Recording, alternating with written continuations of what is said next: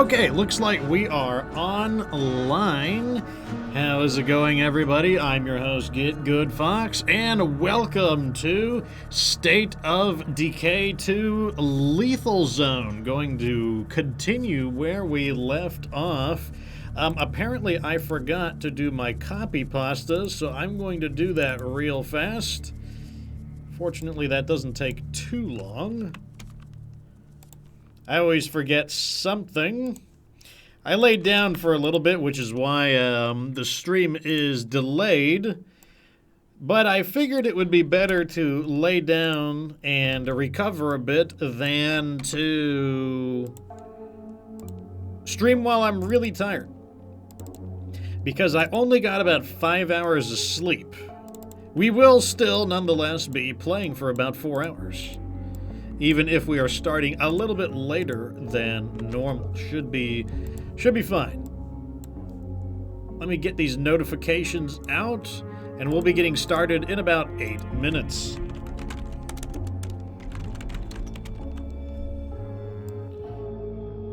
Just need a picture. Very nice. Okay, let's get these notifications out here. Boom.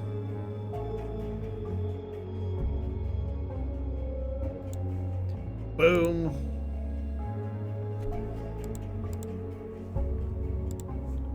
Great. Okay.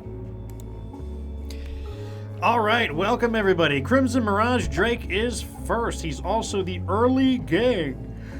Hey, oh man. Still haven't completely recovered yet, I see. So Heath Haim, The Boss, Toe Dallas, Austin Pork, Blastoff, Clogston, and Cheeky BB are the early gang. You guys are the vanguard of the Fox Republic. Black Soul 17 is also early gang. So is Ray Rega. Welcome to the show, everybody. We'll be getting started in about, I don't know, 7 minutes.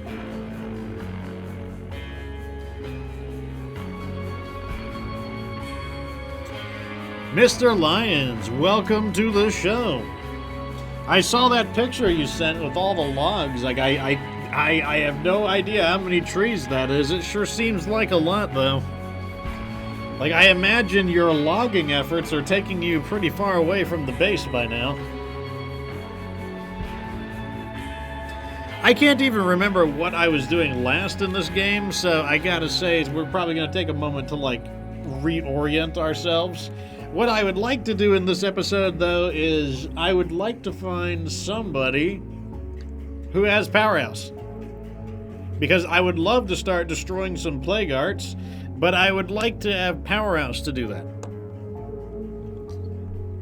Nana Carmesi says hello there. How is it going? Fox Republic Insurgent says hello, everyone. Welcome to the show.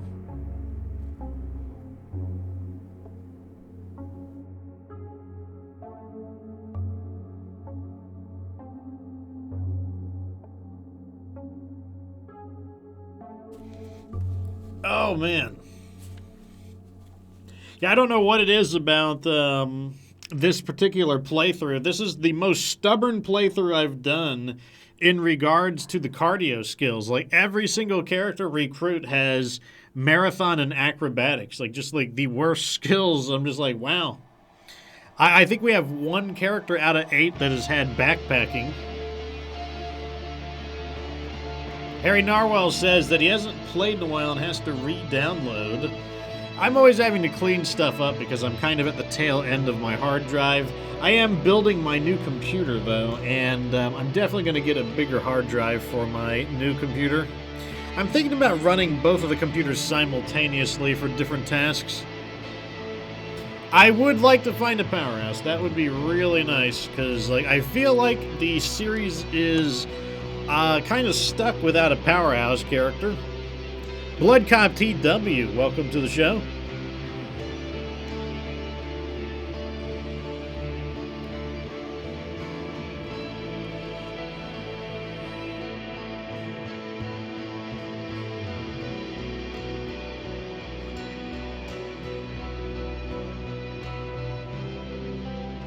Narwhal says this in 7 Days Die got the axe about a month ago, and he's happy, ready to play again.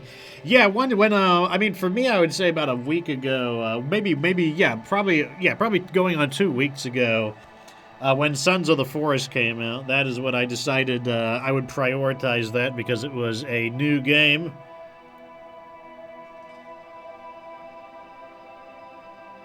That's probably what I will do from now on as well. Like, whenever a new game comes out. Because the thing about new games is that the viewership comes and goes in like a week.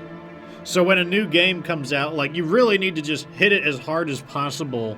In fact, when a new game comes out, I might just do like an 8-hour stream of it or something. Like just because the way that it seems to work as a content creator is when the new game comes out, like you've got maybe 4 days of enhanced viewership where like an unusual amount of people are going to come to watch. But after those 4 days, and I mean like the second day you're going to lose like 50%. The third day you're probably going to lose another 50%. Like it drops off really fast. So in hindsight, I am very happy that we got the forest done in like 10 days. We got it done really quickly.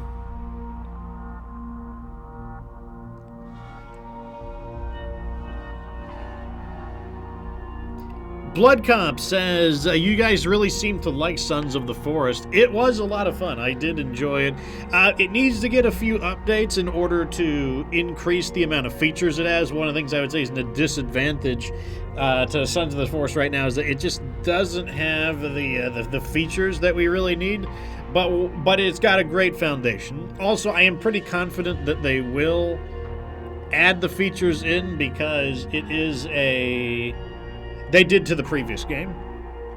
Thomas, how's it going? Back on the State of Decay 2 horse. Yes, we are back. Right now, only once a week, though, because like I said, I am fairly burnt out of State of Decay. So, like, I try to play what I can because I know people want to see it, but, like, I also have to, like, keep my sanity, like, from fraying. Kanta says, Demon Mommy. I'm guessing you're talking about Sons of the Forest there. Diablo 4 looking good, says Cantus Avon. I haven't looked at it too much. Like, I'm not a humongous player of Diablo, so I don't know that much about it. Is the beta of State of Decay only on PC? Yeah, but it's even more specific than that. It's only on Steam, so if you have State of Decay on PC, but you're on Windows, then you still can't access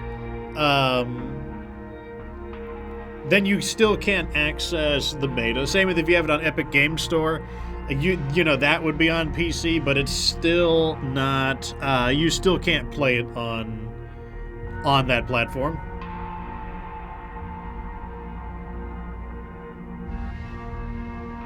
State of Decay 2 has a really beautiful soundtrack. By the way, I downloaded it from YouTube, listening to it while he's working, says Blood Cop. Yeah, I believe Jesper Kidd is the composer. I know he's composed some other big games. I think he did Gears of War, or I think they've had multiple composers for Gears. I think he did some Gears of War. So he's like a fairly big composer.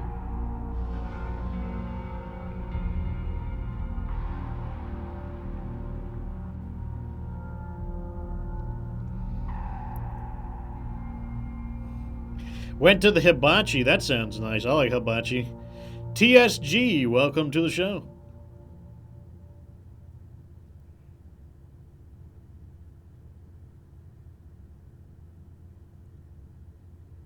Sater says, hello, Fox. As fast as the soundtracks, I bought them from Amazon. Oh, yeah, you mean the State of Decay soundtrack? I mean, I have most of the State of Decay soundtrack just because, like, I download them off of YouTube. Casual Kirk says, greetings, people of Earth. Well, hello to you, as well as Arf. Clogston says that he started his first Lethal playthrough, and it's very different than Dread. Yeah, it sure is. I do recommend first starting with Nightmare Zone, personally. Okay, well that's 20 minutes, so let's go ahead and get started.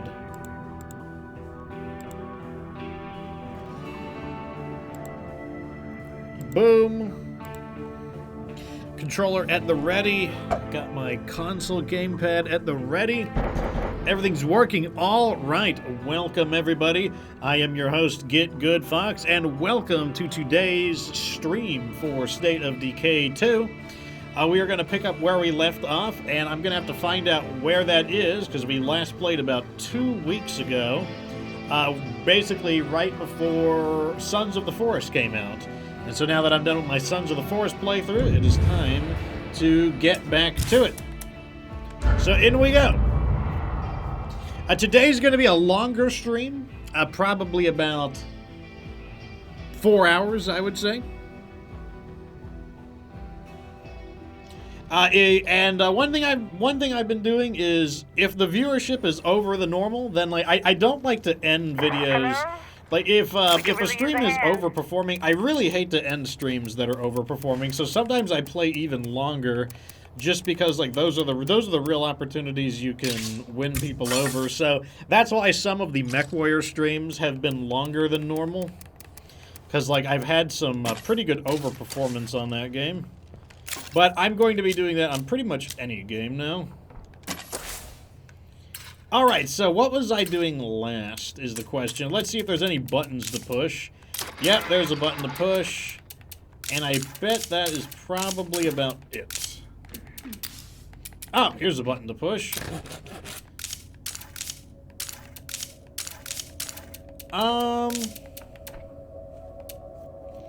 If we had the crock pot, that would be pretty good, but, no, it looks like our supplies are fine. Looks like it is probably nighttime.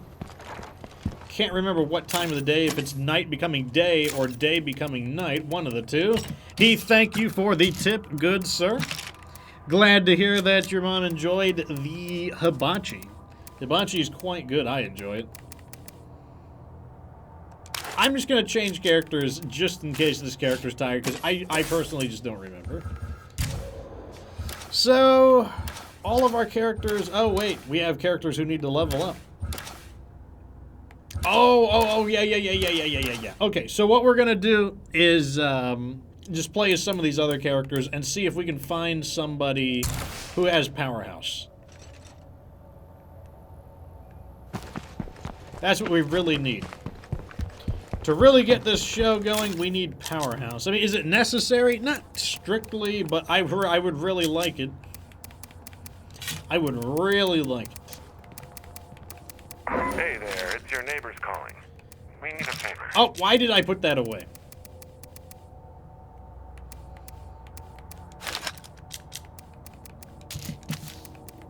$600 for the hibachi, wow.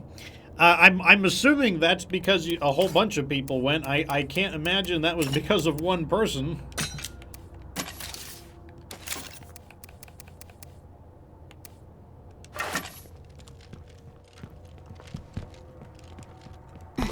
Okay, so somebody wants materials, and it looks like we've got a, okay, it looks like we're being greeted by an infestation right off the bat. Sure, why not?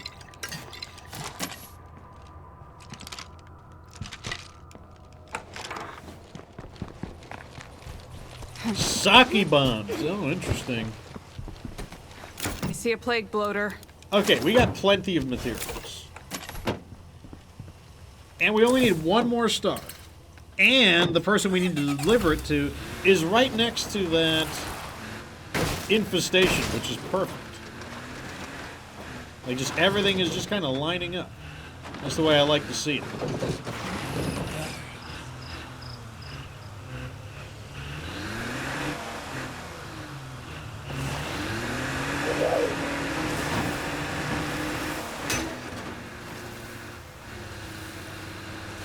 I have the State of Decay soundtrack mainly for adding into videos, so that I can have like whatever music I want playing during the video. Destiny, welcome back to the show, my dear. How are you doing? Is your foot doing all right?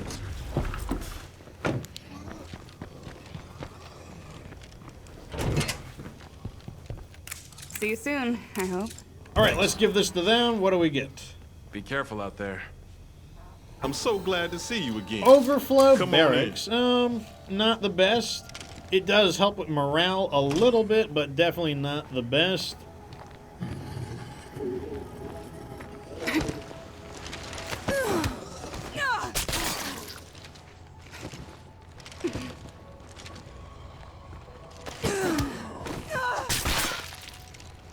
Okay, that takes care of them. Now let's deal with the infestation.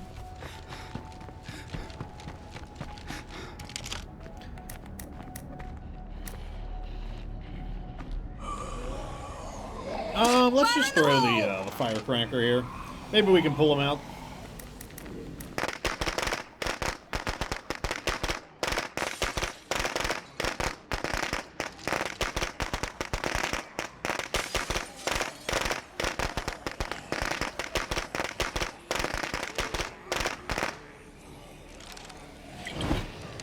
Yeah, I think that's that right there. Okay, I think that's gonna get them. Ah, we got it. Nice and clean. Nice and clean. Let's see what these guys have to sell real quick. How much money? I hope. I've got plenty of money. Great, great. Let's get down to business. Yeah, that sounds about right. I don't need any of You're that. still on your feet. Sewing, Hey, neighbor. movie trivia, Hey. and driving. These guys are potential recruit candidates because I don't really care that much about overflow barracks. All it's really going to do is give us 6 morale, which is, or no, 21 morale, which is really not saying much. Okay, so it looks like it is, in fact, nighttime. I was wondering what if it was day becoming night or night becoming day. It was definitely the end of the day becoming night. Bernsta, welcome to the show. She says, lost a character yesterday in a new playthrough. Yeah, I mean, that can certainly happen.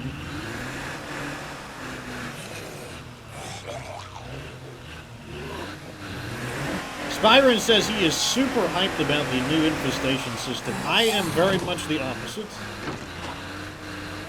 Very much the opposite. Nobody knows when it's coming out. I don't even think Undead Labs knows when it's coming out, in fact.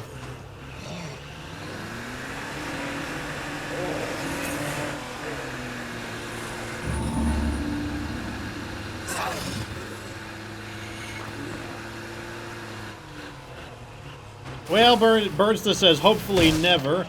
Sater says that he's with Birdsta. I'm pretty sure they are moving forward with it. Like, Undead Labs, they don't really believe in backtracking on ideas, so it's probably going to be full throttle. Not probably. It's close to certainly. It is whatever one step below certainly is.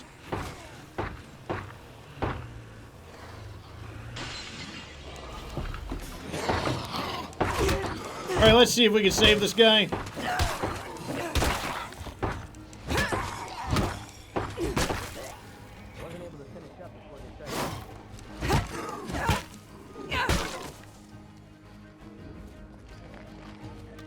Ray Reagan says, so probably. I feel like probably is more than one notch below, unless you go by dictionary definition, as in, like, probability is good. But it just doesn't sound like a very strong word. Help you scavenge? Sure, I guess. Thanks. Why not? Feels like we are surrounded by zombies, so this is potentially going to go poorly for us. But I'm ready to ditch this fool. So that's fine. Could be worse.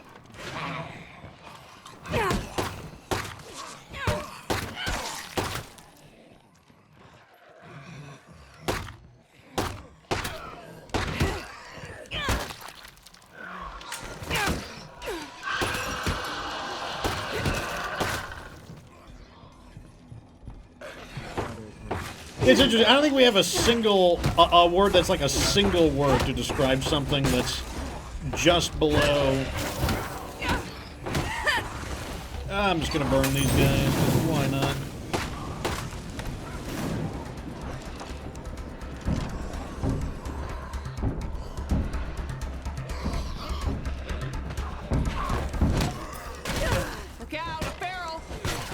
Yep, I had a feeling it was going to get ugly.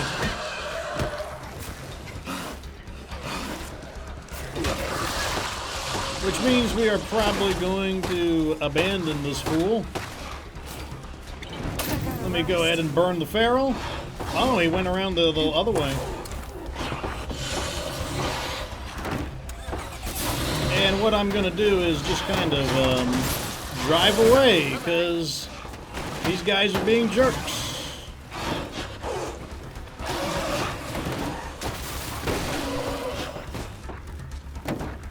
Every feral just climbing on my car. Actually, we killed all the ferals right there, so maybe, nah, this guy's probably gonna get left for dead. That's a wrap. Yeah, I'm leaving this guy for dead. I just don't want to deal with those guys. I want to doctor my car up after it got roughed up by all those zombies. Actually, maybe because we completed the defense part, I can now drive away and it's not going to be a problem.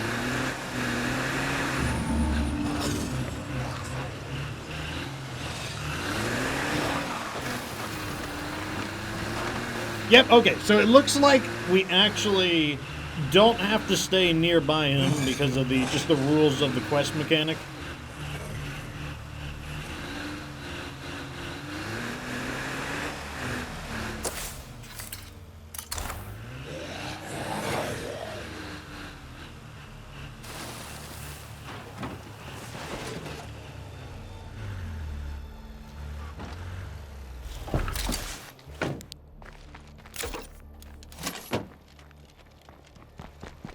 Okay.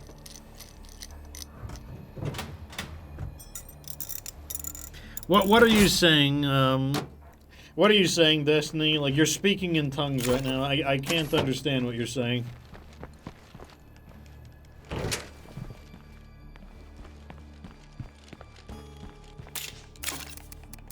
When the update comes out, that will probably mark the end of me as a content creator for State of Decay.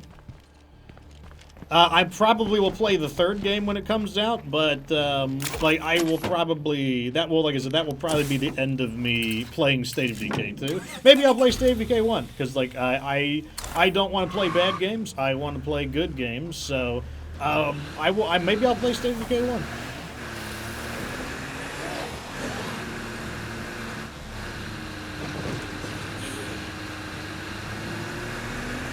Or maybe it's just time to move on to greener pastures. That's also a possibility.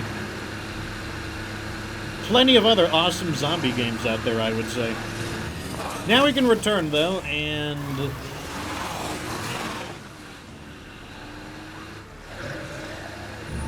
Now we can return, though, and get this guy, because I suspect the zombies will have largely dispersed.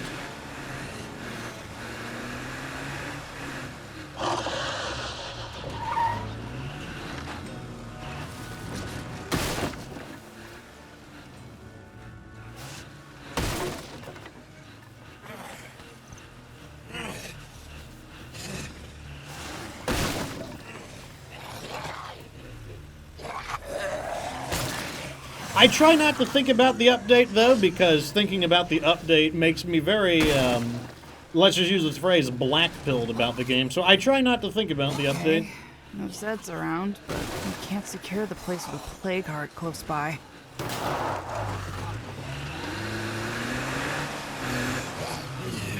That looks a lot like something I shouldn't drive over, so let's go around it. Right now, the game is being very, very antagonistic towards me, trying to stop me from completing this quest. Heath Ames says he beat Heartland. It wasn't that bad. Well, don't forget that Heartland is balanced to the standard zone, so, like, I would call it, like, standard zone and a half. I do not want to know what makes plague territory smell this bad. Oh my god, I just want to complete this quest. That's all I want to do. I just want to complete this quest. Can I talk to this guy? Okay, there we go. Give me the reward. Please, accept this gift. You've earned it. If you're looking to add a new Oh my god. I'm available. Give me the item.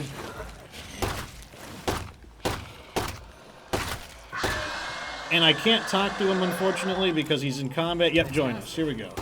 Let's get out of here. Anybody who wants a safe place to live, follow me.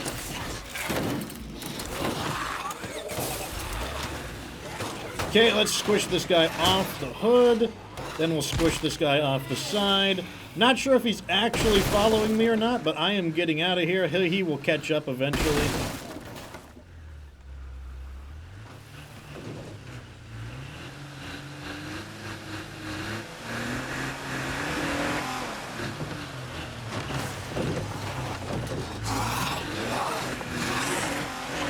I mean, I think the problem with Spyrin is that they are now tinkering with some of the fundamental aspects of the game, and although the fundamental aspects of State of Decay 2 are not perfect, they worked. And what they're tinkering with now is, like, they are interfering with, like, just certain aspects of the game that are not fun to be increased. Mainly the infestations. Like, infestations are not what makes State of Decay fun.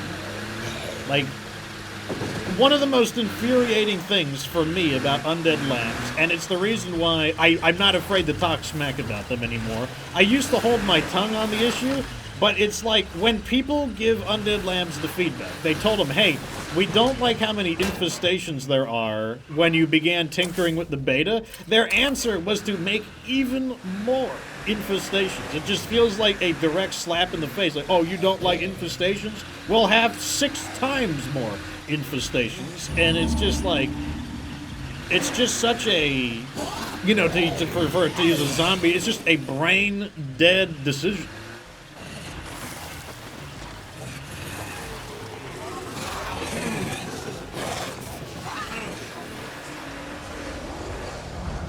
Okay, we rescued him.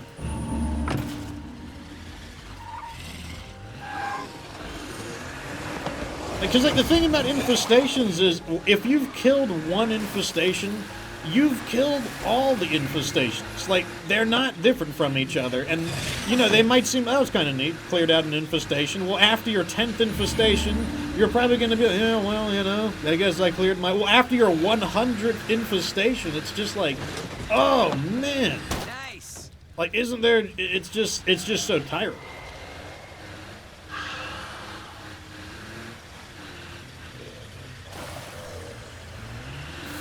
I do not watch other people, I do not watch other content creators for State of Decay Burnsta, so, like, I have no idea. I mean, like, I play a lot of State of Decay as it is, so, like...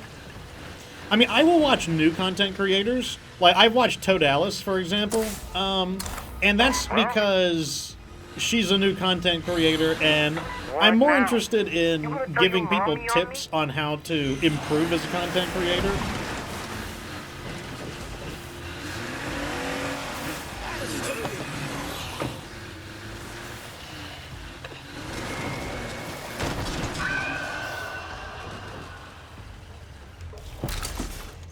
But, like, to put it in perspective, I have never watched even a single other content creator, any of their playthroughs, let alone even a single episode. I've never watched even a single episode of another content creator play State of Decay.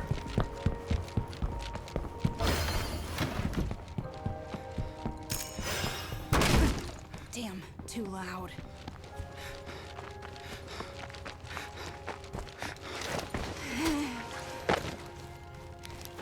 Spyrin says, the thing that got me into State of Decay was running my own community and the zombies. I wish that's what they would focus on, because that is part of what makes State of Decay different than some of the other zombie games. You know, not every zombie game features AI community members. Now, in recent times, there are more. Like, that's basically one of the things that Undead Labs is struggling with is that State of Decay is not a unique idea anymore. In 2013, when State of Decay 1 came out, it was more unique.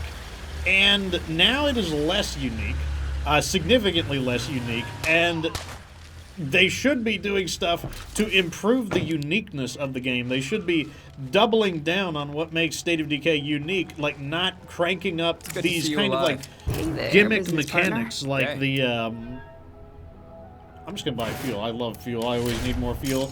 Not like How are double. Basically, they shouldn't be get down to doubling business. down on gimmick Yeah, sure. mechanics like infestations, because the infestations are a non-essential part of State of Decay. Like, if you completely removed infestations from the game, you'd still have the same game. Like, they're not. There's still play. Some people say without infestations, you wouldn't have anything to do. I disagree with that completely.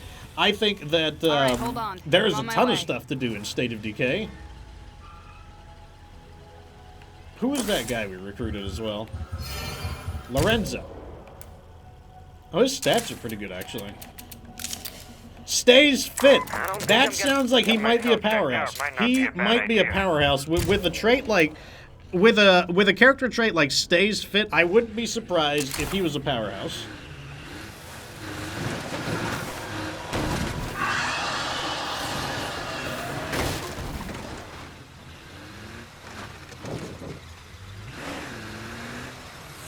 First time chant from Auri Arwa says party parrot. I think that's an emoji.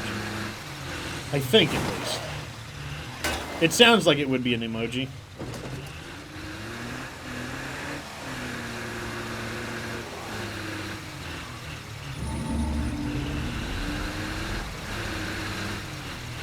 What I'm hoping that...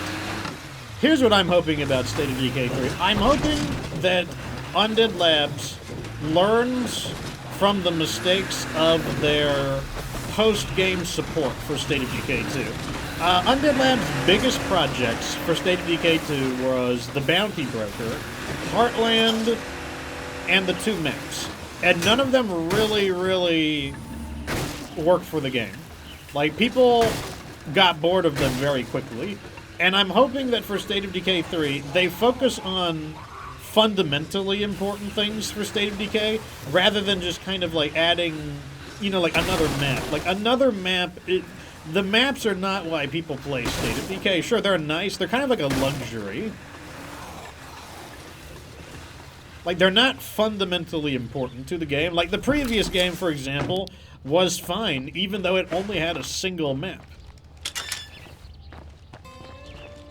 Jet Lobster says that he's surprised to see me playing State of Decay 2 because Sons of the Forest was a good game. Sons of the Forest is a really good game. The problem is that the viewership has kind of come and gone on it. At least we get backpacking, so no marathon here. Good day to you. So, you want to do... Oh, we'll Everything's keep got to looking for start it. somewhere. I'm all for that.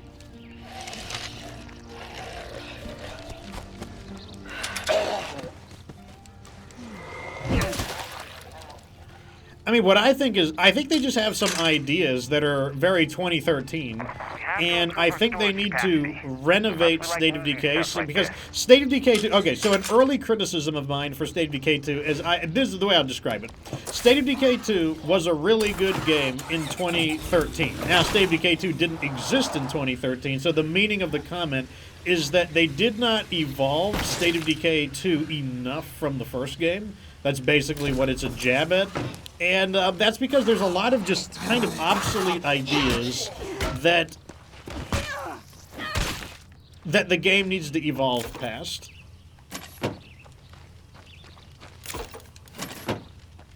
One of those ideas is limited building space. I don't see the point of limited building space. One of the purported advantages is that it causes you to have to think really hard about your decisions about what facility you build. And while that is true, what it really means is that bases become very cookie cutter. If you, let's say that there's 20 facilities in the game, and you can pick 4. Well, what you're going to do is look at the 20 and put them in a hierarchy. And you're going to say, this is the most important, this is the second most important, this is the third most important, this is the fourth most important. So these are the 4 I'm going to build, and those are the 16 I'm never going to build. That's the problem with limited building space. It creates, like, you just kind of look, it's just a natural human thing to do, to look at the hierarchy of how good a particular facility is. Wait, what am I doing? Oh, that's what I'm doing. We can't do roadside assistance. And just build the ones that are good and ignore the ones that are bad. Like, who is going to build a solar generator? Who wants to spend a large facility to get electricity? Well, nobody wants to do that. So why even have that facility in the game? Why is that facility in the game when it's so bad? Or, if you're going to keep it in the game, why not make it better?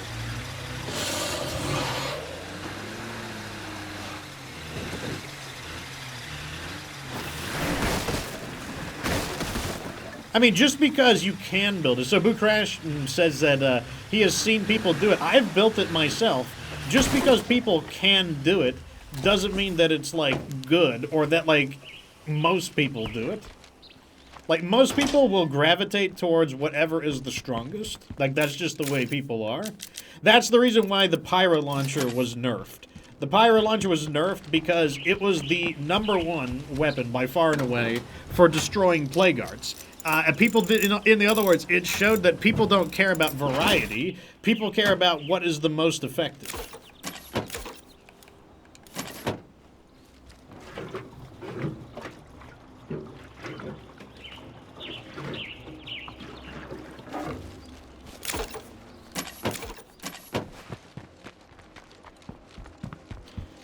Yeah, you don't have to use the, you don't have to use the Pyro Launcher, but when it was so effective, it didn't matter that you didn't have to use it, because everyone just used it.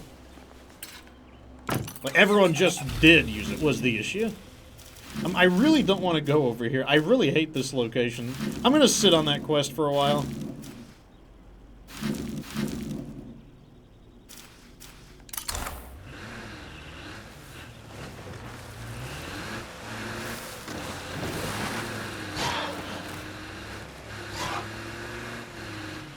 I do not want to know what makes Plague Territory smell this bad. Okay, so we're gonna head over here, and I think I'm just gonna do some looting. Actually, no. We need to change characters because we're looking for a powerhouse. Forgot about that. We are looking for a powerhouse.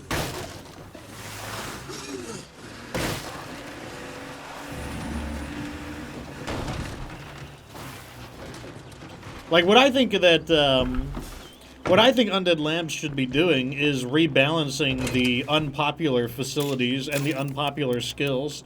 They said they acknowledge that there's a lot of things that people just don't use. That's what I would be doing. Like, if I was Undead Labs, I'm like, you know, they said that they were going to give scouting another advantage after taking away its main feature, which was locating lootable items. So it's like, but they never got around to that. Okay, let's play as somebody new. Gotta find a powerhouse. Yeah, I agree. Boo Crash says he wants to see more gameplay mechanics. I agree. That's why, to this very day, I think that Undead Labs' best update was the Zed Hunter update. Because the Zed Hunter update, let's play as who's close to leveling up.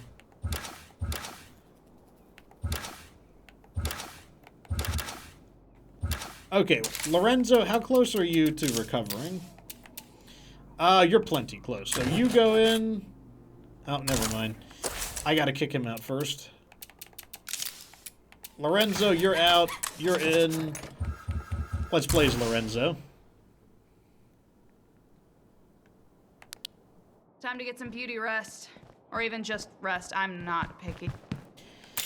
So, Casual Kirk says that before he used the solar ray before he had amenities, and even if you didn't have amenities, you could just build a regular generator. Basically, why would you want to build a large facility to get electricity when you could just build a small facility?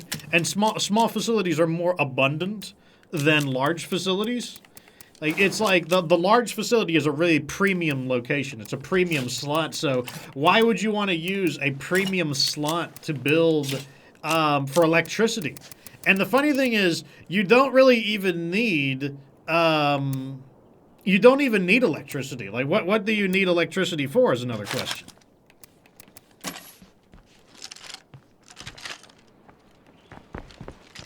Like, for example, let's go over here and look at, what do you need electricity for? Pipe bombs. Well, I mean, What do you need pipe bombs for? They could be useful for killing a juggernaut if you were purposefully limiting yourself, like if you weren't using the bouncing Boris, which is like the optimal solution for a juggernaut if you had to kill it instead of running away. What else do you really need the pipe bombs for? Like, you don't need electricity for a lot of things. Like fuel bombs, Molotovs work just fine. Or you could use the pyro launcher. What else do we have in here? Something that requires power. I imagine C4 and whatnot require power, but you can learn to kill plague guards with a sledgehammer. You kill plague guards with a sledgehammer, and what do you need electricity for? Like, that's one of the things. So when you guys put me through some of these strange playthroughs where I didn't have all of my options available, I learned how to play without electricity. And then once I learned to play without electricity, I was like, hey, you know what? You don't even really need electricity. Totally honest. Like, and then I was like, well, you don't really need water either. You know, like I can play the game without water just fine. Yes, hydroponics requires both utility and requires both utilities. So, I mean, what I would like to see is, what if electricity was good? You know, what if construction and metalwork? Here's one of the things that annoys me about the bounty broker. Metalworking was pretty good because the rebar blade was a pretty good mass-producible blade weapon. But the problem is that the bounty broker introduces weapons that are comparable or better. And now it's just like, I don't know, what do you use metalworking for? I don't know. John says the solar ray would be better if it wasn't so easy to get the 2000 influence to get a, You know what's funny is, I agree, but honestly, I'll just use a generator. The regular generator. Like, nothing wrong with the you know, just use one of your small facilities and just get a regular gen. It's true that the coffee can mace is the best heavy weapon, but the thing is, it's important to distinguish what is good on paper versus what is good in practice. Clear, but like, I does can't the really coffee secure this can place mace with a plague translate heart so to close a by. meaningful advantage when you're actually playing the game? Like, I find that the sledgehammer, for example, which is a very common heavy weapon, it's going to kill the plague art just fine. Even the hog splitter is going to kill a plague guard just fine, and that's even on lethal zone. If you're on a lower difficulty, it's going to be even more fine. And so basically, just because you have something that's like on paper technically optimal, what if it doesn't matter because something that is maybe the second or third best I don't know, I left this does one just around. as good of a job? Their loss. And if the thing that's the second or the third best does a comparably good job, then the coffee mace is mainly just like a showpiece. Better than nothing.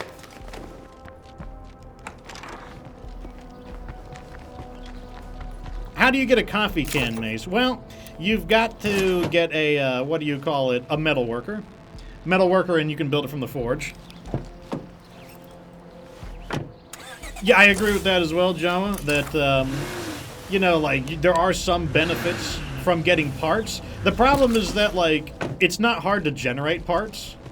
Like, I'm not even abusing this mechanic, but I just have a salvage furnace, and now Undead Labs allowed us to scrap more things, and ever since then, it's even easier now you can just scrap your backpacks, and, like, you can just scrap so many things.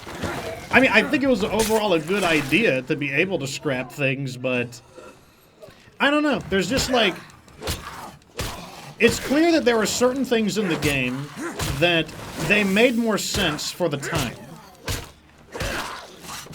But with the changes made, they don't make as much sense. Like, if I was managing State of Decay, though, I would absolutely be doing more of Zed Hunter.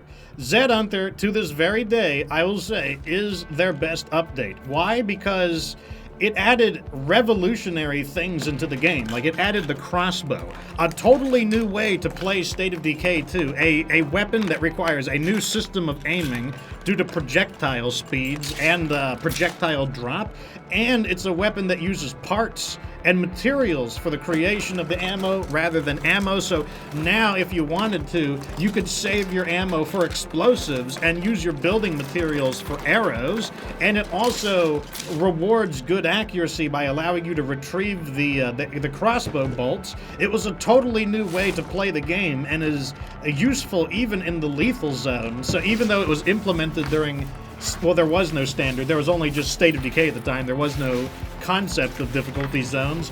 But in what would be the standard zone, it was invented, and it is still good to this day. Then it also added these Zed Hunter biochemicals, which completely revolutionized the game with like bloater gas, scent block. Now maybe you could argue maybe Undead Labs didn't realize what they were doing, and they made stuff that was too powerful. But nevertheless, the quest literally spawned in here. I'm right with me. behind you. Jesus, this is heavy. I told you we Yeah, shouldn't sure, take it whatever, so you guys. much. But that, if I was the person who was managing State of Decay, I would say we need more Zed Hunter updates. And I feel like if they did more Zed Hunter updates, they would have better player retention. I owe you one. Because the problem with the maps is that at the end of the day, although the map might be very beautiful, you're still playing the same game. And so people will play the game, and then after about a month or so, they'll realize, hey, I'm still playing the same game, and then they get bored. And same with Homecoming. Like, Homecoming it's a beautiful map. I love the way it looks. I like that they added the quest chains in and everything, but at the end of the day, you're still playing State of Decay 2. Like, it doesn't have, like, revolutionary gameplay mechanics. And so at the end of the day, you're still just doing the same thing. Whereas Zed Hunter changed the way you play. And then Zed Hunter had the perfect delivery device. The delivery device was the mysterious quest chain. The mysterious quest chain added all these little ways for you to get samples. Like maybe you'd get a guy who gives you a sample of scent block, and you're like, what is this thing? And then you use it, and you're like, this is crazy. How do I get more? Okay, what now? And so it was just a really cunning update. Like that was a perfectly executed update. And if we had more of those, If only I had room for it. I think the game would have way better player retention. I don't think that PvP has anything to... I mean, PvP can have something to do with player retention, but I heavily disagree that you need PvP for player retention. Otherwise, you wouldn't have games like Deep Rock Galactic tripling their active users in a game that literally has zero PvP. Like last year, Deep Rock tripled their active users from about 3,000 to 4,000 to about 11,000 to 12,000, and it is purely a game of PvE. So I do not agree that PvP is like some kind of a major selling point for player retention. Blood soup. If Deep Rock was terrible, then it wouldn't be tripling its user base. So it's like, I don't know, like, that game is extremely popular.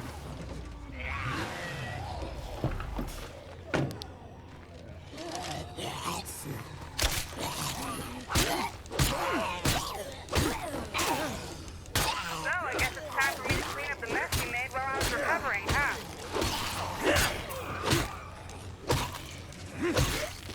I mean, I don't think being a chart topper is a relevant comparison because only a limited number of games can be chart toppers to begin with because there's only a limited number of people in the world. Like, you know, there's not enough people in the world to play every single game in the world, meaning only a small number of games have even the possibility of being chart toppers. Wow, these guys are really causing a mess, aren't they?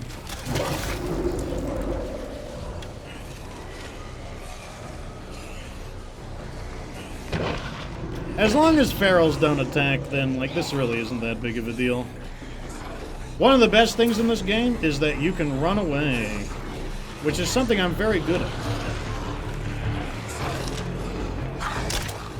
I'm also good at having bad aim.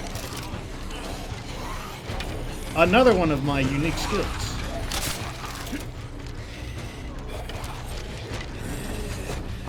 Okay, let's see if I can thin some of these guys out. Get my stamina back. Gotta make sure it's dead. Now that we got some of them on the AI, rather than all swarming me, let's start thinning them out. Now, I don't care if they live. I mean, I guess I need them to kind of live, but I also kind of don't care if they live. Like, Undead Labs would be horrified of the kind of game I would want to create, because I would want to create a terrible, monstrous game. That would be like, it would be all about, like, torturing people and interrogating them. It would be all about building a pit and forcing people to fight for their lives for my entertainment. Like, I would become Rise from Dying Light. That's the kind of... Like, I would want it to be more like RimWorld. And then people would be like, but Fox, you're such a terrible person. And I'd be like,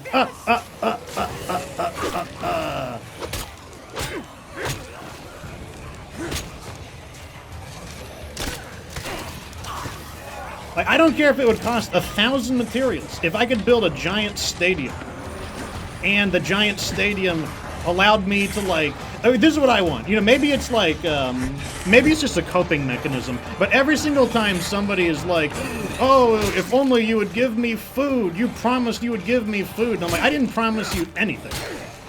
I just want to, like, get all of them and get a big pile of food. Like a giant, like, rucksack pile of food. Like 10 rucksacks of food. And then force them to fight each other for the rucksacks. And be like, so you say you desire food, do you? Let us have you, let us demonstrate. Which of you desires the greatest quantity of food? That's what I would do.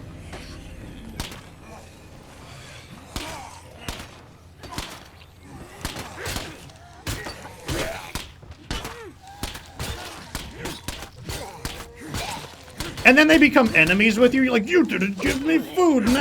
Now we will commit Sudoku and become hostile to you. I'm like, you really want to do that? Like, I will make you play State of Decay too. Like, give me a car, a horn, and you will be playing State of Decay too. I will give you the Daybreak experience in a moment.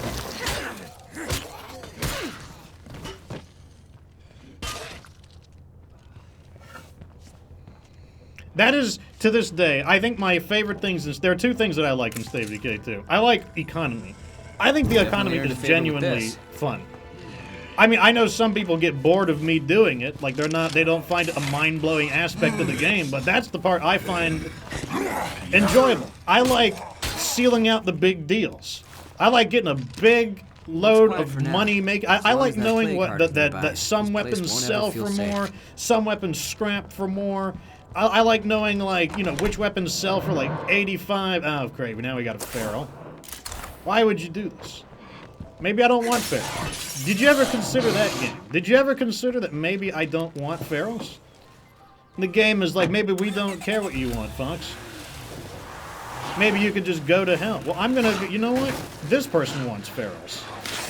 Looks like a feral. Brandon, I get the feeling that you did not pay me enough. This is my other favorite thing in State of Decay. Because Undead Labs will not allow me to, like, torture people, then I find my own ways to torture. Ah, excellent. Oh, yes. There we go. Get off my vehicle, please. Okay. You don't understand. I did not get paid enough from that quest. That's what you don't understand. Like, they're withholding my funds. Like, they said, oh, please call the bank for your funding. Like, you know, we've released your payment, but the bank has it on hold. Well, I'll show you who has the payment on hold. Let me just show you.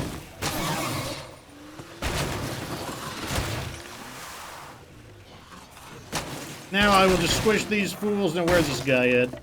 I'll show you who's got the payment on hold. Where did he die again? Ah.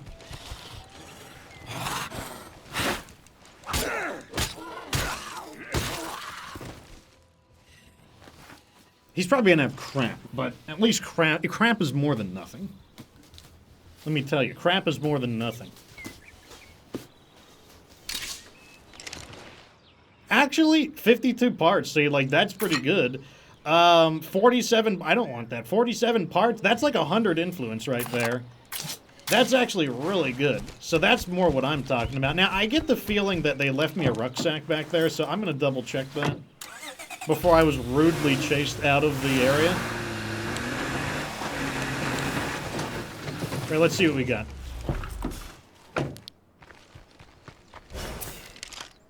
Yeah, here we go. Yeah, there's just certain things that I wish Undead Lambs were did. Like, you know, like another example, their streams. Like, I wish they were a little more organized on their streams. It's like the amount of times where their streams get like befuddled because they're not ready is like it's just kind of like it's the reason why I let other people tell me what the news is. There's just like certain things that I'm like, and I know people like, but Fox, you're so negative about things. Well, that's just my personality. Like for example, like nobody is more critical about my show than me. Like my inner voice is always like, man, Fox, you suck. No one's gonna watch this content. You are a piece of trash. This is garbage. Like, you should wipe your ass with this content. So like, you know, I am just a very critical person, but that criticism is what spurs me to improve. Like when I tell myself, wow, I can't believe how boring you are, then I'm like, okay, I need to speak up. I need to, like, tell better stories. I need to tell better jokes. Like, that's what spurs me to try even harder. But I probably have a different outlook on things compared to other people. Okay, let me see if I can drop this off without the local juggernaut trying to come over for, like, barbecue.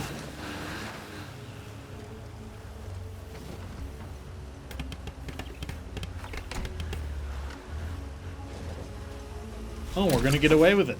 Lucky me. What's our capacity? Not a lot.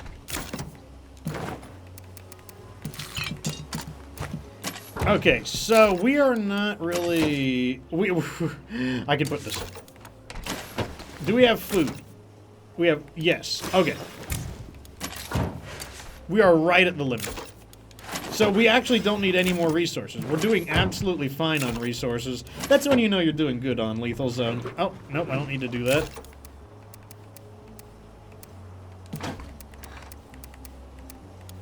Okay, this is looking fine.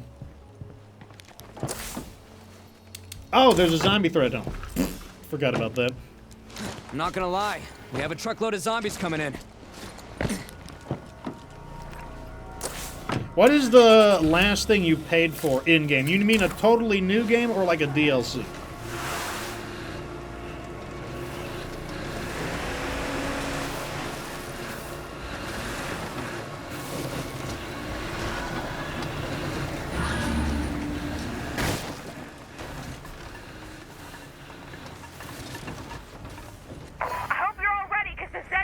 The last things I paid for in State of Decay was State of Decay on Steam, because I wanted to get into the beta. Keep going, so can you!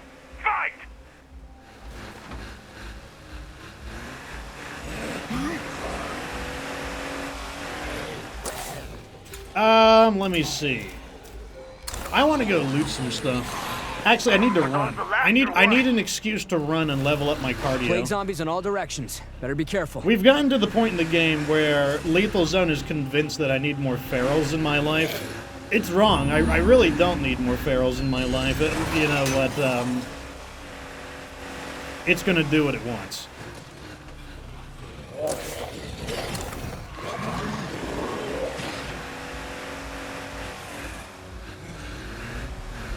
I mean, I'm not someone who is really interested in free updates.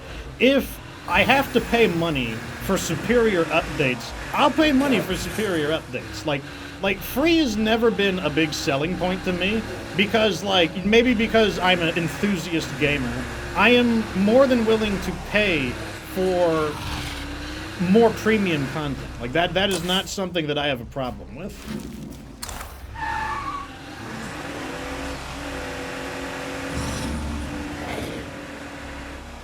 Okay, so we haven't really looted this town over here, so I am gonna do that.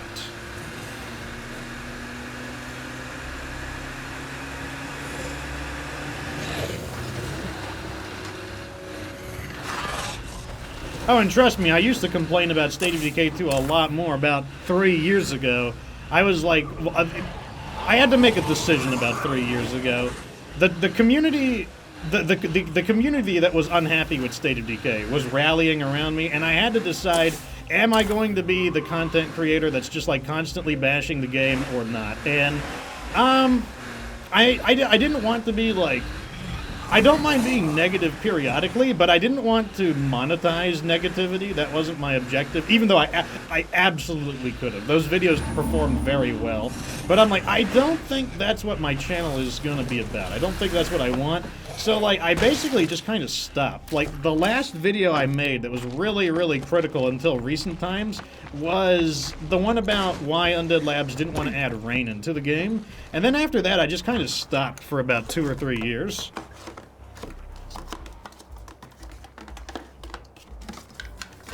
And it wasn't because I didn't have critiques, but I just didn't want to, like, you know, like, people come to my channel for entertainment, and I was like, yeah, you know, I don't know how entertaining it is to hear me, like, grumble about things all the time, so I just made that decision.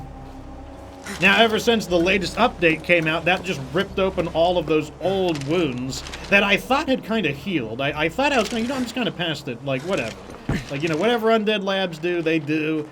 I'll just make videos about it. But the last update just reopened all of those old wounds, and then I realized that those old wounds had not properly healed. They had healed, but not well. Nothing. And it just kind of just, like I said, just really reopened those thoughts I had. That's how I feel about the original. That's how I feel about the last update.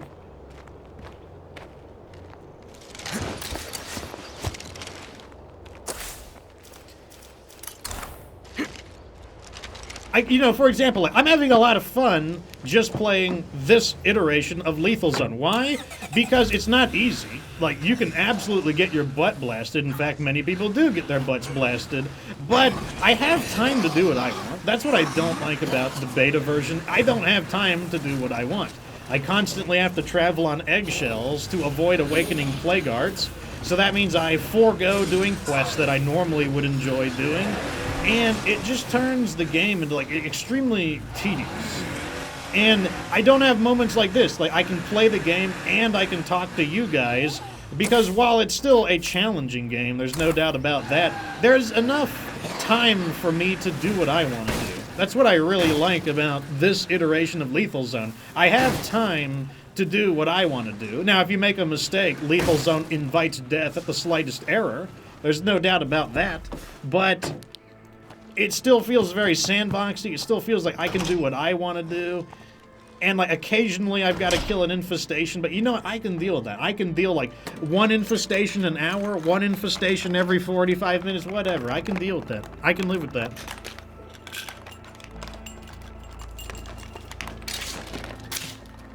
I mean, it's possible, like, it's possible that people who are modding the game and have, like, ooh, what a find, that's 170 influence, right? See, I get excited about money. That's what I get excited about in this game. I'm like, oh, there's the, oh, what's this guy doing? Don't you realize I found a good item? You should be impressed by it, you stupid zombie. Let's see what we got over here.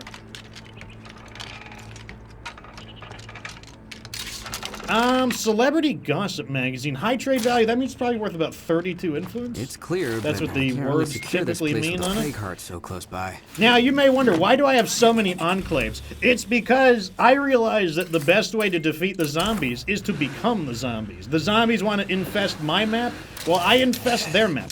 They think they can spread across the land? No, I spread across the land. I infect the zombies with the human virus. Like, that's the way I play the game. Also, it means every one of these guys is a nice place to dump off the problems that I don't want to deal with. Enclaves are, they're such caring and considerate people.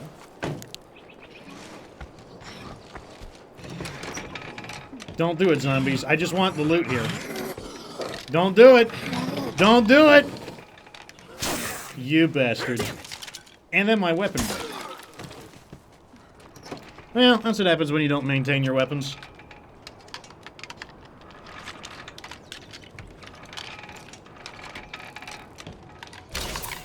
Ooh, another celebrity gossip magazine. Okay, let's go buy us a new... I'm sure... Odds are good that they've got a melee weapon for What's sale. going on, hun? Here, have this piece of crap melee weapon. Ooh, yes, 170 influence. That's, 102 for the bag. You want these bag of squizzles, don't you? Oh, give me that. Yeah, give me that tire iron. That's good. I'm also so... I don't even care about... Well, I don't care. Give me the shittiest weapon in the game. So I'll nice use to whatever see weapon you. you want. They're all about the same to me. I don't even use food really anymore. I mean, this is just more money right here. It's all good. Like people are always asking me, why don't you do beds? Why don't you grow food? I don't know. I've just learned to play without all of them. And I'm blaming you, chat. You always make me play these weird playthroughs. And in these weird playthroughs, yeah, I just learn what mechanics I need to obey and which ones I What's don't. going on, You know, you hon? could probably play a starving we can help community, each other out. theoretically. Sure, sounds If good. you could compensate for the morale loss of having no food, you could probably play with a starving community. Because I don't think you die. I don't think you die from not having food.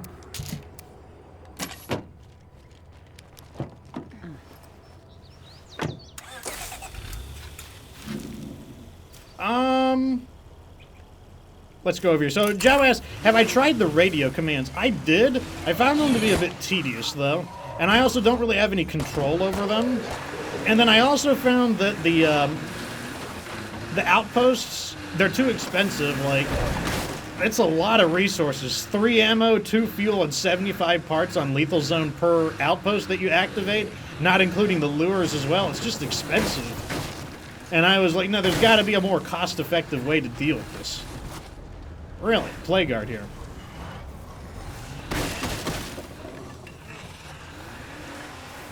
Yeah, so you could technically, not even technically, like, you probably could, if you could compensate for the loss in morale so that people don't want to leave your community, you could probably just not address food at all and just be starving all the time. You know, just get, like, you would take a stamina hit, there's no doubt about that. But you have ways around stamina.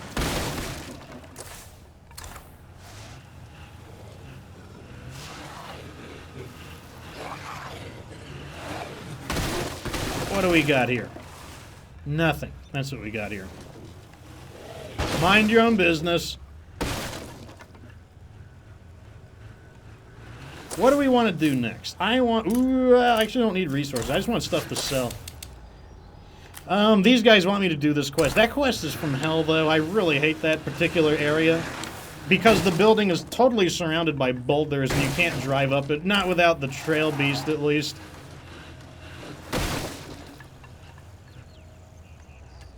Here's a big tip. Before you get out, just look around to make sure no one's following the sound of your engine. I have eyes on a plague screamer. Where? Inside the house.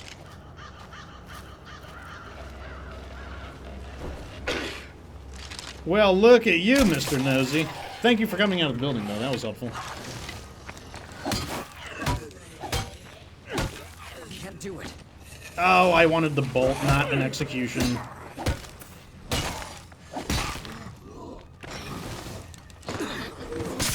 I think the game gave it to me there. Like, that zombie had turned around. I might actually have gotten lucky for a change. Like, what I think, here's something I would add into the game, and, like, I don't know how realistic it is, but I think the kind of updates people would want is maybe Undead Labs would add in the huge facility, so that you'd have small facility, large facility, and then some bases might have a single huge facility. And I don't know, who knows what the huge facility... Here's an idea I had for a facility. I had an idea for a facility where it would basically be like your research center, a tech center. And what it would do is... one of its things, it would be a lore thing. It would be responsible for generating lore. And what it would consume are notes. So you go around the world and you find notes. Like, you know, call mom note. You know, like, oh, sorry about forgetting the birthday note. You would get notes and you would feed it notes. And once you feed it enough notes, basically it would represent your guys are piecing together the research. And then you would discover a lore. Or maybe you could produce a training manual or something. Like, you could use it to produce things. Or maybe you could use the knowledge, and then you could generate one enclave of your choice with a specific enclave bonus that you want, because it would represent that you've pieced together the clues, might just clear up. and now you've located this enclave that only you know about because you tracked all the clues down. And I'm like, that would be a pretty cool thing.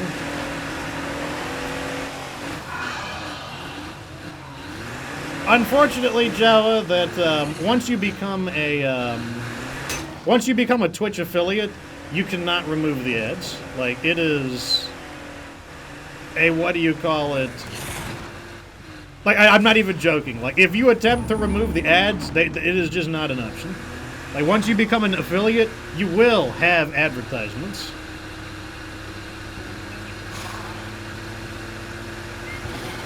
Oh, thank you, Evie. And and if you didn't know, Evie, Jawa is actually, Jawa, would you do the chat a favor and tell them what your job position is at Undead Labs? I know you do, like, on the technical side issues. I don't remember specifically what, though.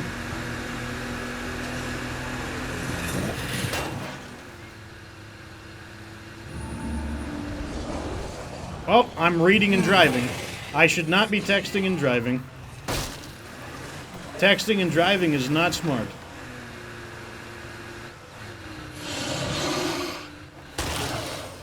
Okay, sometimes the AI makes a mistake. I do like that, though. I like it that the ferals can make a mistake, because I can make a mistake. Why wouldn't the zombies make a mistake?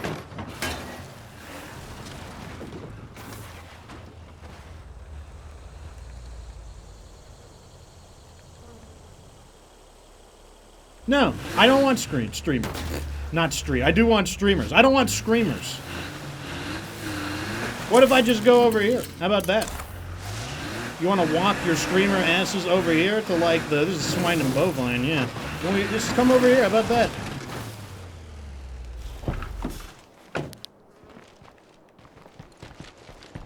Yes, so Jawa is the associate game designer. I often hear him dealing with, like, the bugs and technical issues. Whenever a bug arises, people tell me to tell Jawa about it. So, like, that's what I know Jawa from, as the technical guy. He's probably also the main guy who has to hear me get upset about the game, I imagine. Because, like, that seems to be one of his domains, is handling the general health and balance of the game. Also, thank you so much, Jawa, for the 1,000 bits, a generous donation, alongside Evie with 100. What was I gonna do? I'm gonna scrap these. Oh, it scrapped them both. Oh well, it's not a big deal. What do I got here? Wait, was that a... Thought you'd sneak up on me, did you? Well, I'll see about that. Let me get something to burn them out. I thought you had all the emojis, Evie. Maybe not. Look at this guy. You want this? You really want? You want some of this? You don't want this, Feral. This is a mistake. This is the wrong play. This is the wrong play, Feral. Oh, it might be the right play. He's gonna get my car door. Alright, kids, here you go. You're welcome. You know what Undead Labs should do is, just for fun, they should make a... They should put an Easter egg in the game. A dead feral that is just got, like, a mountain of car doors. Like, a dead feral that doesn't despawn, and he's just covered in car doors. Like a mountain of car doors. Or a pile of car doors.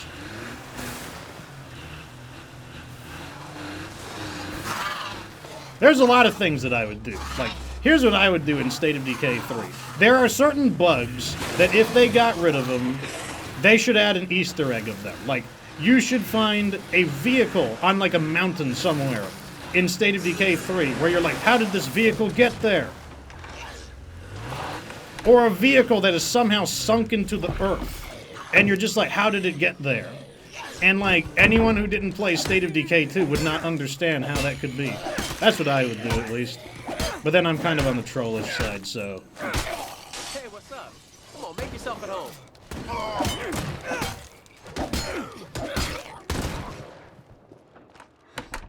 I mean, that's how I deal with, like, anytime people insult me. Like, people are like, who's this old man playing video games? And I'm like, then you should watch my stream. Don't you understand? I don't have a lot of time left. You need to watch my stream. Watch an old man play some games. Anything useful you're looking to unload? Sure. Like, that's how I run with the insults.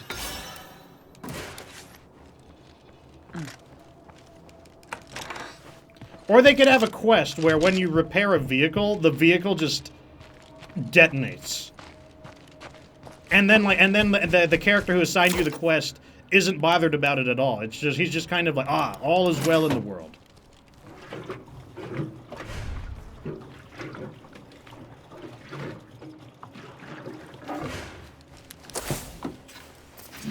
Here we go. Okay, time to deal with an infestation. Like I said, I don't mind the rate of infestations on this iteration of State of Decay 2. It's probably about 1 per 45 minutes, assuming you nip them in the bud. If I knock this infestation out before it has a chance to spread, it's really not that bad. I can deal with it. Like, people are, like, complaining to me about there's too many infestations in the basic game. I'm like, well, after you play the beta, you'll be glad to have this level of infestations.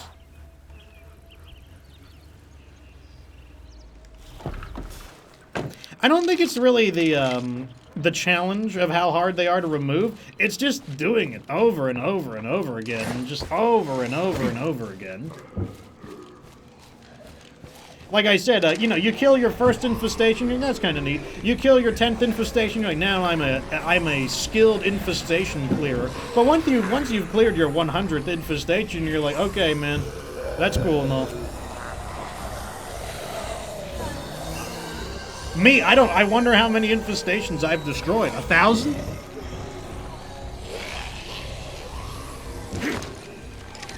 Right now I'm doing it the Metal Gear method. Okay, there he is right there. He's some. You are a jerk. We're doing it loud.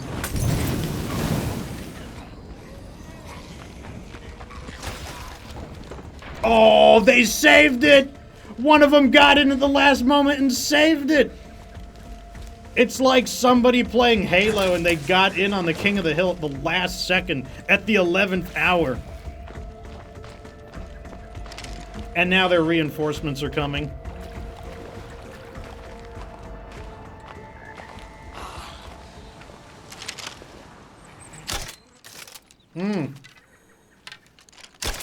Blood feral sighted. Where?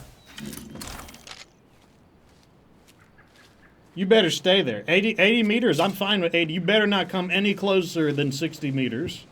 You better stay right there. Okay, here's Buddy Boy right here. Oh, you're gonna turn around, aren't you? Whatever. Okay, it's clear now.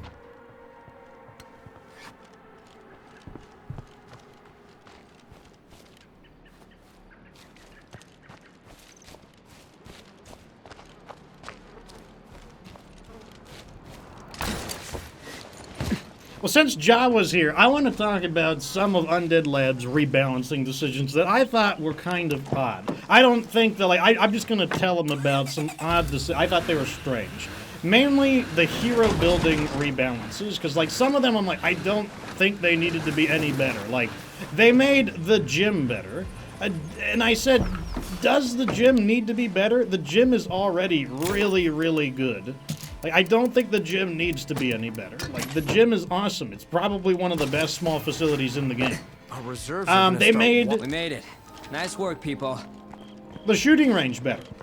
I think the thing that would make the shooting range the best would be if they added a stamina mod so that the gym would have, like, a weightlifting set equivalent.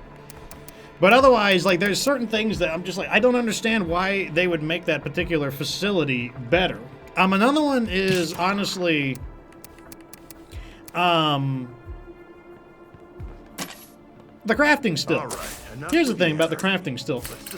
Was it worth it to give the crafting still the ability to produce beer at the expense of basically kind of killing Squellone's brewing company? The crafting still was what made Squellone's unique, and I don't know if that was the right decision. You know, I'm not sure. Like, on one end, yes, it gives you the freedom to employ that strategy anywhere you want, but what you lost is the uniqueness of Squellone's Brewing Company.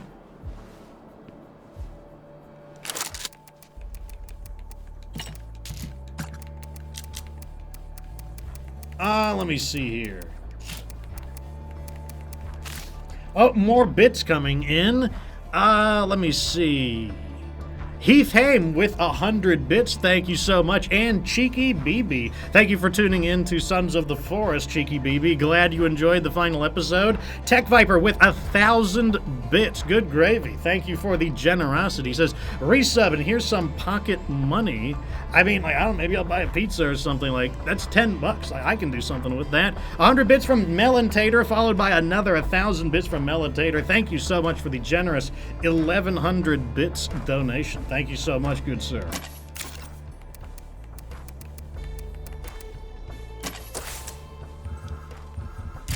I mean, I feel like the Forge should be more... I mean, like I said, there are things I can think of what the Forge could be good for, but it's just beyond the parameters of the game. Like, the Forge, it would be cool if the Forge was your method for rebuilding the walls. Like, it's something I would like to do is I would love to be able to rebuild these walls. I don't care if it costs 100 materials to rebuild the walls. What if you could rebuild them into the Red Talon walls? Okay, so that's something that I think State of Decay 2 does not deliver on in the zombie mythology, is building defenses. Like, if you look at Night of the Dead or Dawn of the Dead, the whole idea of having a fortifications is an important part of the zombie mythology, and I think that is something that State of Decay 3 should be addressing. And I think it's a big part of the fun of 7 Days to Die, is building your own zombie defense system, and then every 7 days you get to see how your creation did. Like, did your creation do well? Did your creation get owned?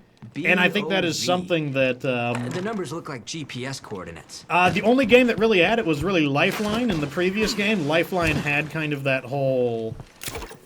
at the end of each night, you would have to defend your base. But I think they could really go farther from there. Thank you for the 500 bits, Eagle Arrow. Thank you so much. He says, thanks, Jawa, for... Where did the message go? Oh, thanks, Jawa and Fox. I see. And then 200 bits from Evie. Thank you very much, both of you. I agree that the strength of State of Decay is in the characters. That is the thing that I think really separates it. I think that that's something I definitely agree with. Like... If I had to, basically, if people ask me to describe what is State of Decay, I'd say it is a zombie-themed, open-world, sandbox, community simulation.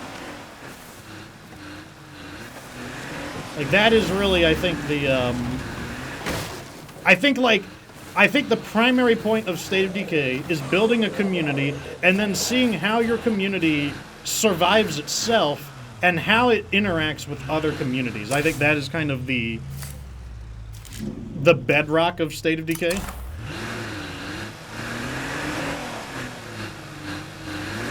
Yeah. Oh, one thing I've got to say is do not buy bits on Apple. Never buy bits on Apple.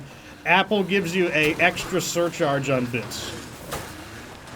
Like, Apple, basically, you get charged an extra 30% for buying bits on Apple, so please be careful of that.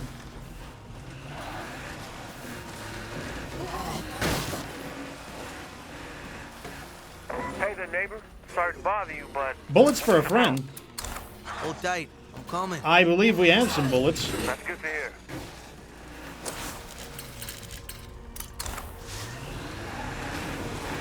You know, okay, so like base building, I would like to see Undead Labs move away from limited base building. I would like to be able to build every facility in the game. And people say, wouldn't that be overpowered? I'm like, I don't know, would it?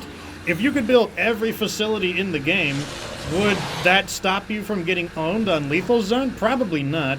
You're going to get owned on Lethal Zone either way if you're not good at escaping enemies. Like, if you don't know how to deal with zombies, you are going to get owned either way, even if you have every facility in the game built in the same base.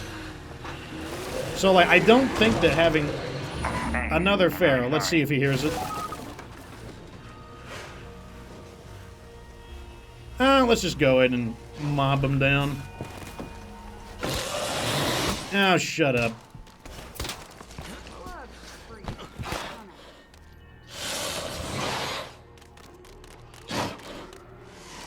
Come on, you can do it. You're supposed to be known for your, like, alacrity.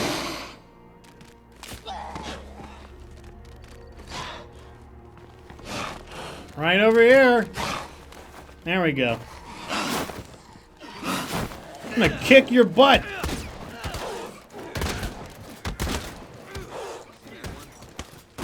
Oh my god, I literally just kicked his butt. That was supposed to just be a joke. I literally kicked him and executed him. I literally kicked his butt. That was just supposed to be me being stupid.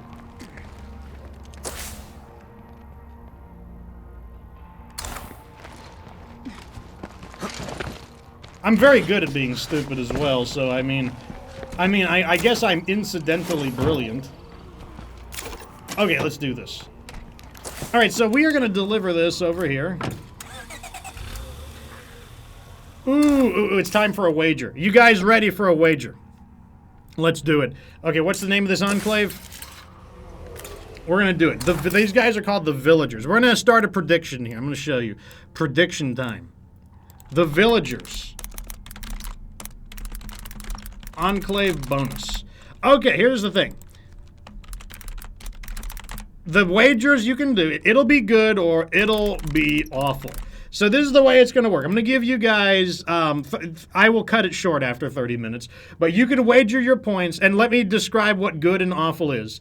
If it is good enough that I don't want to get rid of them immediately, then Team 1 wins. But if the Enclave bonus is so bad that I just want to immediately shut them down, then number 2 wins. So here we go. Let's see. We're going to see. You guys got, like, until I get there. That's how long you have to place your channel bets.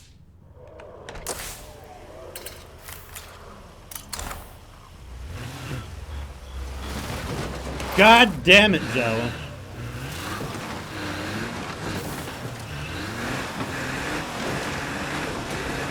I'm not going to text and drive either.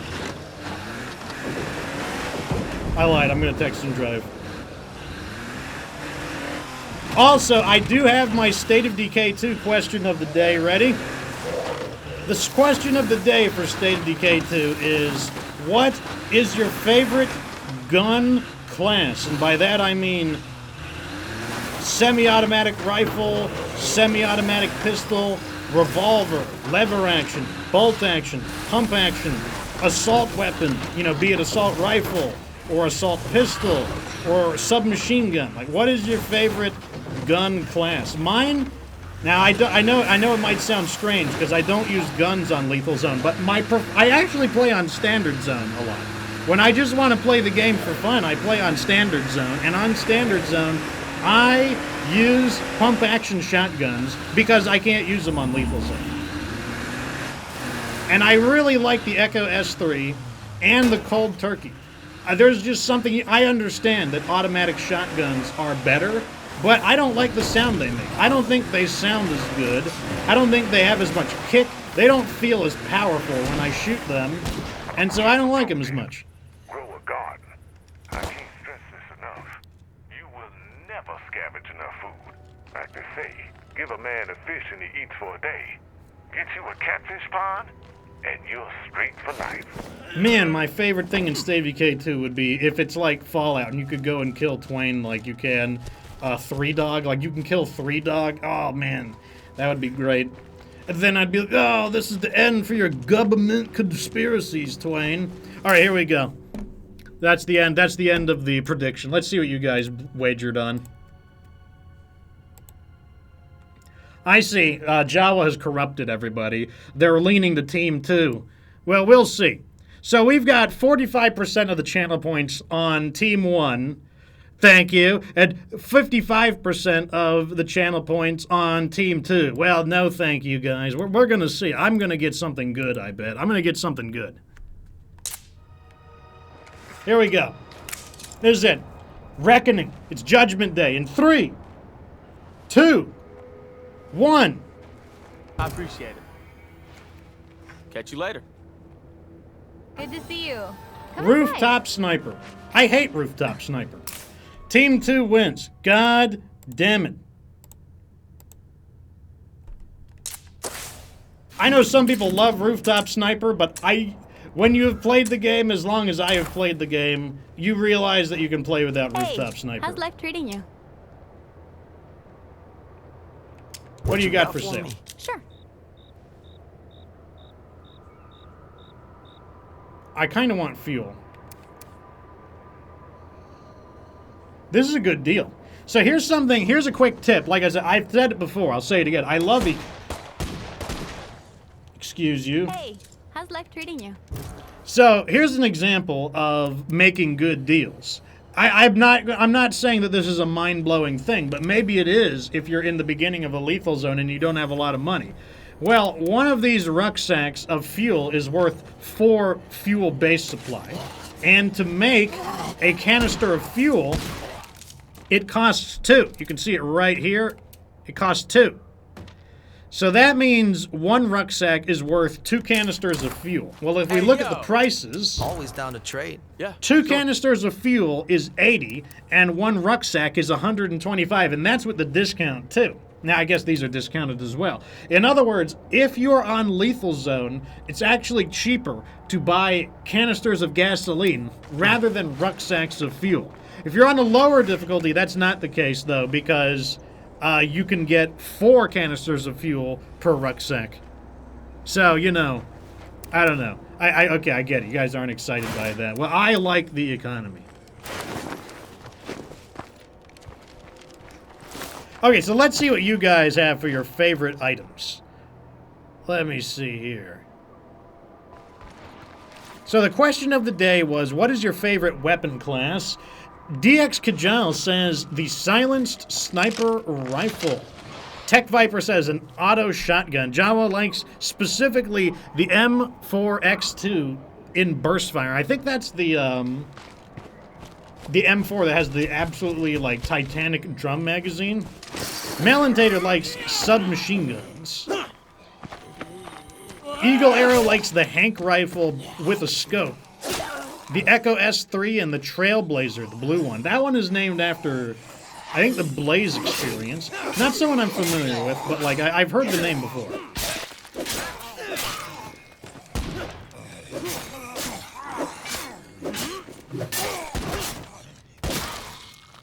I just want to get in my vehicle, to be totally honest. Like, I would really like it if they'd stop, like, trying to, like, bother me.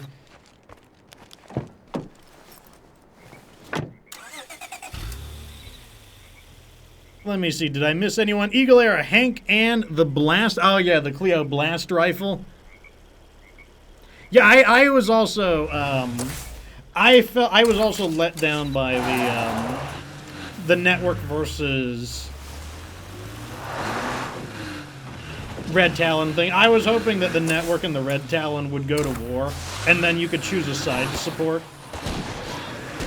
I know that Undead Lambs has said that they don't really want to focus on humans fighting humans as a major theme of the game, but I felt like it was kind of a blue-balling subject, like, woo, we're getting antagonistic with each other, whoa, and then they're just like, Lily calls for peace, and then that's that, and I'm like, yeah, no, I kind of wanted some violence.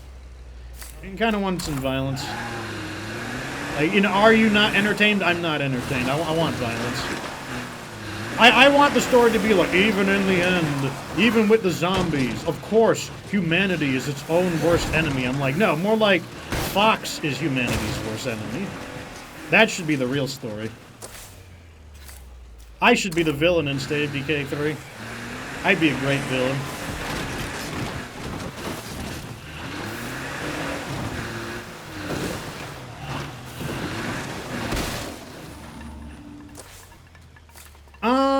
I want to find somewhere to loot, somewhere that isn't crawling with zombies. The zombies never understand that I'm just trying to get items.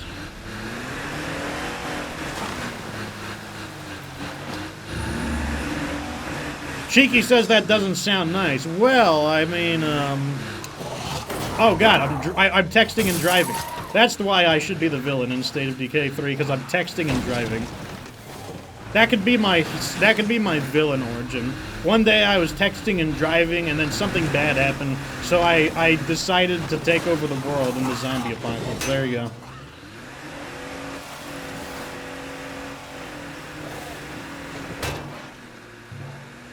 Oh, it makes sense now? I mean, I don't know why people are surprised that I would be the bad guy. I mean, for anyone who has watched me in the MechWarrior stream, where I am literally moonwalking through someone's house and killing the innocent people, like moonwalking through their buildings, I don't know whatever would make what would make people think that I would not be the bad guy. Because the thing is, like, the zombies, they're not really good bad guys because they don't have a personality. You know, they're a good antagonist, but they're not a good villain. Like, you know, because the thing is, the way a story works is the villain typically is the one making things happen, and then the hero is trying to fix the things that he's trying to make. So you need a villain in the story to get the things moving. Like, that's why, like, villains are the instigators of the story, and then heroes are reactors. They react to what the villain is doing. So, like, you need a good villain.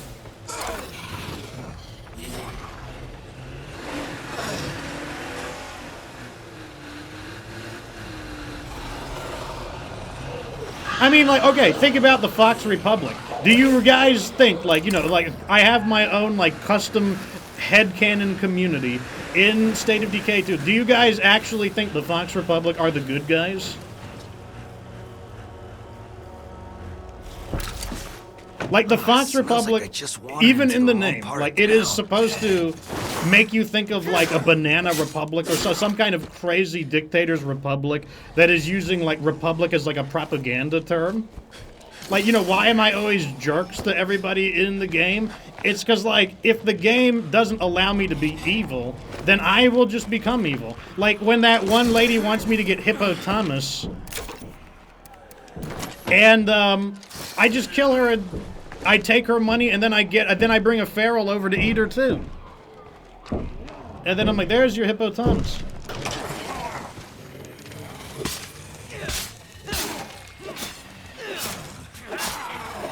I had a feeling I'd get bit. I'm getting too confident. I was like, I'm probably gonna get bit from behind because I'm not actually looking. You guys are jerks. I just want to loot. You guys make me sad. I'll go somewhere else.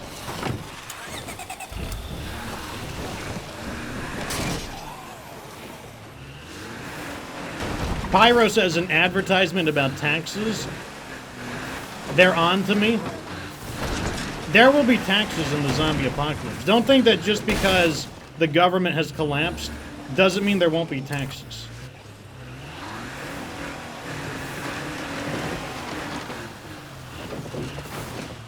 That would be such a funny. Okay, so if we were like the Wilkersons and we were basically extorting people, I could even have my team of thugs. They could be known as the accountants. And the people in the game would be like, "Oh great, the accountants are coming! Everybody hide!"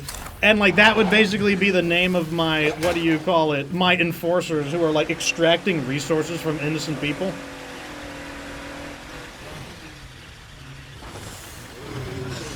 You would be a terrible accountant thug, Evie. They would tell you some, like, lame sob story, like, oh my god, if you take my food, how will my child eat?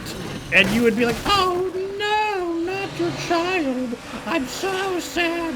You can keep your food. That's what you would do, Evie, so no.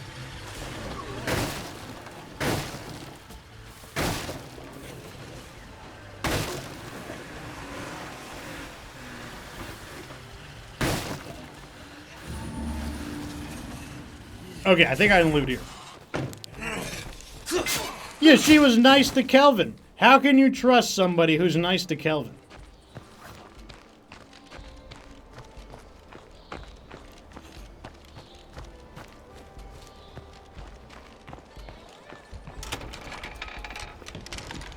Yeah, Thomas can be like the chief executive accountant.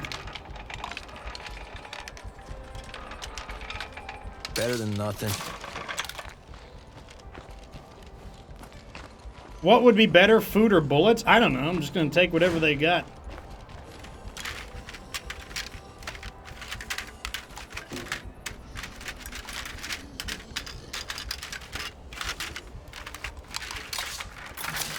Got some stuff here.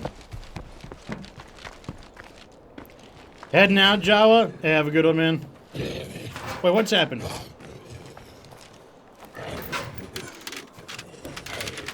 Okay, about to say, I knew I heard something.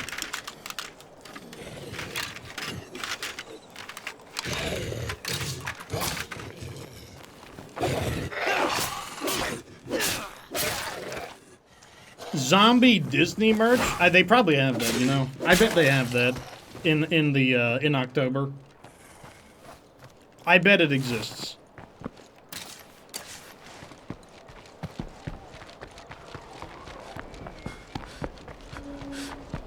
Where is the last lootable? I bet it's in the corner.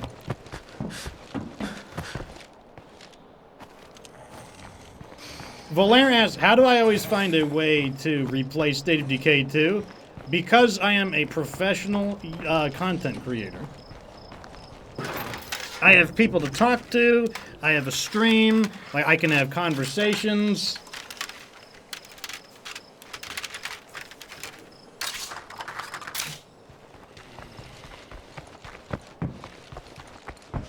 I mean, you know, I'm also paid to do it. You know, if we want to get a little more cynical.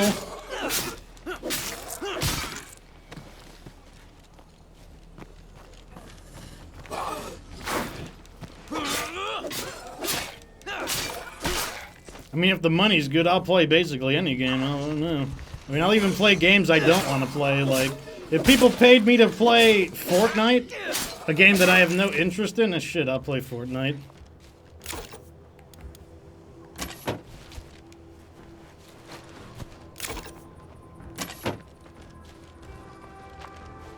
Would I play Final... Well, okay. Here's the condition. If I'm allowed to complain about Final Fantasy 13, yes, I would play Final Fantasy 13 because then I would be getting paid to complain about Final Fantasy 13. But if I had to be a hype man for Final Fantasy 13, I don't know. It better be a big stack of cash.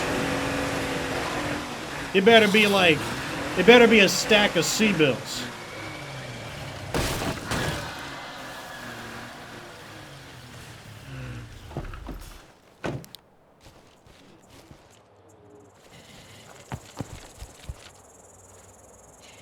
They could pay me in viewership, like, if I streamed Fortnite and it got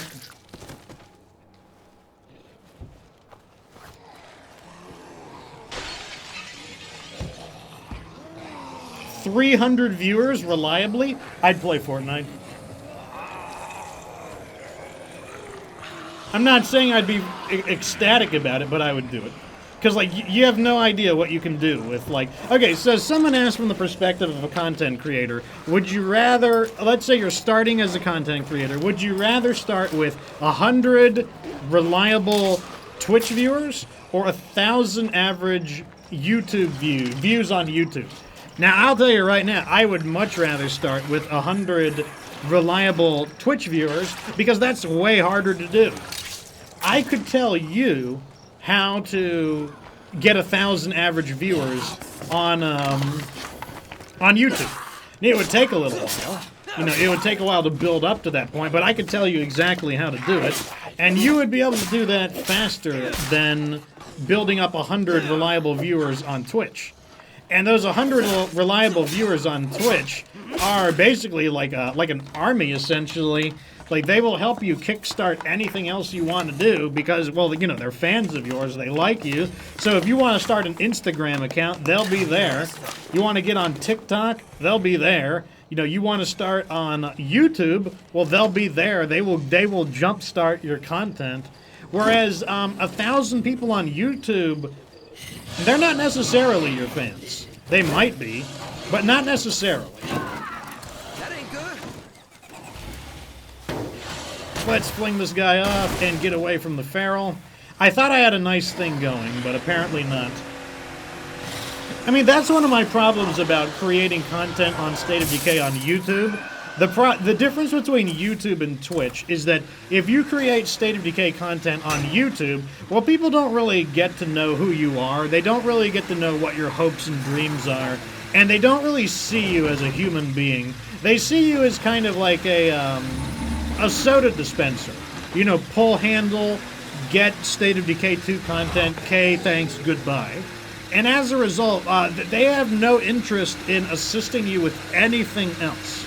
Whereas the people on Twitch, they have a much higher likelihood of coming to know you, that they'll join your Discord, they may talk to you, and those are the people who are interested in watching other content, and that is the key to eventually becoming a variety streamer, which is the dream of most content creators. Most content creators have a dream of becoming a variety content creator because it means that they can play just about anything they want and make solid money doing it. But it is very challenging to do. It's not an easy thing to do. And so people are like, why are you prioritizing Twitch over YouTube? Like, why are you doing that? Well, the reason is because the people who I get to know on Twitch are, and you know, like, the people on YouTube don't like to hear this, but it's just true. The people on Twitch are more dedicated fans than the people on YouTube. And although people on YouTube may outnumber them, the quality of the fans and how engaged they are is more powerful than the quantity of them. Because like I said, on Twitch, like, they're kind of like an army. Like, they will help you with so many other things. Like, it is a... something I never completely understood about Twitch until I started streaming. I did not understand that difference.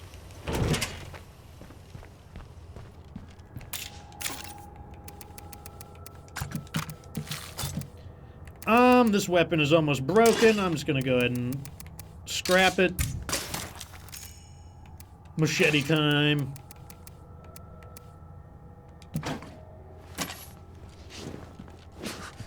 Like, it's becoming harder and harder to find places to loot, because all the places with loot are the areas that the zombies are currently, like, occupying. I also agree that I think the content on Twitch that I create is better. It's, like, it's easier, too. Like, having an audience to talk to and bounce ideas off of makes the content creation a lot easier. I don't have one of those fancy... Yes, I don't have any red talent anything, to be totally honest. Okay, let's drop this stuff up.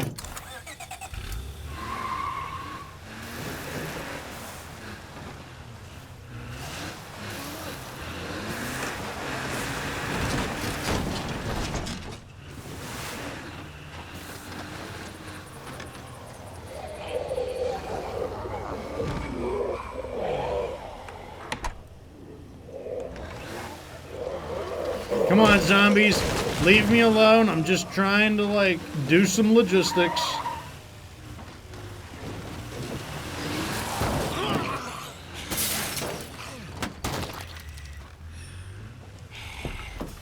That is true, Evie. It is much more dynamic.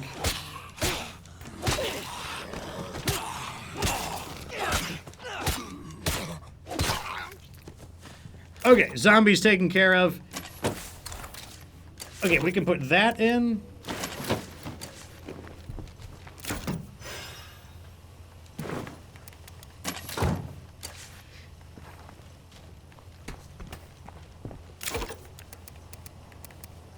Nice. Okay, we're looking good. Let me see if there's any buttons to push. There is. Pushing the buttons. Okay, like I said, I'd love to kill some Plagueards. Really, I would. But I really need a character who has Powerhouse. That's something I would really like right now. And until we get a character with Powerhouse, I'm not very enthusiastic about destroying Plagueards.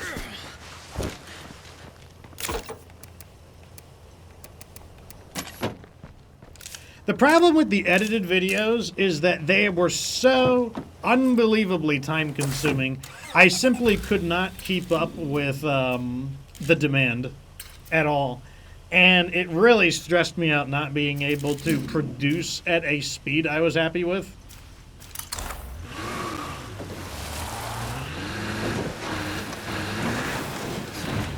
I also wanted to get away from... gameplay content on YouTube. And I wanted to start focusing more on guides. So basically I was like, you know, it's going to be kind of a rough jump because that's currently what I'm metaed for in the YouTube algorithm, which is gameplay videos, but I'm going to have to try to steer away from that because I don't think it's the correct direction. Because the thing is, most people on YouTube, basically you got to think, what do people use each platform for? Like, for example, what do people use TikTok for?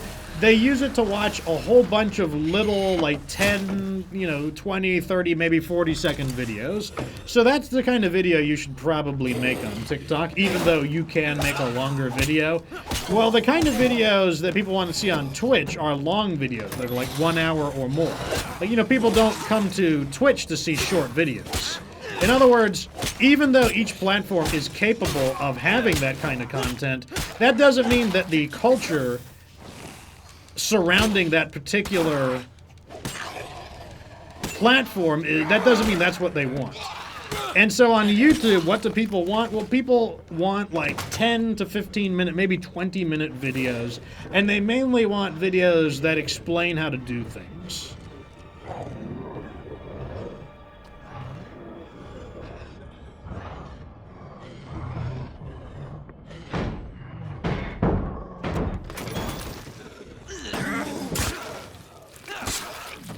And so basically I was like, okay, I've got all these different platforms. I've got Twitch, I've got YouTube, I've got Instagram, I've got TikTok.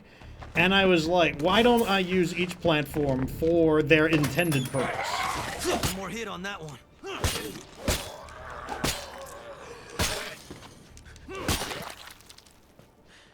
Okay, can we please loot? And it's a feral. I do all the work of... I do all the work of trying to clear this area, and then a feral appears.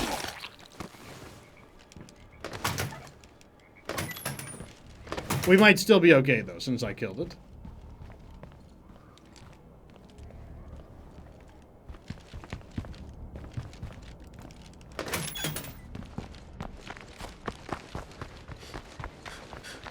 Okay, my guess is that the lootables are in the storage shack. Yes, thank you, Evie. That is my TikTok, what do you call it, account?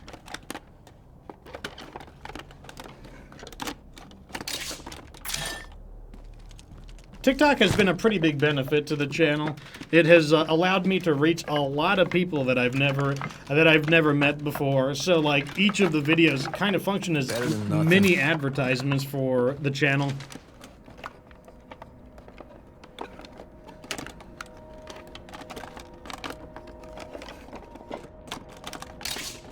Yeah, okay, so everything was in the storage room like I was anticipating.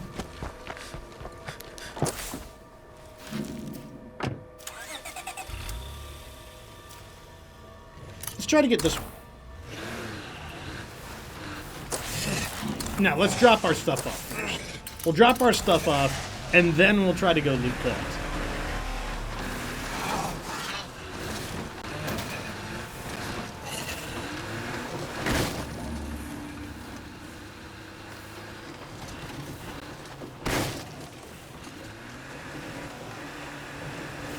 Yeah, some of my TikToks have done pretty good. I've got one that's over 10,000 views. I was pretty happy about that one. Like, I think I've gotten the basic idea of, like, what makes people watch a TikTok video.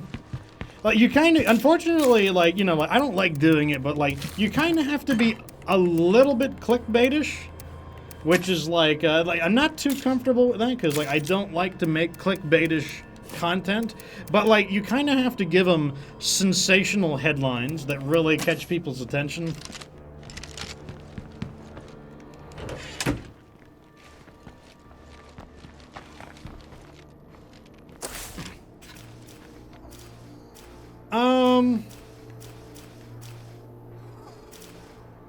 I've never managed to fully loot this area.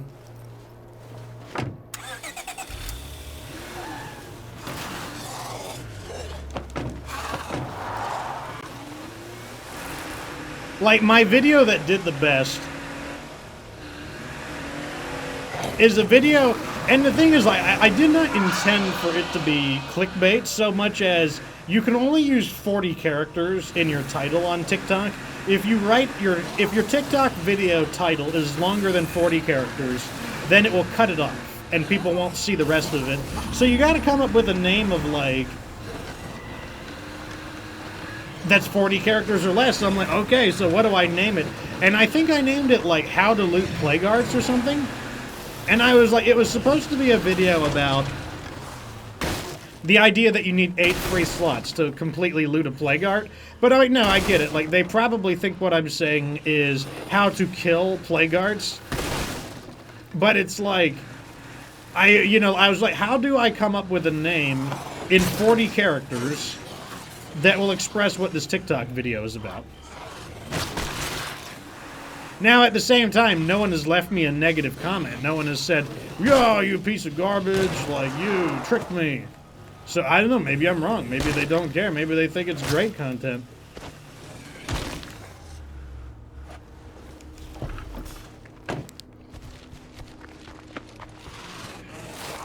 And, of course, these guys who are here now.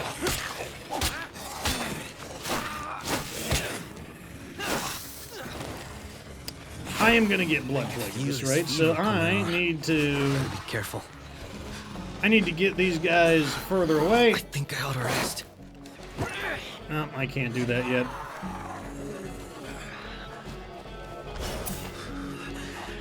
Que bueno. Empty.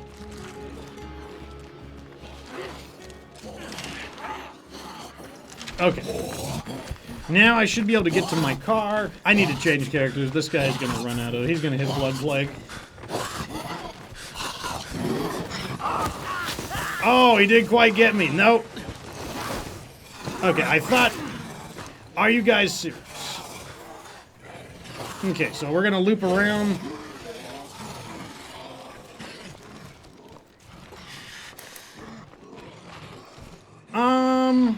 I don't want to use the cure. I'm gonna use the cure just in case. That's the last of that. This area is getting too congested with zombies.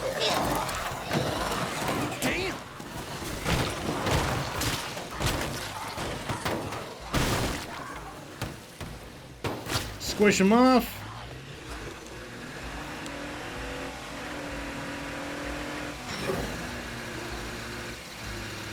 Yeah, unfortunately, clickbait is often the meta of things. It's like, ugh, cat allergies are starting to kick in. It's one of the things that, like, I try very hard to avoid. I mean, like, I don't mind using a sensational title if what I think is genuinely sensational. Like, when I made the video for State of Decay 2, the top 6 overpowered things, those were overpowered things. So, like, it was a sensational title, but those genuinely were overpowered. So I had no problem using that.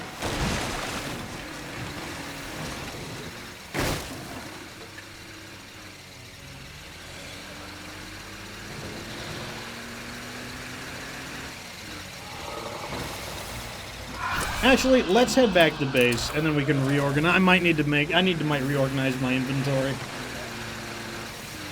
And by that, I mean my car inventory.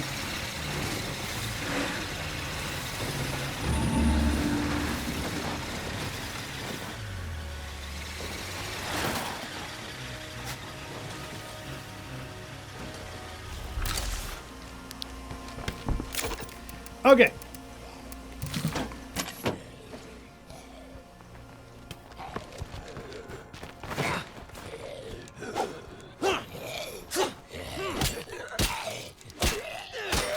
Okay. Do I have medicine in here? No. Okay, so we will start to need medicine again. Let me go ahead and make a new plague cure because we used our previous one. Then we need to repair the vehicle. I also want to call in a roadside assistance. Supplies, por favor. Okay. Payback time.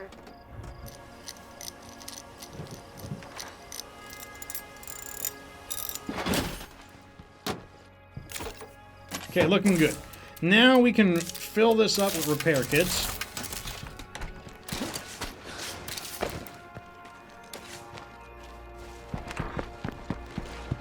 Let's go ahead and change characters. This is not the character I really want to level up either. The other guy sounds way more promising as a powerhouse character, a potential powerhouse candidate.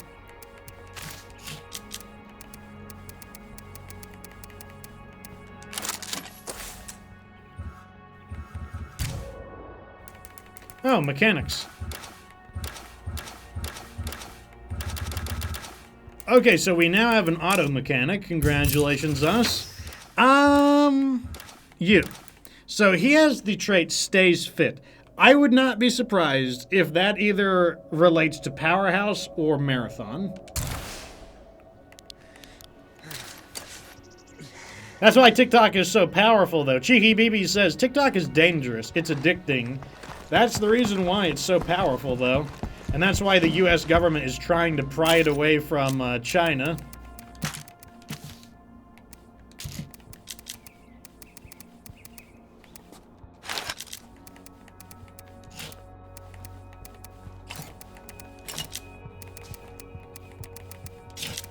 Okay, I might need to start carrying Molotovs on me.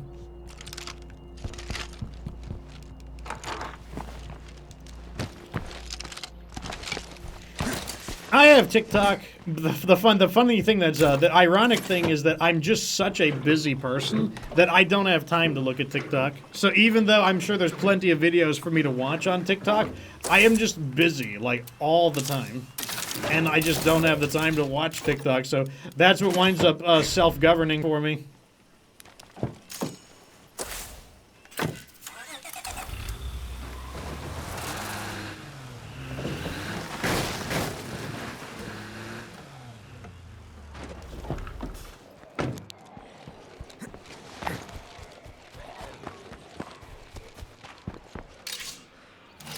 Okay, nice. We got an advanced repair kit and 2 fuel. Man, I love roadside assistance. What a great enclave bonus. I didn't want to jump over. I wanted to stomp his face in.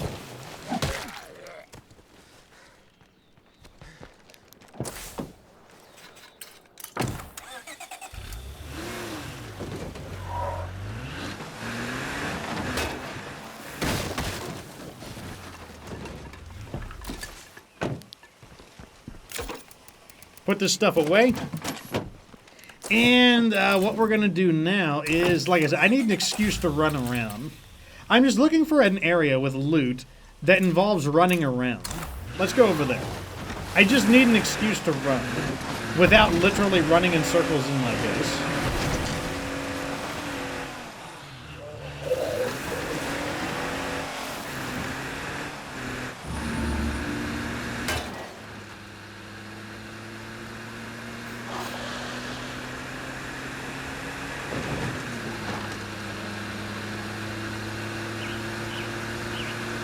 Yeah, and internet trends, they definitely change rapidly, especially in memes. Like, memes, it's like, who knows what the next meme is going to be? Like, you've got, like, Dagoth memes right now. Who knows what's coming next?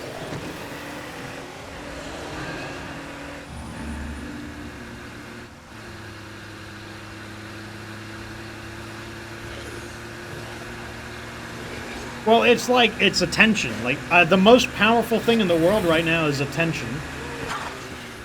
Like, if you can command attention, like, you know, for example, YouTube actually loses Google money. Like, Google actually loses money owning YouTube because the servers are so expensive. But the thing is, Google wields, like, unbelievable power through the YouTube system. And that's the reason why they continue to fund it. It's clear, but we can't really secure this place with a plague heart so close by. Not really what I was hoping for. And that's exactly it right there. So Evie says, it may seem useless until you see the amount of money that the accounting team pays them, or releases to them, and that's because of attention. Like, the attention is, like, the most powerful thing right now. Take a look at what I just delivered. Like, you want to understand how powerful attention is? So, one of Markiplier's videos that gets about, let's just say, 3 million views, and basically every one of his videos gets about 3 million views. The basic amount of money he makes on that is probably 1 year's worth of, what do you call it, minimum wage. So probably about $22,000 per video that he makes. And he might make 3 to 4 videos per week.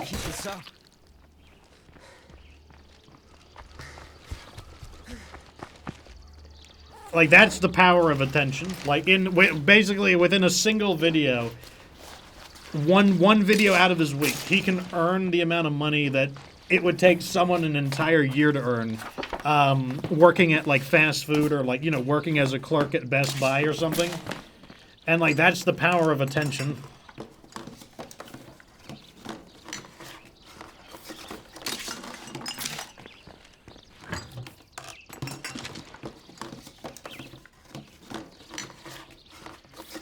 Jackpot. Now, everyone typically says that. Shark Hoodie guy is like, I'm in the wrong business. Maybe. But the thing is, there are no rules to content creation. It's no holds barred. You're either good or you're not good. It's extremely cutthroat. It is like the purest form of it's just pure competition. Like, you're either good or you're not good.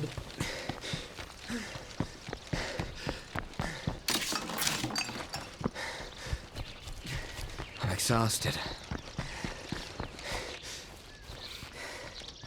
Okay, I am out of inventory. Yep, looks like we're gonna have to drop some stuff off. I would love to add some things that are closer, but the plague arts are so heavily distributed. Like, we do need to clear more of them, but right now it's fine.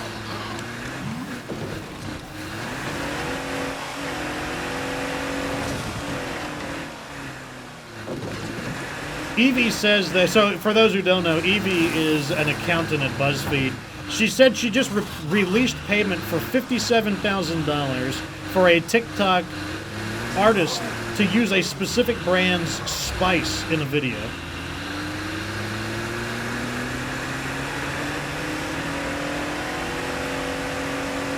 You know, okay, so here's what's ironic. You wanna know what's ironic, chat? You're always told that entertainment and art is like not a worthy pursuit of money. There's no money in art. There's no money. The funny thing is, all of the money is in entertainment. Because think about it. People are like, oh, entertainment isn't it's not profitable because it's not necessary.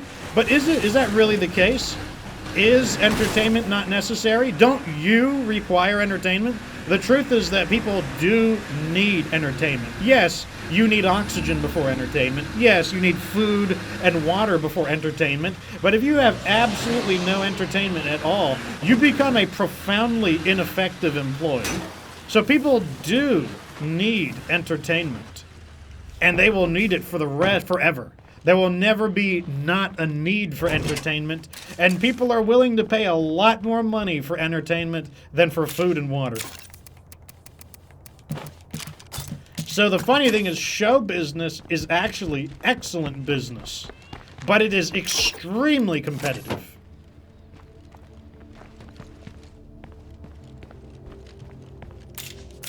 Shark Hoodie guy says, my ex sold feet pics for $40,000 a month. Well, there you go. That, you know, feet pics is entertainment. So there you go. Entertainment. That's all that really matters, is like if people are entertained. Like the only things that matter is if people have a need, is it supplied? If people are confused, can they be educated? And if people are bored, can they be entertained? If people are stressed, can they be relaxed? That's pretty much what all businesses are.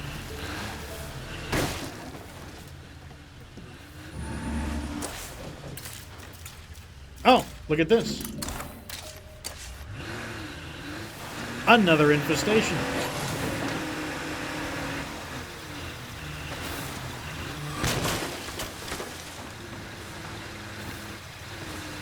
Thomas is asking the good question. Eve says, one time a guy offered me $2,000 to cut her hair, and Thomas asked, did you do it? Evie says no, he probably would have murdered me. You're probably right, probably right.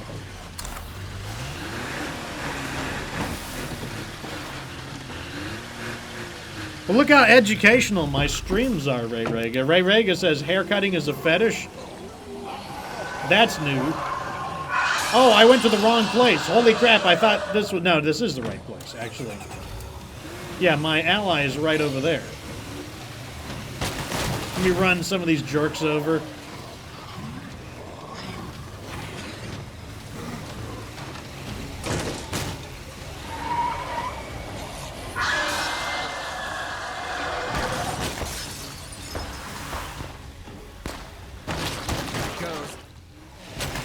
Got it. Okay, now we can finish the rest of these guys in here.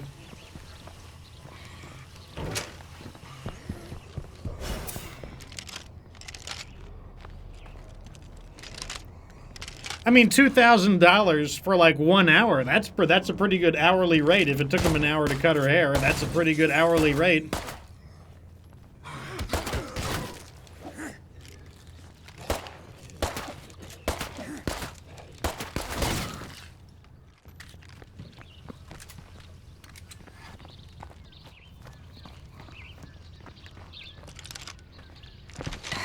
This looks like a waste of time.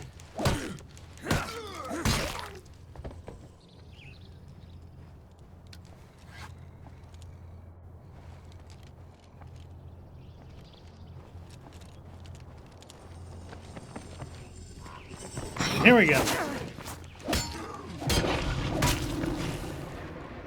Well, here's the thing, Vindictive Minx. You would be surprised what you can make videos out of. There's a guy who makes videos out of pest extermination. He's a pest exterminator, and so what does he do? He has his attack minx, and he has his attack monitor lizard, and he just makes videos. He makes YouTube videos of his attack minx and his attack monitor lizards eating up all of the rats in people's yards. That's where he makes his money. Like, yeah, it was his business, but he transformed his extermination business into a YouTube entertainment business. He merchandises and everything. He's got shirts and mugs and all kinds of stuff. This looks like a good place to loot.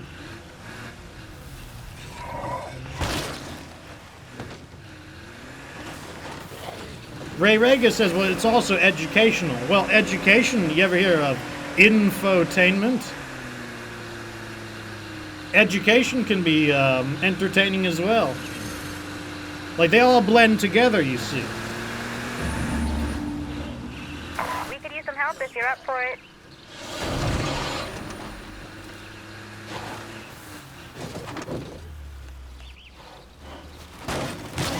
Okay, that's the end of him.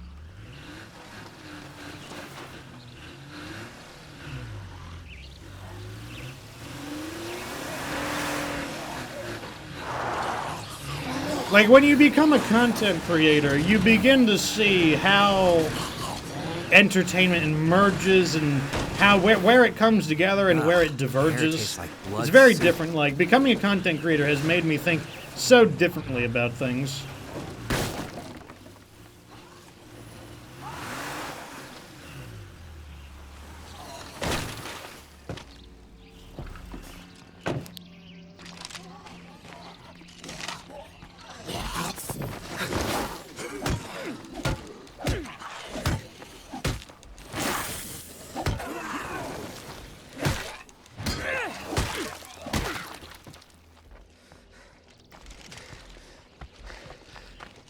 Okay, here we go.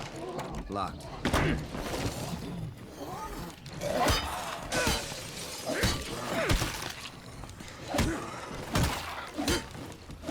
Yeah, look at this tire iron. We bought this tire iron for 22 influence, and it's doing a good job.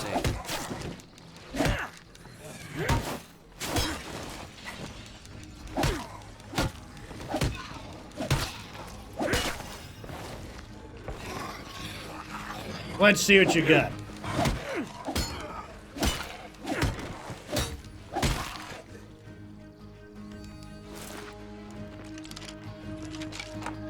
Damn, it's locked. Okay, they broke this window, so we can jump through the window now.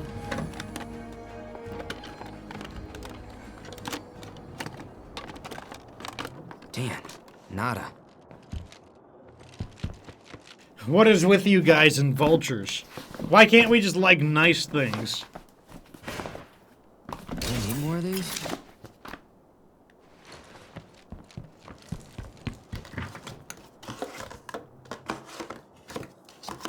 Beer Sizzle with 2,000 bits. Thank you so much for the generous donation, good sir. Oh, so Beer Sizzle, I do have something for you. I don't know if you recustomized the armor of your Archer battle mech, but when I was doing the Archer quick guide on YouTube, I noticed that the default amount of head armor on the Archer is only 18. So if you haven't adjusted your Archer's head armor, it might be worth looking at it, because the stock default on the ARC-2R was only 18, which would definitely make it prone to a headshot kill. Time to move on. Just something I learned and thought I'd pass on.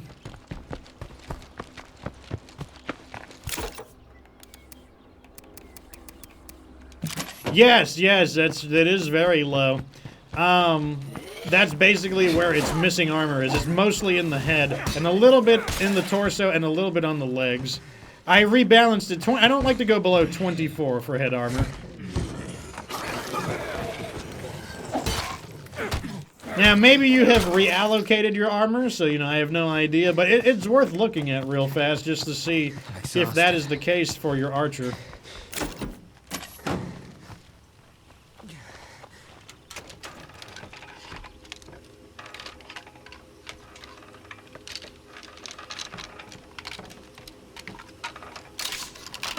Parts. Okay, so our inventory is junking up. I know what the problem is. I'm supposed to bring an ally with me so that I can clean my inventory. Let's do that. Also, where is this guy at? Who are the passerbys?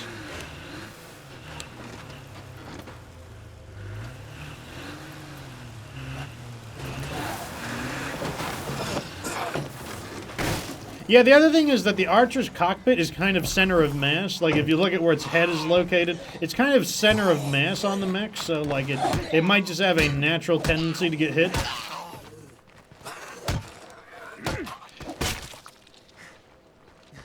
Okay, let's recruit somebody, because we do need a, I need someone to follow me. Hey, you. Hey, buddy. I almost missed you. Hey. Good to see you. Good to see you. Hey, a friendly face. Here, you can Follow me, follow. would ya? Okay, let me sell some stuff to her. After you.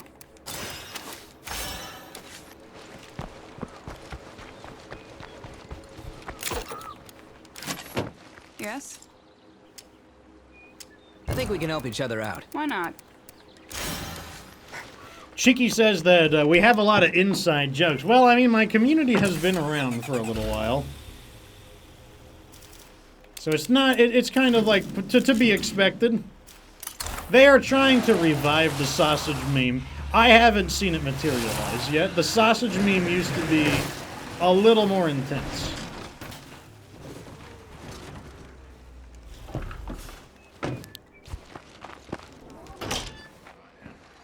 Great. Here they come.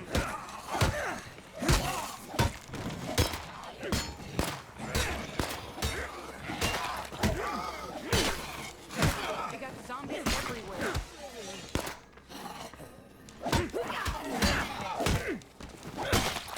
Thomas says the sausage meme makes him sad.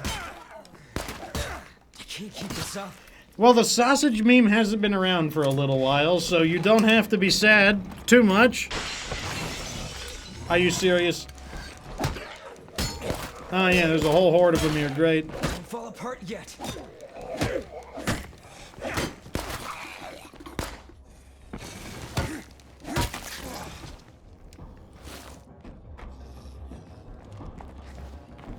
Bernsta says that's because Thomas is potato.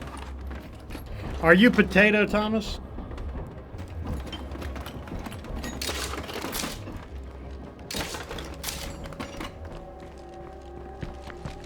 Once again, just looking for excuses to run.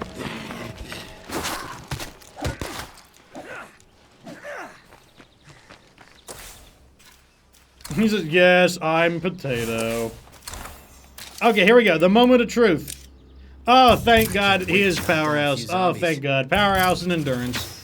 Oh, thank God. Thank you, game. Thank you, game. I don't know what bangers and mash We are are. moments away from fulfilling Red Talon's promise to you. Operation Drawbridge will create a massive bear. Wait, hold on. Move, soldier! Move! Sausages. Bangers are sausages. I mean, that sounds pretty good. I'd eat sausage and mashed potatoes. Oh shit, that sounded bad. Like, really bad.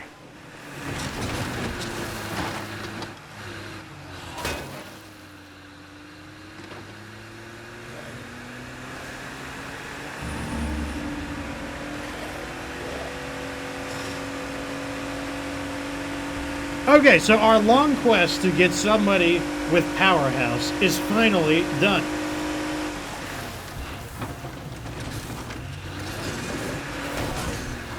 Now all we gotta do is let this guy rest, and then we can start killing Plagueons.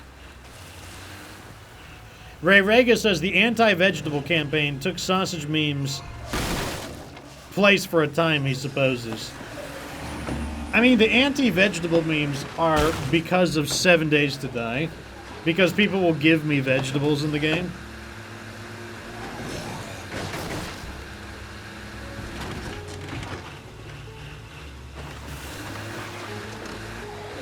Thomas says he hates mushy peas. They are Satan. I wouldn't know. I don't even eat peas because they are a weird kind of vegetable thing. When is the new update coming? I don't know. Gross. I don't even think Undead Labs knows. I don't think anyone knows when the new update is coming. I hate when my cats do that. Sometimes my cats run right in front of my lamp, and it causes a shadow to pass by, and it looks like someone is like in my house.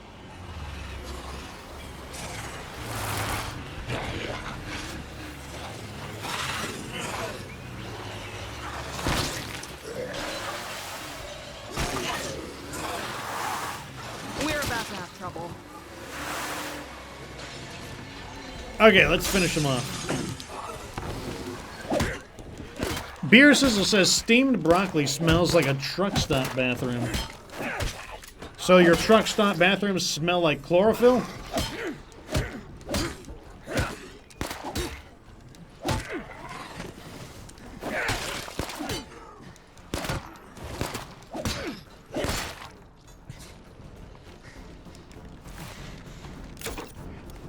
Oh, that's fine. Okay, we're gonna need a new weapon. Got You guys anything got a useful weapon you're for looking to sale? unload? No, you don't. Why not? Food.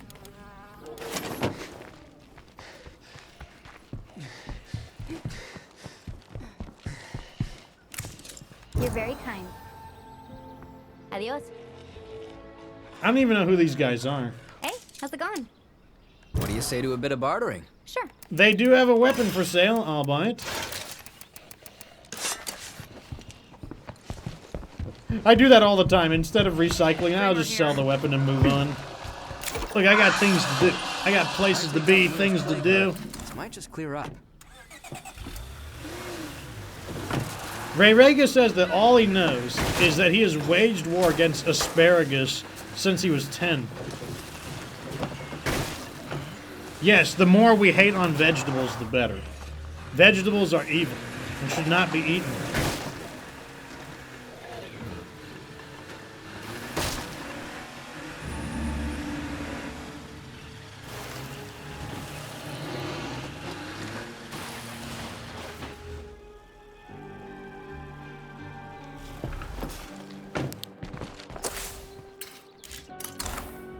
Okay, it's right over there. That's fine. It can stay there. Okay, let's throw this down.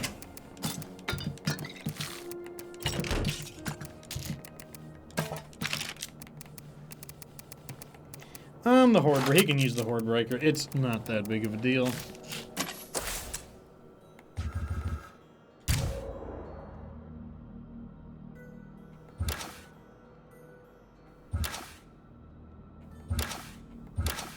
Beer Sizzle says, as soon as you bite into an asparagus stalk, it makes your piss smell funny that same second. Does that mean that when you piss it will smell normal because it is after that 1 second?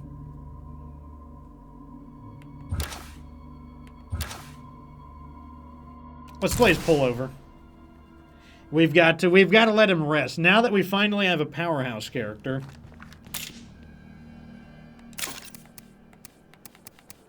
First time chat from Robotic Hurricane. That's an interesting name.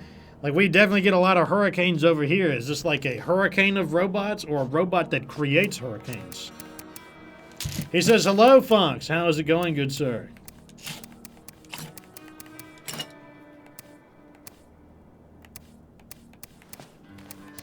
Let me see. Also, thank you for the T1, Robotic Hurricane. He subscribes from Amazon Prime. Thank you.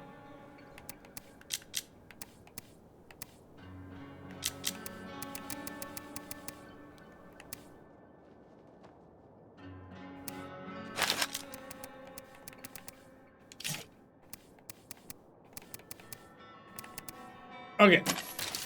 No melee skills, so let's just equip anything. It doesn't matter what we equip.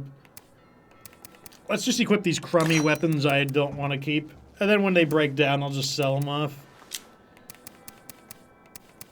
Thomas says, no, I think what it says is that he keeps asparagus inside his toilet to eat whilst pissing to change the scent of it. Very interesting. Like, I have the most fascinating of audiences, I believe.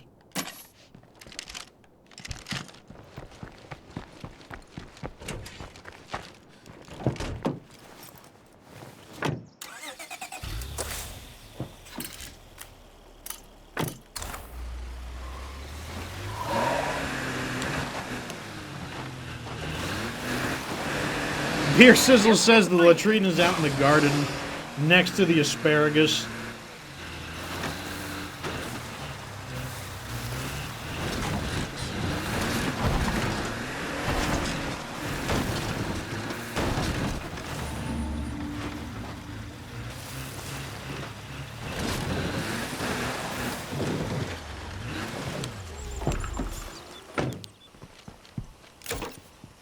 It keeps it fertilized. Well, the mystery is revealed. The mystery is solved. Let's see what we can do. Sure.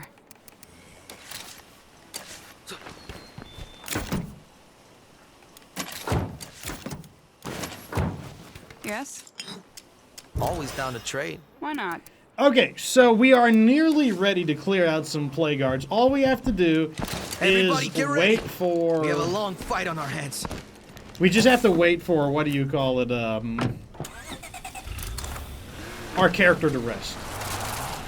Because certainly we've used him for a while. Certainly he's tired.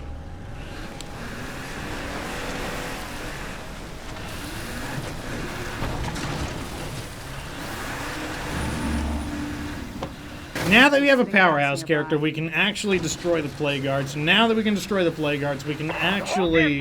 surrounded by zombies. Claim a new base. If an old man can keep going, so can you. Fight!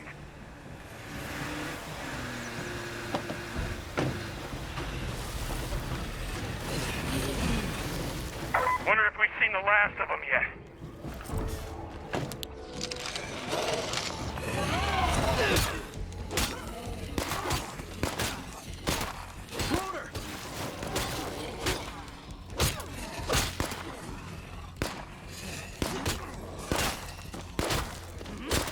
Wow, we chopped those guys up efficiently. Thought that was going to be a little more of a fight, but no. It won't be long until the muertos wander back in. I have never tried the Agent Court Archer. I've seen it, though. Mainly in the loading screens. Nothing.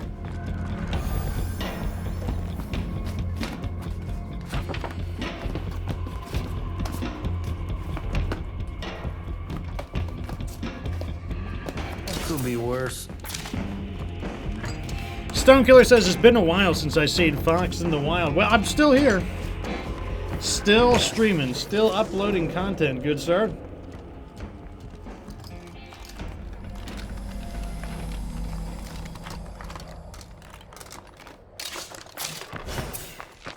Okay, here we go.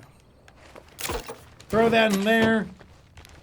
We finally looted this location after all these tries. Let's try there. We just need something to do while our character recovers from fatigue.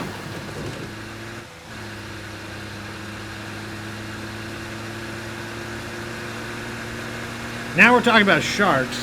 Beer Sizzle says, no sharks for me. They freak him the hell out. Jennifer says that she loves sharks. She's a shark fanatic. I don't know if I would like sharks. They'll be like biting you and stuff.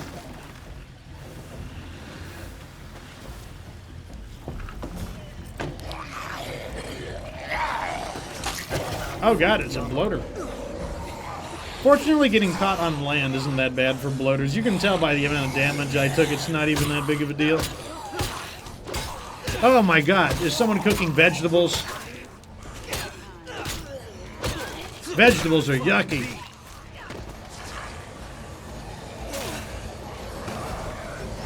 Now, I see my ally needs a little help. I guess I'll help.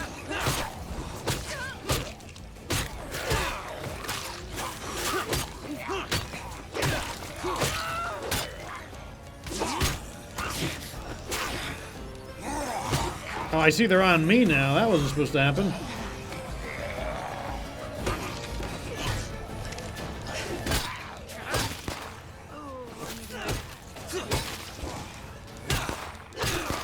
Oh my god, Brussels sprouts, broccoli, vegetables. Oh god, vegetables are yucky.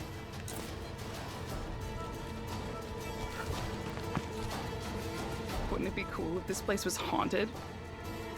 Yo, keep it together. Wouldn't it be cool if this place was haunted? I don't know about that now. Thomas McCaig says Brussels sprouts need to be eliminated. I agree. Like, vegetables need to be eliminated. Bueno, no muertos around. So Stonekiller asks, am I going to play Dead Island 2? I kind of want to, but I'm worried that it will be too competitive of a game. I'm worried that everyone is going to be playing it and that it's not going to be great for viewership.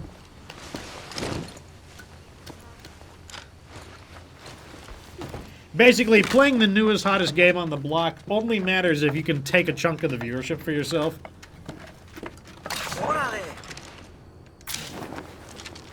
Robotic Hurricane asks, which is my favorite map to play on for a challenge? Drucker County. I mean, I wouldn't say it's my favorite map. It is just the map that I hate the most.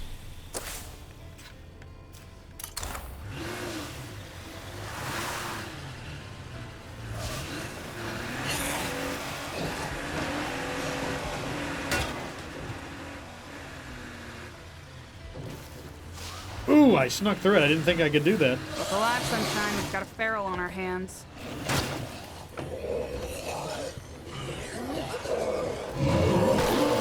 Oh, come on. Really? A juggernaut? I'm just trying to loot some of these areas. Why don't you just leave me alone, zombies?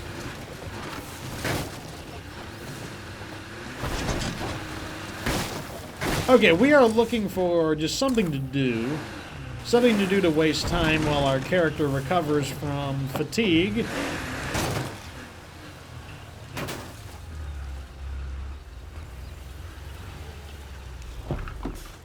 If I take out the nearest plague heart, this should clear up.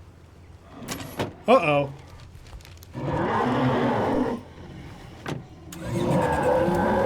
Oh, no you don't. I didn't think he was going to follow us here.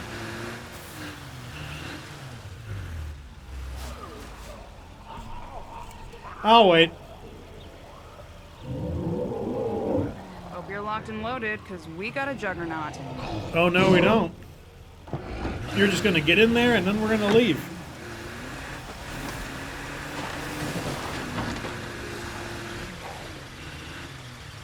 Okay, I'm going to try to get that one location that's always really stubborn.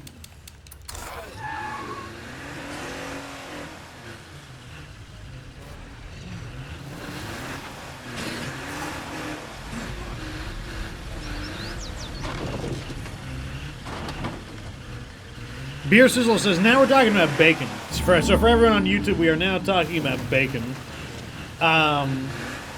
Beer Sizzle says bacon on donuts is good. I don't think I've ever tried that.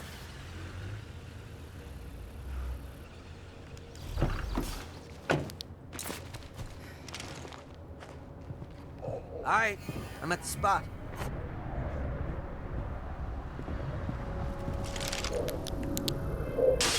Okay, it's not a feral this time, it's just a bloater. Fuck me up.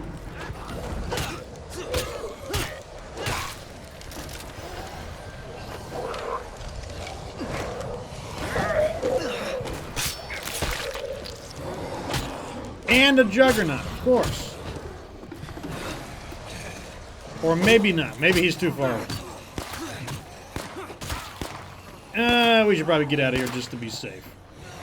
Get rid of that one.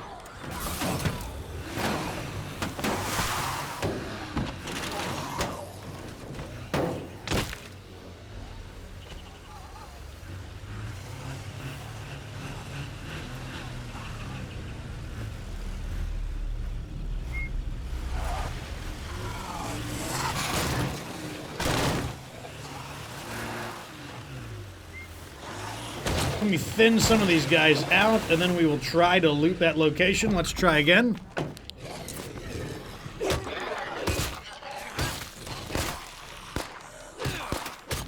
Time to chop them up.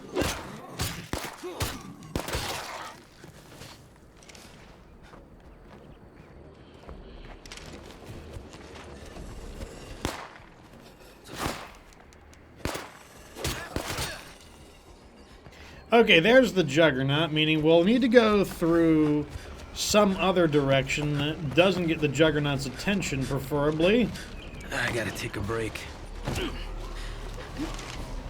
If that's possible, we'll give it a try. So, Kelly asked another question. I just got hooked on the game myself. Have you heard of Icarus First Cohort? Is that a Nintendo game about the Kid Icarus series or something?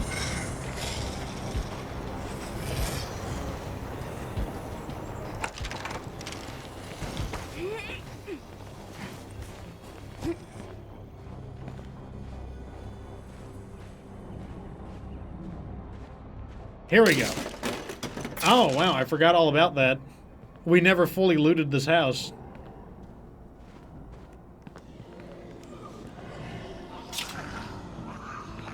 You think I should be a Switch streamer? Nintendo used to be very ruthless with their streaming policies.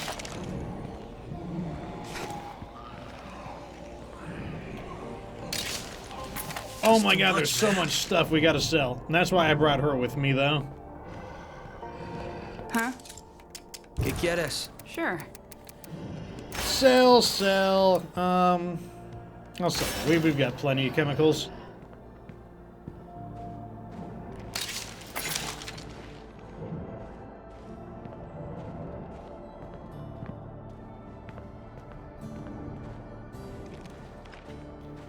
Okay, we're looking for wherever this special item is, but I don't know where it is.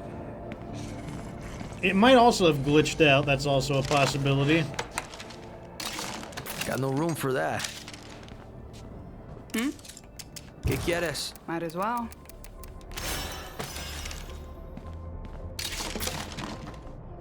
Huh? Well, let's see what we can do. Sure. Why is there so much stuff in here? This is crazy. I'll take this place over. Job's done. We found it.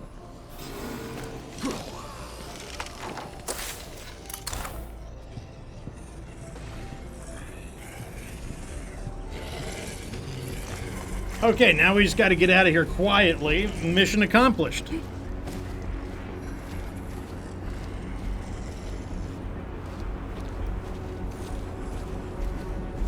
Heath says that he's had so many snacks to choose from, and then he came across the Motherland, which is Girl Scout cookies.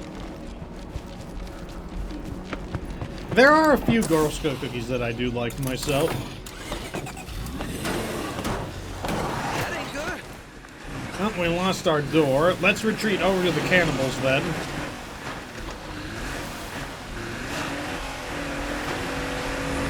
Pyro says, what do I think of a late game 7 Days to Die? I'm interested in it.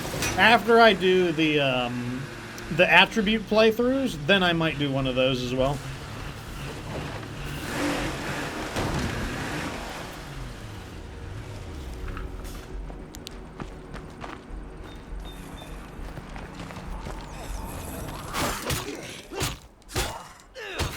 Okay, looking good.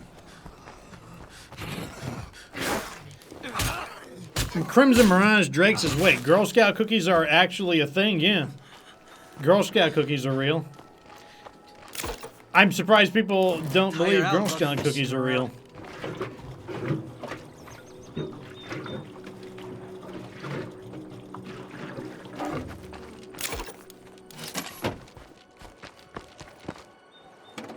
Pyro says, the Thin Mints will change your life. How about you let me catch up?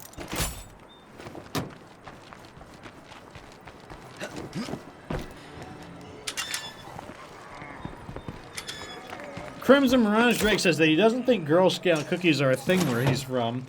Yeah, I mean, that could certainly make it a little bit harder to get Girl Scout cookies. Let's return and get our money from the siege. We're not going to complete that quest because that quest keeps generating more rucksacks for us. So I'm just going to abuse the quest loop for it.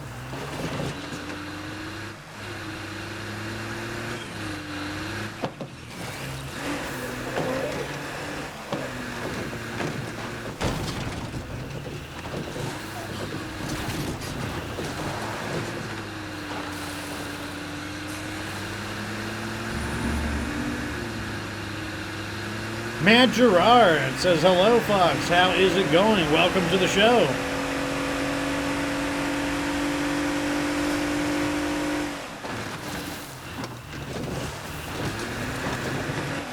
I don't think I've specifically had Thin Mint cookies from the Girl Scouts. I forget the name of the cookie I always get. Though I don't get Girl Scout cookies very frequently, to be totally honest.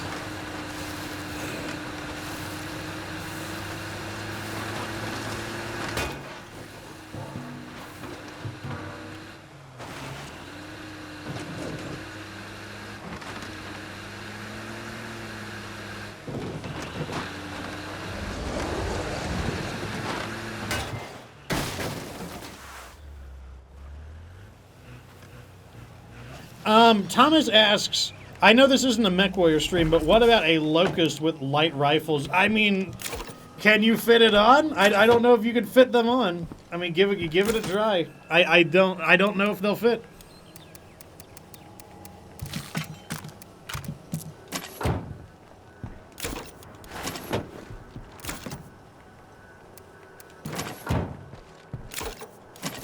Refuel? Oh, wait, no need to refuel. What am I doing?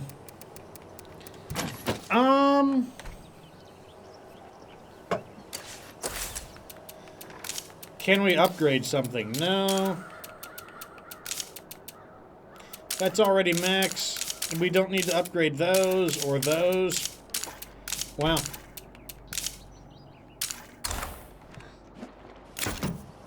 These are all rucksacks of materials. That is crazy. We really need to move into a new base. That's what we really need to do.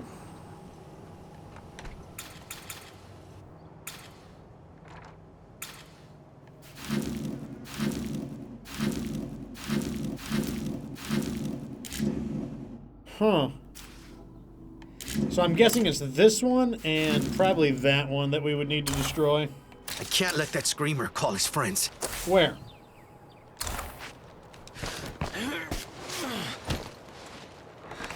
Guess we get to see tomorrow. Let me see. We'll heal. Maybe I should just destroy those 2 plague guards. I was bored, so I went out and found a few things. You're welcome. Could just go do it now. Because, like, the problem is, the fact is that we just need more space to build. That's the problem. How about we build some storage so we don't lose our stuff?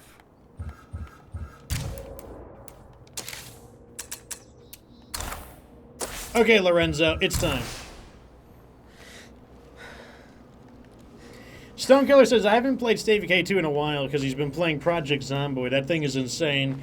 Yeah, generally speaking, people will agree that that is the most realistic zombie simulator around right now. You know, this is not exactly what I'd planned to do with my life. I guess I'll use the shotgun. Because it is not a bad way for killing enemies if I need to get them off of me. And I will need a sledgehammer. There's one right there.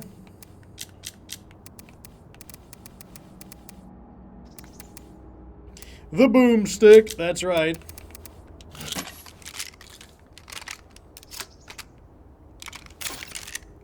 I mean, if we're gonna make a ton of noise, we might as well.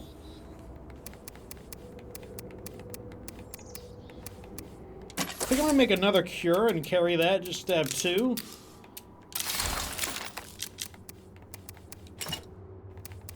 And some Molotovs wouldn't hurt either.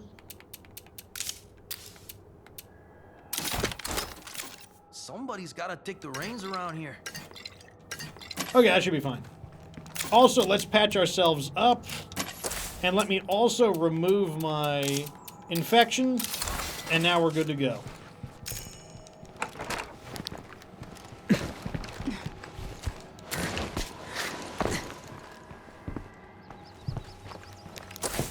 Alright, so I'm pretty sure there's a one right here and one right there. So let's go to knock them out real fast.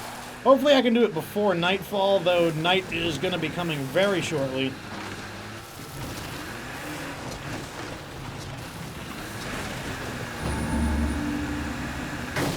I've played a little bit of Project Zomboid, but I haven't played a whole lot of it.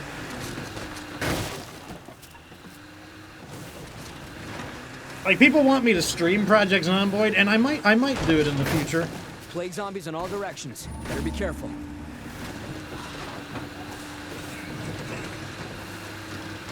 I kind of want to play Dead Island 1, to be honest. Because, I do like Dead Island 1, and I figured I never did the expansion Riptide. And maybe it's a good preparation for the sequel.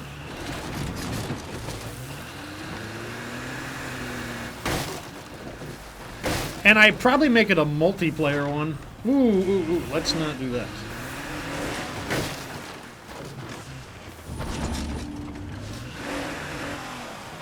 Okay, I feel like this one is a... Yes, I'm right. It is. So let's drive up close, and that will cause the zombies to spawn, because there's always some that spawn in the building. Step 2 is to lure them away.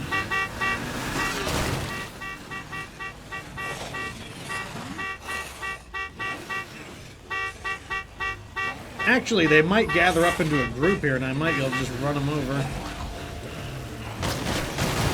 Yeah, this'll do fine. I can just squish them all real fast.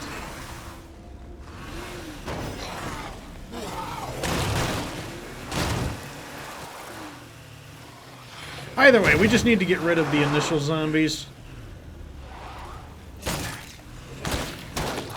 Okay. Step 2 is to make sure that there's no zombies on the inside.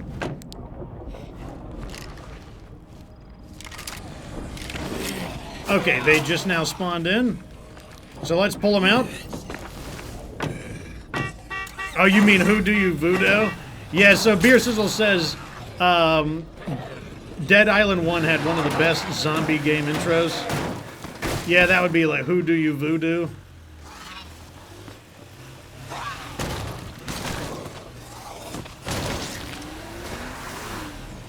left our supplies just lying around, and some of them got ruined.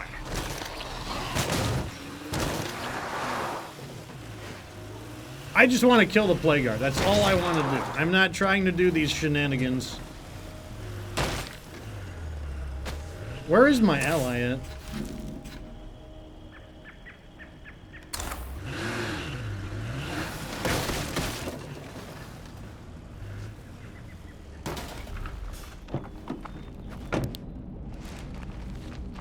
Okay, time for a close encounter. Damn, it's locked. Where did my follower go? Gotta watch the noise. Okay, there she is.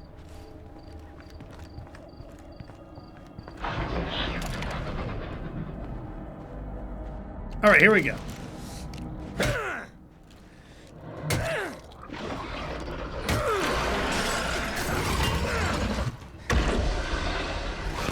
Rest. Too slow, Farrell. There it goes.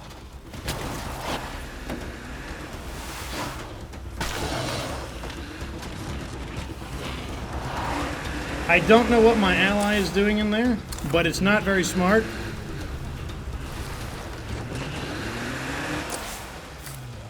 Well, I'll have to see who is available because, you know, I'm a professional content creator, so I have a lot of time on my hands. I'll have to see who else is available.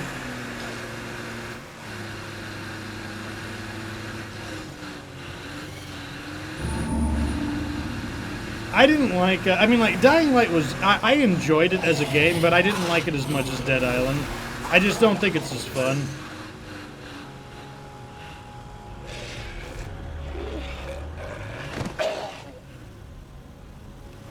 Mind your own business.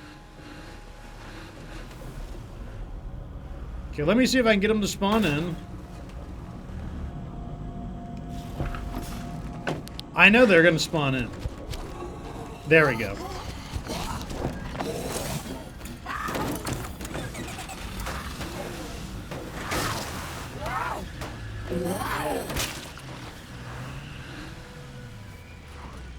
I get annoyed when that doesn't fling them off of me, because I whipped my vehicle around pretty hard, and it's annoying that that didn't count as flinging it off.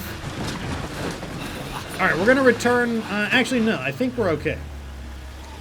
I think we drew the zombies out of it. Like, honestly, not that many came out, so let me see if the zombies are going to disappear or not.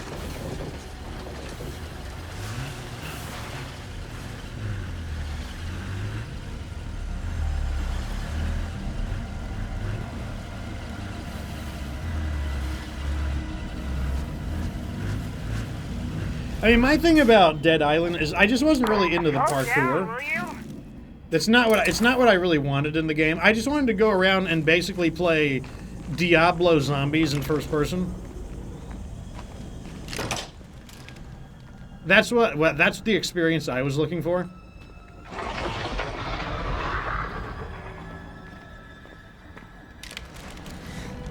You like that?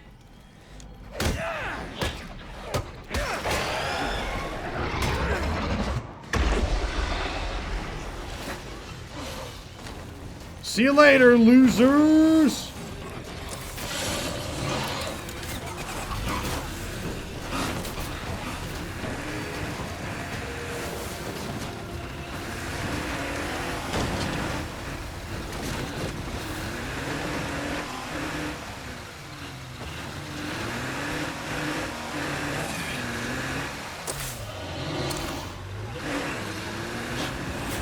And then all we got to do is repeat this process, and we'll have a bunch of dead plague guards. This is a pretty easy way to kill plague guards on Lethal Zone. You know, it takes a little bit of practice to get the basic technique down, but once you learn how to do it, yeah, it's a pretty smooth way to knock out the plague guards, even on Lethal Zone, with just a vehicle and a sledgehammer.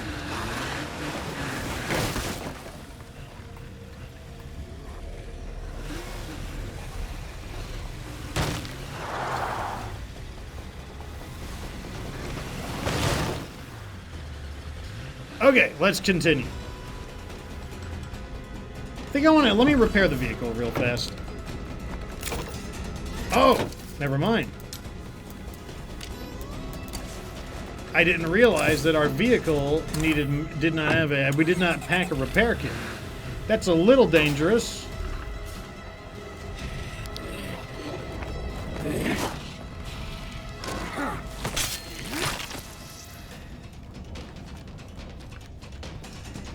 The only thing I didn't really like about Dead Island, there were two things I didn't like about Dead Island 1. I don't like how progression is quest gated, and I didn't like the story or the characters for the most part.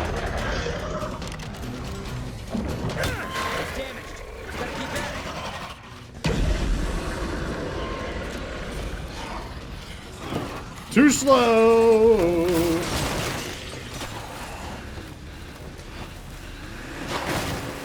Okay, the vehicle finally has gotten a little banged up, so it would be stupid to continue as is. Let's go get a repair kit.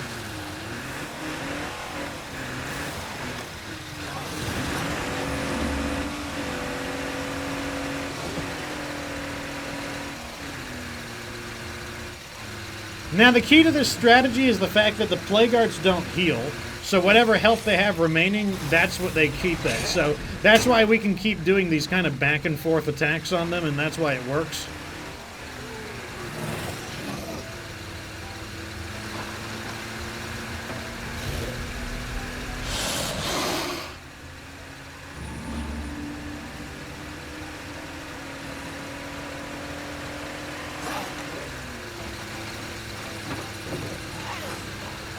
You should add the speed upgrade, Thomas. Add the engine speed upgrade.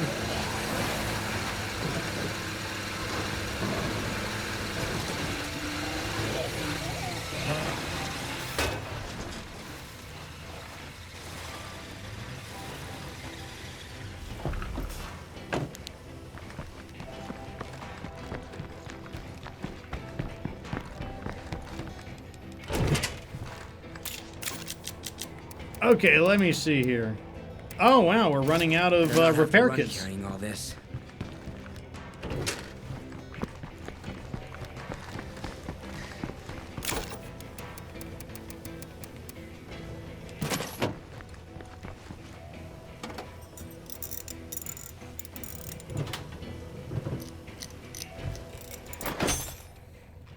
I mean, if we have to sit there and kill the plague guards, then we'll just use like a basically, we'll just use a strategy that kills them very rapidly. Like, this is a slower kill strategy that just allows you to kind of, like, kill the plague guards a little earlier.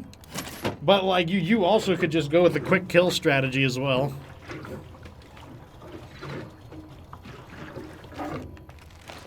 Nothing stops you from doing that. Better not have to run carrying all this. Originally, I didn't want to do this at night, but I'll be honest, I just want to move into a new base, and I'm getting impatient about it.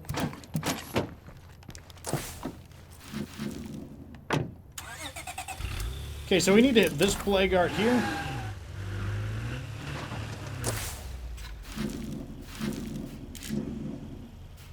Don't know where my follower went. Oh, there she is. Let's go get our follower real fast. I take out the nearest plague heart. This might just Wait, did she just teleport to me? She wasn't here she wasn't here just a moment ago. That was weird.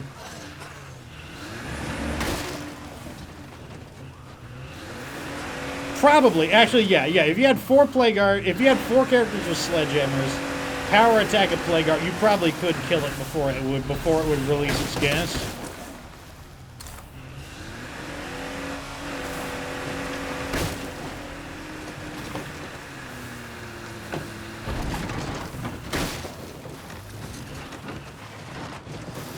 Ray Rega says the only time he uses guns anymore is to kill plague guards.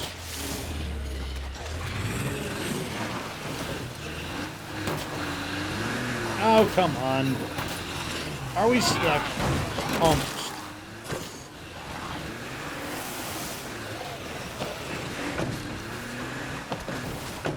There we go. We're free again.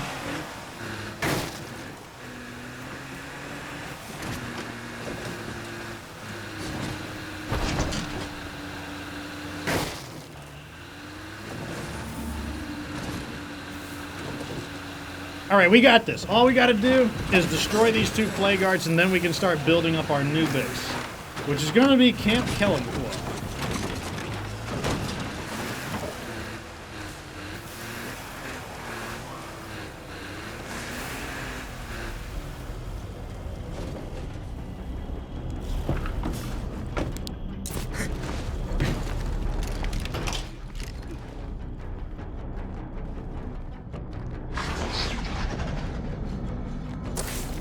Mark the vehicle.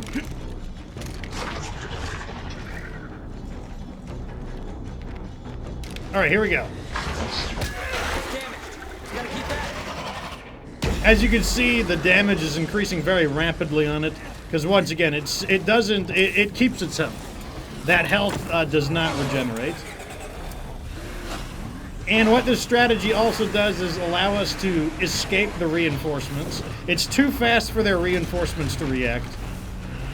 Like, by the time they arrive, we are leaving.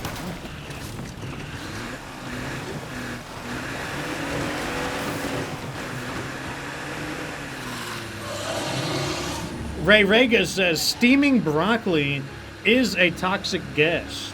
Yeah, steaming any vegetable is a toxic gas.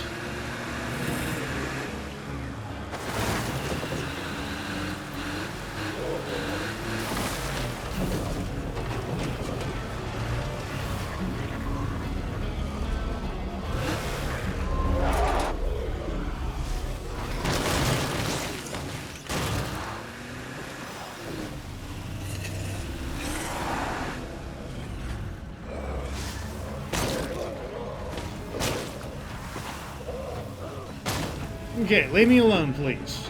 I want to move into my new home, and you guys aren't invited. Oh my god, I just wanted to sample. Beer Cecil, heading out. Thanks for joining the stream, good sir. Okay, alright, we got this. Time for a close encounter. Oh, respawns. That's not nice. I don't want respawns. Better make it stay down. Slow down.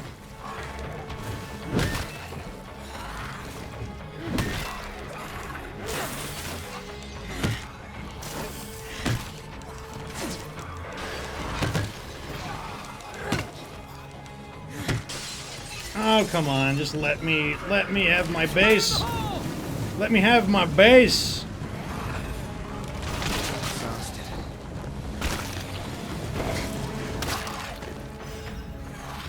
I just want my base.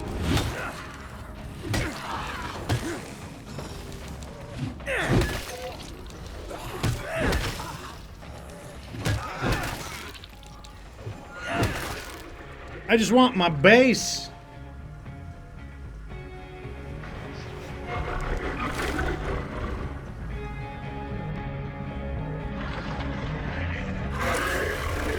How about you let me catch up? There we go. That should mean a lot fewer plague zombies in this area. Okay, one more to do.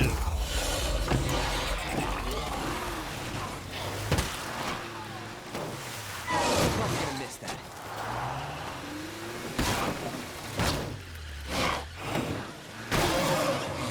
Okay, got the feral off.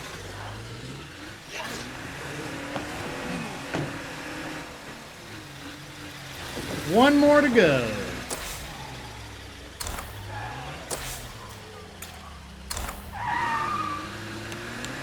And I'm pretty sure it's this one.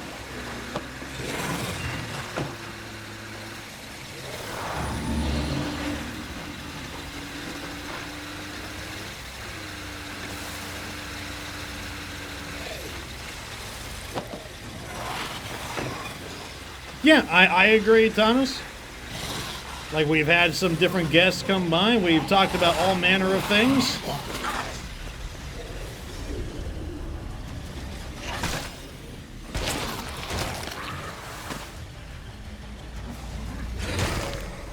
And then I'm going to move into a new base. So that means we're actually making progress again.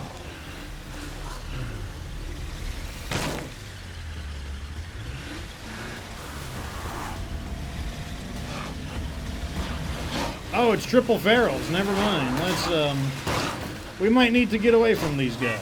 Let's lure them away.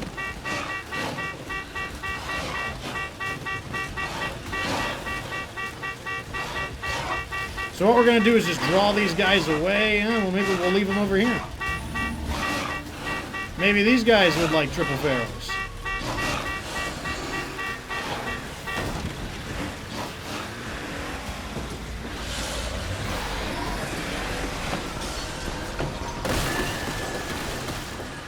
Perfect.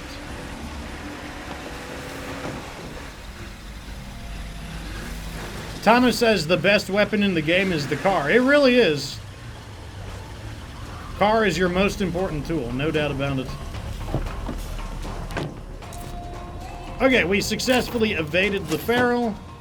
Repair. Uh-oh, we got respawns. I guess I shouldn't have been surprised.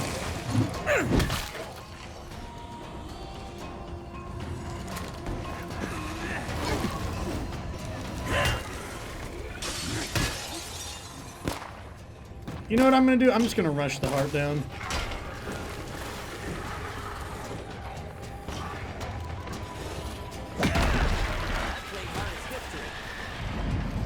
It's not easy. That's how we take this town back. Okay, did that clear it? Oh no, I destroyed the wrong one. Darn. I was wondering if that was the wrong one. Okay, so we're going to extend this a little longer. We got to go and make more repair kits. Oh well.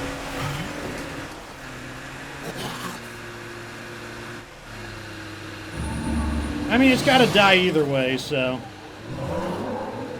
it's not that big a deal. We'd have to kill it one way or the other.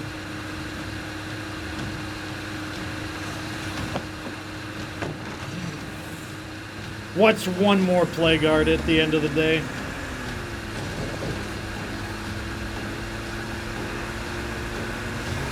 I mean, like, so Thomas says that now we have emojis for it. I'm like, I don't know. I mean, like, we have to kill the plague guards one way or the other.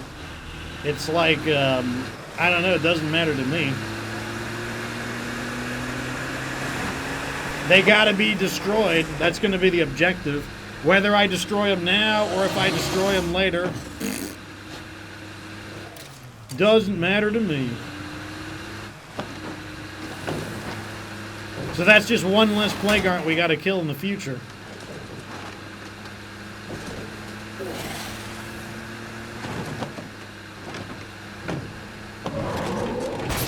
I mean, I don't think it's either. It's just like, I don't know. I think people are making it like, oh God, you killed the wrong plague. I don't know. Like, I didn't know it was that. Is it that big of a deal? Like, oh no, Fox killed the wrong plague guard. Like, I'm surprised you guys are like, wow, you killed the. I'm just like, I don't know. Like, what's one more plague guard?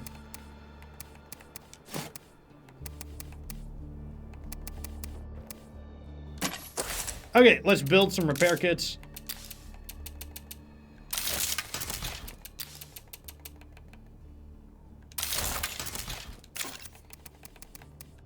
Going far with all this. Thomas says they said we're just being menaces. I'm like, I don't know about that now.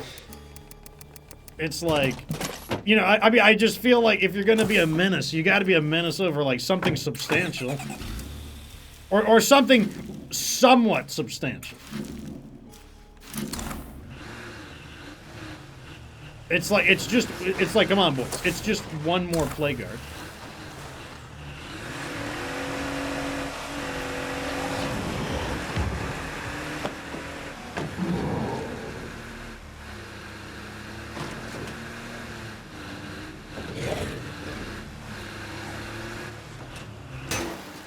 Better stay on my toes while I'm in plague territory. All right, here we go.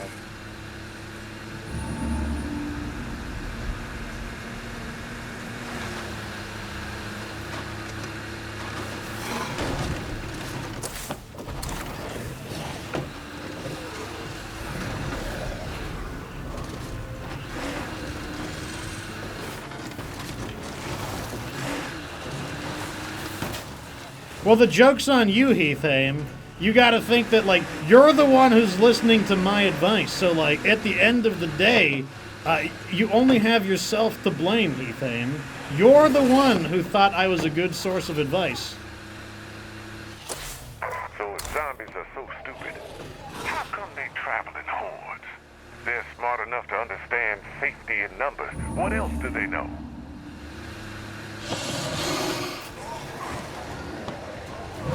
This one might even be an easier plague heart to take out if we can get those triple ferals away. Because we've got an ally right next door, we can just lure the additional zombies to them. Like they're right next door to it.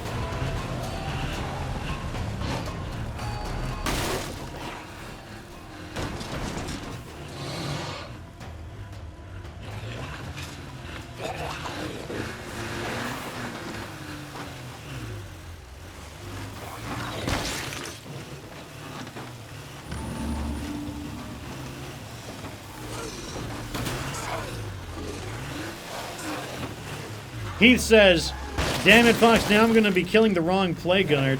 I mean, are you really, though? I mean, you have to kill them all one way or the other. Like, is there really a wrong plague guard when you need to kill them all at the end of the day one way or the other?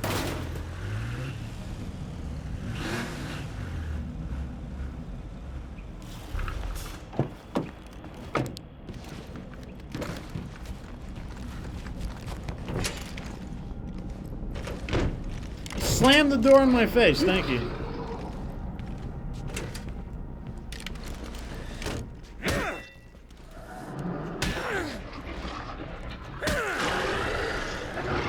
Thomas says, why can't I just spawn in an Atlas? Yeah, it's, I mean, anyway, even a locust would do the job.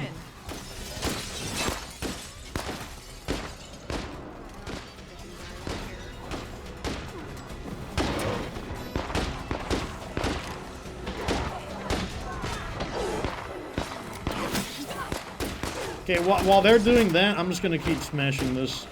I hope they don't mind. Or maybe not. I've got a bunch of jerks here. Unbelievable.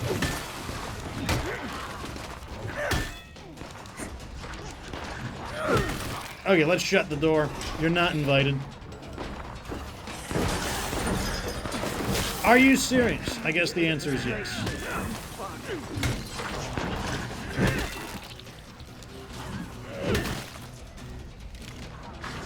Okay, here we go.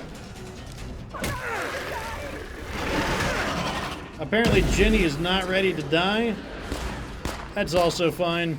If she would follow me, she wouldn't die. That's too much to ask for, though, apparently.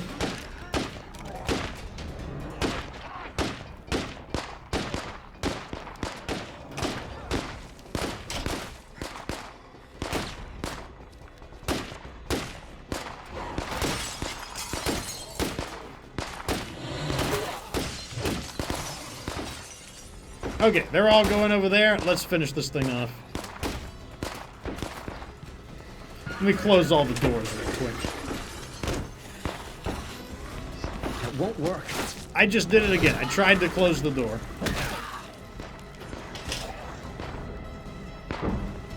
Smash.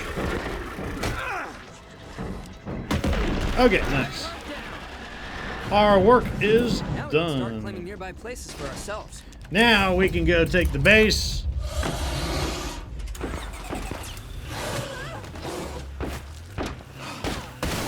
Time to see if What's-Her-Face can make it home. Apparently she's pretty battered, but, you know, we'll see. Alright, so we have cleared the base, and now we can go claim this one. Oh, I gotta clear the base as well. I forgot about that. It's always simple. Didn't want to do it at nighttime, but, you know, did it anyways. That's what happens when Fox gets impatient.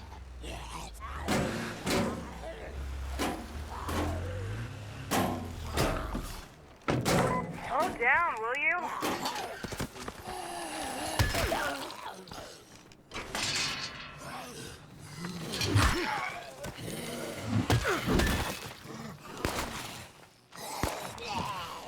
Really? Was there nothing there? Oh, she shot the enemy, and I thought there was an enemy there still. I see what happened.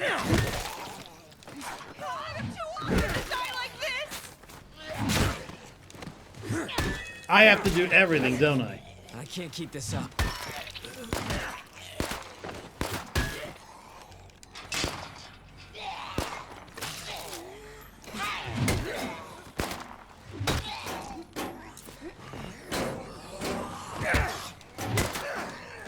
Yeah, let's just bring every zombie in the world here. That's fine. I mean, we gotta clear this out one way or the other. That's a bit of a fixer-upper, but I could maybe get to like this place.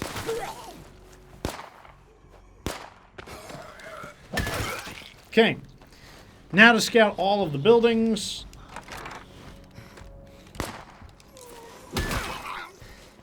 Execute any zombies who are still here.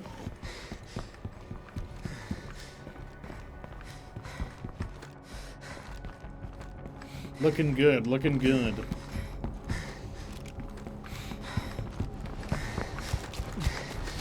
I need a rest. Look at Powerhouse racing up to the top. Already 4 stars, pretty nice. Now to check the cabins. Locked. Looking good, looking good.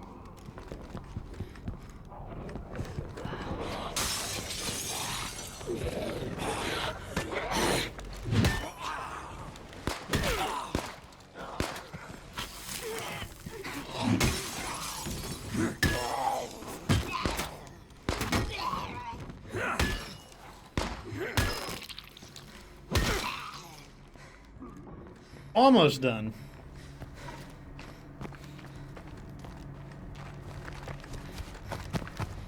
Next cabin. And of course, every building is locked.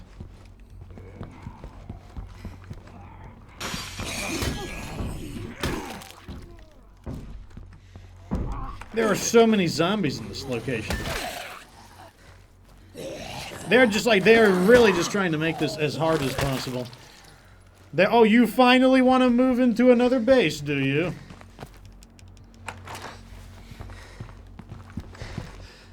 Seems like there's always a couple more left. And even then, after all those zombies we killed, there's still a few remaining.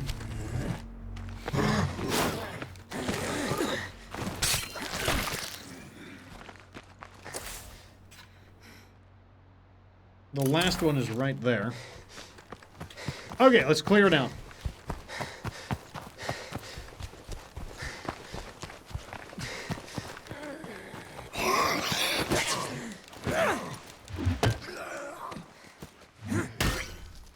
Clear.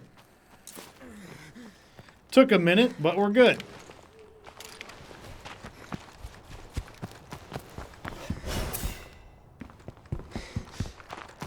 Look at Powerhouse leveling up. Okay, it's got to be in this building. This is the main building. Okay, finally. This is it. We can finally move into another base. Welcome to Camp Kelenqua, everybody.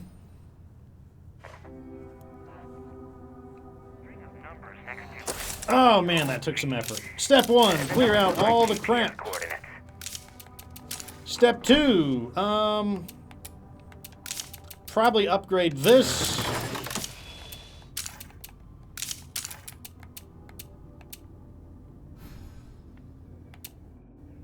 Let's wait until they remove these before I decide where our facilities and whatnot are going to go. Both of our vehicles came with us, so we should be able to construct everything in the base pretty nicely.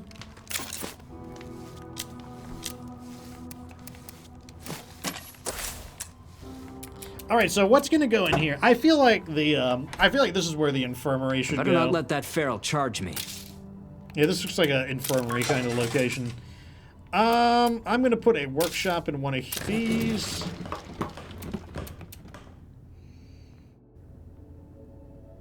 And I'm going to put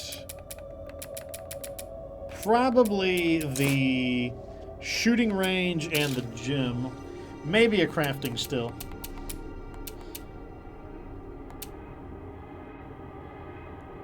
We need more labor, though. That's what we're currently running out of.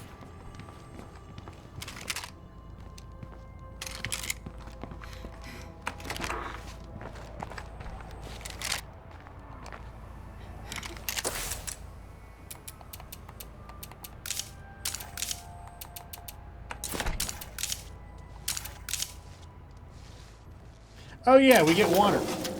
I don't know if that matters. I think we already had water, but... This place is really starting to come together.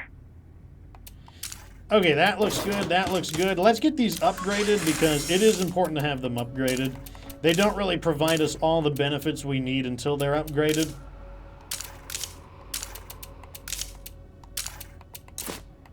The good news is that we don't have to rebuild the command center. That stays at level 3, so that saves us a lot of time.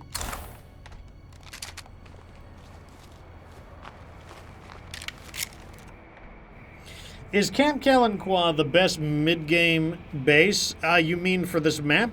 I would say it probably is for this map, yeah. It's not the best mid-game base in the entire game, though. That would probably be Weston Builder Supply.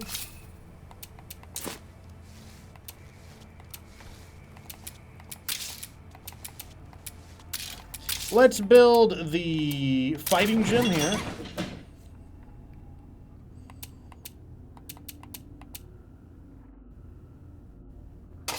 Done. Let's build the shooting range there. Alright, the base is quickly coming underway. I love to see that. And now we can change characters. We'll let him rest and heal. He has done his job. We did what we needed to do. We got a character that has Powerhouse, and as you can see, with Powerhouse and a vehicle, we are able to tear up some plague arts, which is exactly why I was waiting to get that particular skill. With the damn zombies would make me sick. In the meantime, let's go ahead and play as, I don't know, somebody. Oh, people have fighting skill. Endurance in close combat. I will hang on to. I want to find out what his cardio is. Let me run this guy around and get his cardio while we're building. The bloater looks ready to pop. Nice, nice, nice. Backpacking and marathon. Backpacking and close combat, I guess.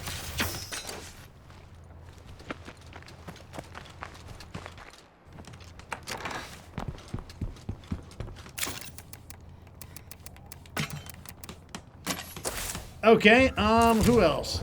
I'm looking for more people who could potentially be a powerhouse. I better get help. And it looks like no one, so let's just work on leveling people standing up. You still working on that thing? What thing? We can stay noisy or we can stay safe. Not both. Don't do anything stupid before I get there. Oh, we got objectives. They've been growing right underneath my nose. It's all good though. We can fix this.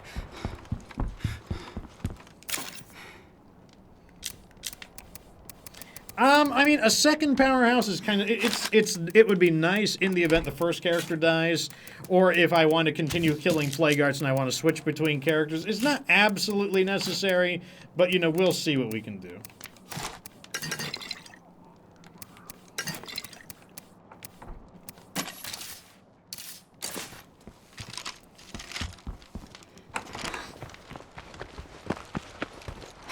What we do want to do is get this, we've got an infestation we need to get under control. Yeah, I'll be careful. Okay, so that one is done. Let's get you upgraded.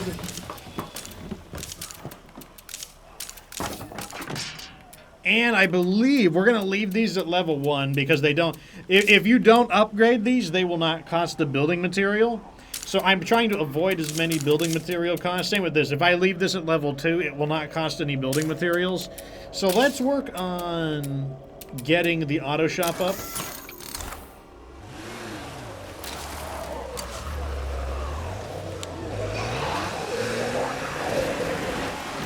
I spy a screamer. Now that we're in this Take out base, the we can nearest plague actually heart, make this some might just big clear up. progress because we're going to be able to get the lounge, and the lounge will train up the rest of our skills, meaning we won't have to have our characters run around to see if they can become powerhouses. Plus, we're going to be able to get all of our health benefits from fighting and all of our stamina benefits from cardio, as well as level up any of our 5th skills without actually having to spend any resources to do it. So overall, and then it's also going to fix all of our morale problems, so that's going to be a really big win. And then, of course, you know, we're going to want the auto shop in order to build, in order to upgrade this into the, well, I forget the name of the upgraded version of this vehicle. The Wichita ES. We're going to use that to build the Wichita ES.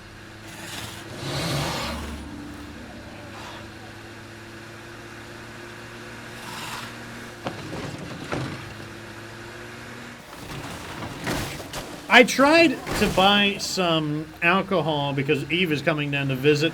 Unfortunately, they rejected my ID because I guess my phone doesn't take a good enough high-resolution image, and as a result, they were like, well, we can't verify your age, so blah, blah, blah, blah.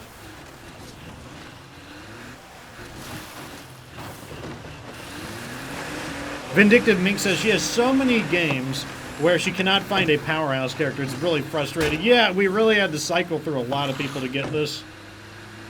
No doubt about it. And it is quite frustrating, I agree.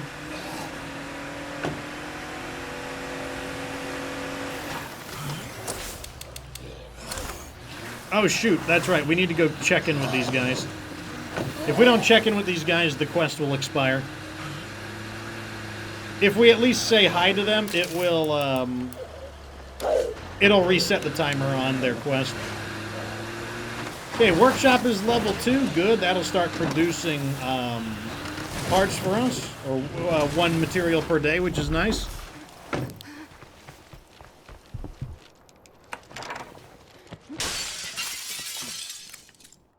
I knew you'd agree. This one's dangerous.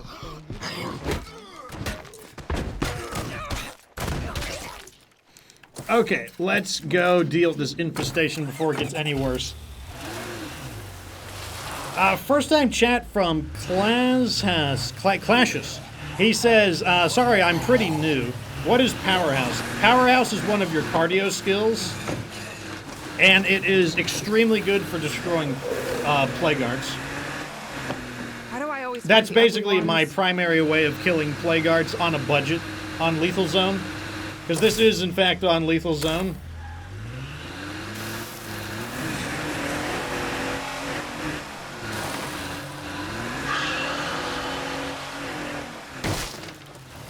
Alright, let's see if we can do something about this infestation in a way that isn't super frustrating. Step 1, deal with this nosy guy. Okay, so it looks like they're banging on the door. That's perfect. Eventually, that means they will break the door open. And when they break the door open, I can just throw in a firecracker, and that should lure all of them into a cluster, and then hopefully I can burn them all in one go. So here, I'll show you what. Now that I'm safe, I can talk about Powerhouse more. So here's Powerhouse right here. The most important thing it does is, if you look down at the bottom, it says hold X to power hit with a heavy weapon. Power hit with a heavy weapon does a lot of damage to plague guards.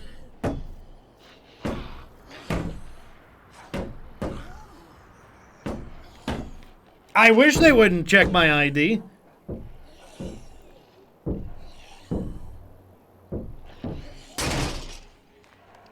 Okay, here we go. So now what I'm going to do is just throw some firecrackers out.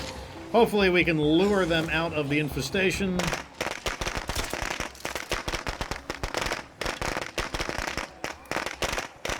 Yep, come on out, guys. No need to stay all bunched up in there. Stay all bunched up out here. There's one of these screamers. I'm just going to toss it now so I can burn the majority of them. Maybe they will catch the other screamer on fire. There we go. He's going to scream in reaction to his ally dying. Silence him.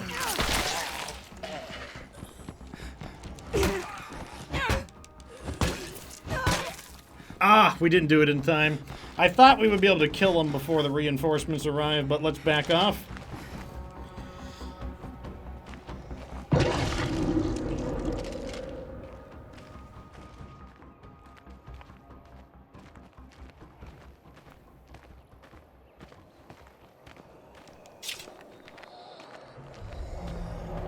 Nothing here. Let's hope the next one's a winner. Oh, come on. Out of practice with the crossbow. Okay, so 3 more zombies wandered in, preventing us from clearing this one immediately, unfortunately.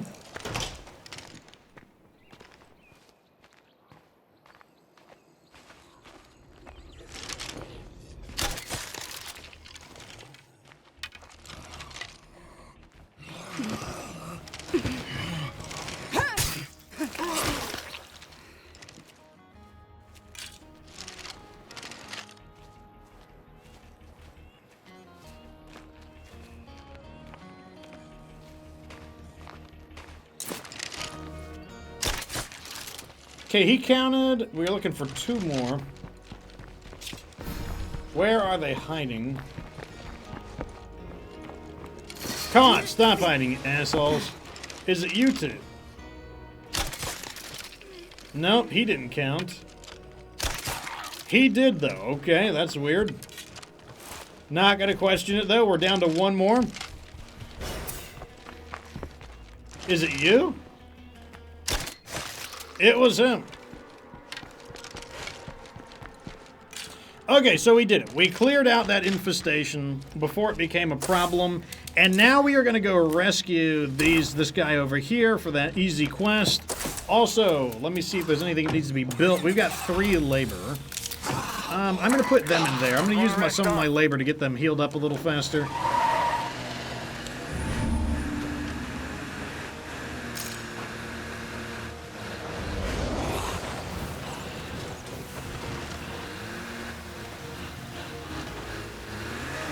Evie says the day they stop IDing her, she'll just crawl into a grave.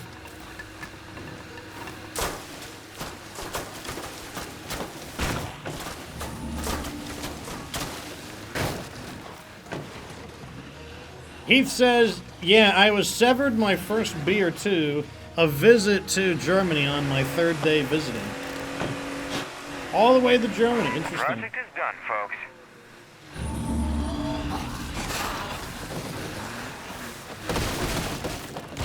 Goodbye, Screamer. Cossitus says that he got fully wiped out in Lethal Zone. Yeah, well, I mean, it does live up to its name. It is pretty deadly. Really? I feel even worse than I look. I mean, I've been playing the game at the maximum difficulty for basically 5 years, so, you know, a lot of this is just kind of routine to me. Okay, no Zeds around, but we can't secure the place with a plague heart close by. Cheeky says that she only has shit beers at work. I am not a beer expert, but I am guessing it's stuff like Natural Ice. Natural Ice is probably the most shit tier of beers I can think of off the top of my head. Alright, we rescued her. Yeah, I bet it's Natural Ice. Is it Natural Ice, Cheeky?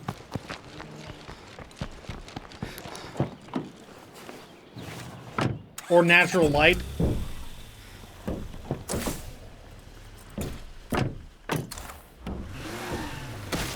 First time chat from CK3CF. He says you should try a good beer from Quebec or Canada. I like how Quebec is like separated from Canada. Microbrasseries. I feel like myself again. Time to make moves. What is your lowest beer, Cheeky?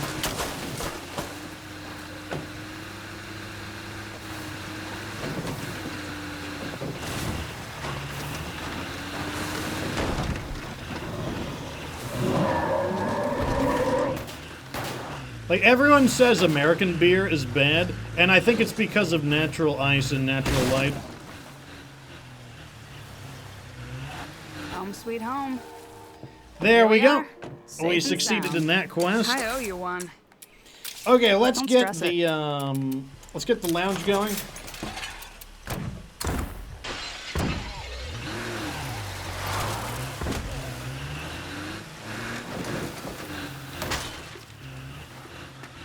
I do not want to know what makes plague territory smell this bad.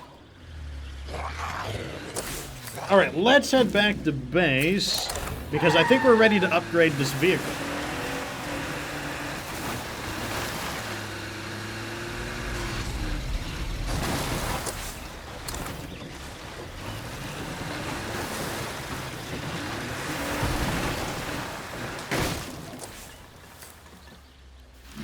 Yeah, right this way.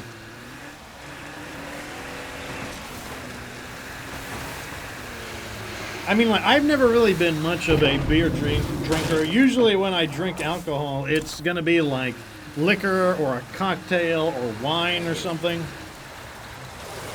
So, like, I really don't know anything about beer specifically.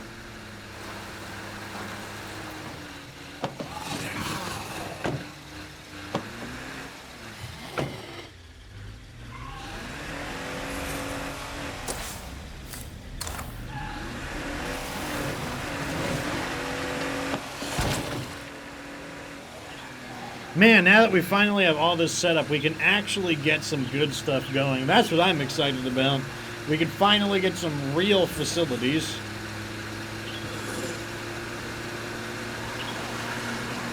I mean, you guys are naming, like, Bush and Coors and stuff like that. Like, what, like, Miller? But nothing... Is there something worse than Natural Ice and Natural Light?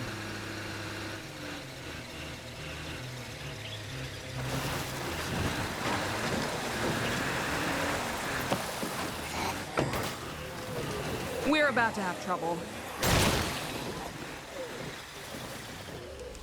Okay. Now we gotta squish these guys real quick. That's fine.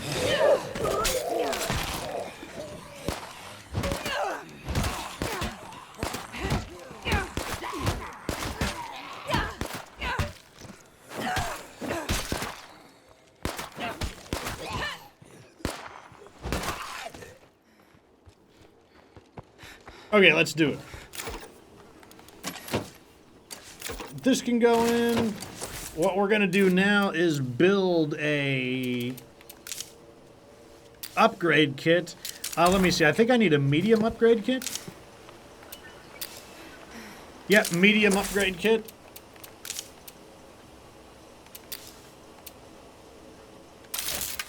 And now we can upgrade. Boom! Check out the wheels I just put together. That's what I'm talking about. Look at that. Now we have an actually good vehicle. This is the Wichita ES, more heavily armored and with an impressive storage capacity of 7. Well, very nice.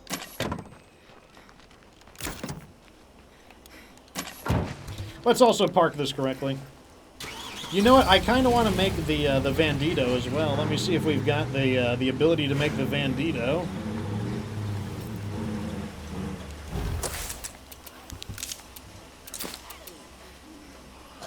Yep, we can make the Vandito. There we go. We have upgraded all of our vehicles. Oh, I need a medic.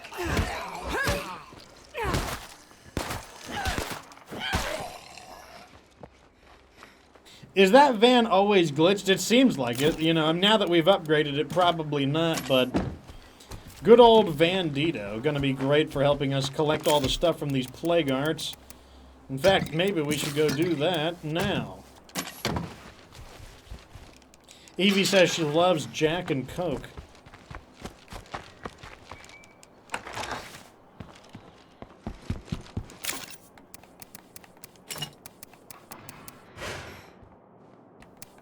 I need more room, so I'm actually going to drop some of this so that we can go loot those plague arts real quick. In order to loot these plague arts, you know, in an efficient manner, I do need to have 8 inventory slots empty. A little risky, but, You know, those plague hearts aren't going to shred themselves. I just killed 3 of them. Well, that was noisy.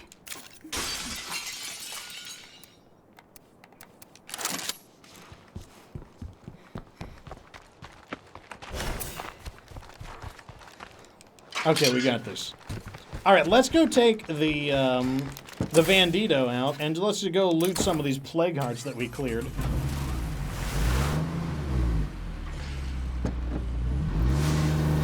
So in the update, this vehicle is going to have a lot more cargo capacity, like Floaters. 15. Skunks It's of going to the be a Zed ton. world. Do I have a favorite gun? One thing I've learned on Lethal Zone is that guns kind of stink. Did I unload the Bandito? No, I did not. It is still full of junk.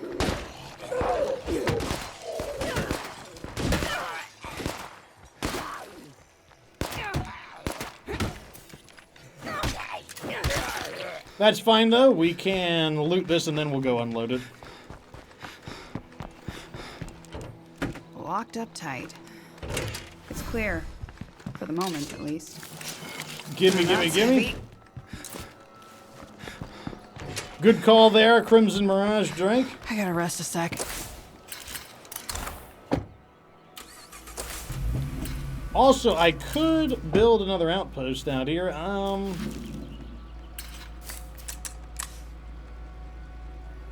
Yeah, let's turn this into an outpost.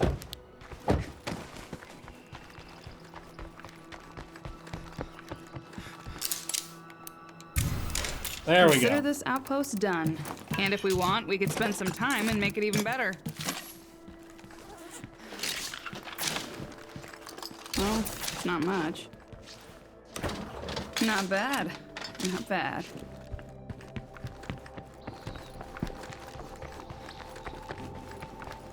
Throw it in.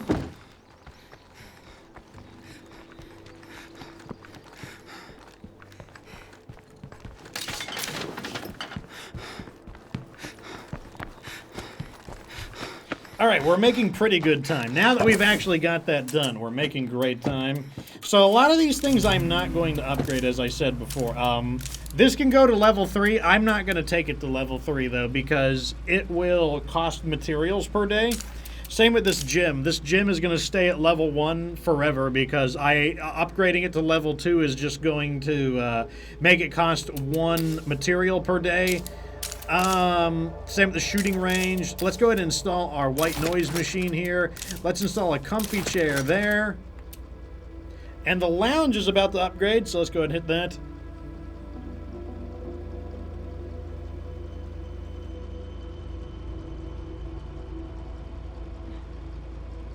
Cheeky says that college girls love Jack.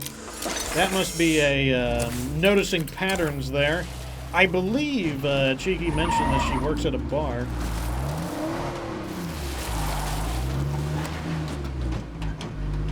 I mean, the last drink I remember having was better get help. some kind of cocktail over at Epcot where, like, I don't know, it sounds like they may have put a little too much in because I was not walking very well after drinking it.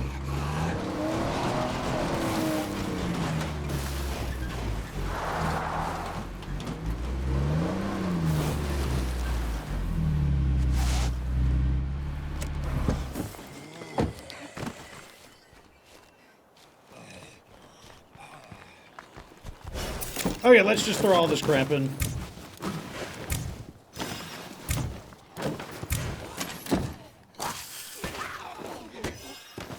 Yep, I'm still the best.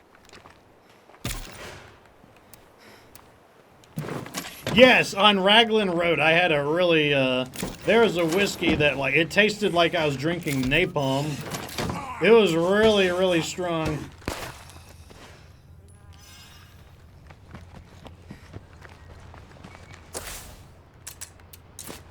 Okay, that is going to be leveled up. Oh, whoa, I didn't mean to do that. Whoops. We will upgrade this.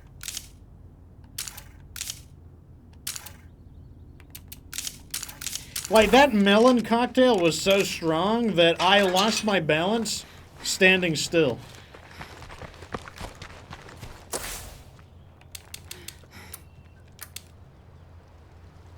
Oh, we were going to get the rest of it.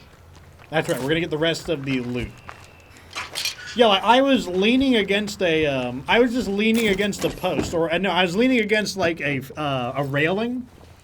So it was a very secure railing, and I lost my balance leaning on a railing after drinking that melon.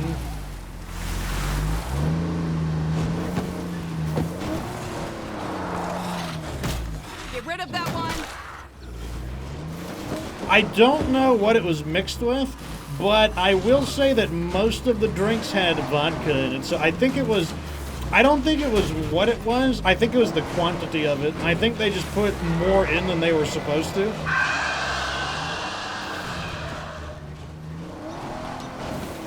Because, like, I just think they were just... I feel like it was just more vodka than melon juice. Smart.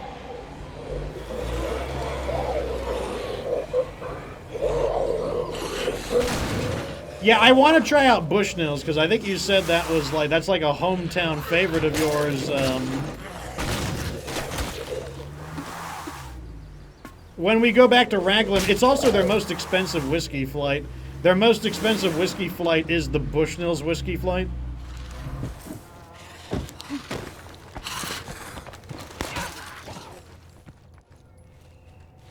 Looks like nobody else is home. But with a play card around, that won't last. Like, tell me, look up the menu and do they have Bushnell's 25 on the whiskey flight? Not gonna fit. That's interesting. I must have carried an extra item on me.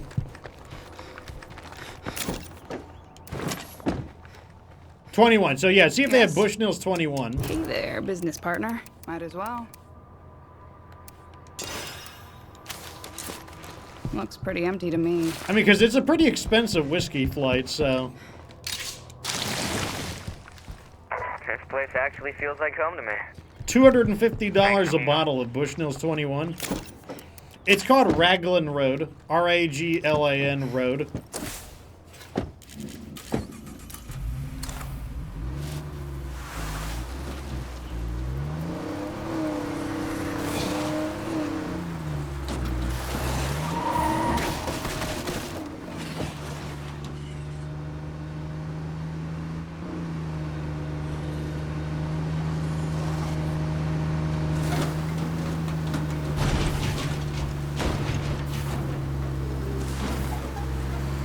So, Thomas, does that mean that we need to turn the Tommy gun into the crab gun now?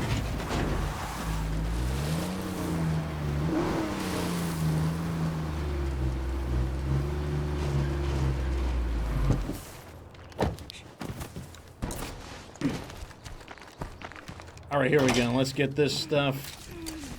Oh, crap. I just realized that I have way too much cargo on me. Let's get down to business. Why not?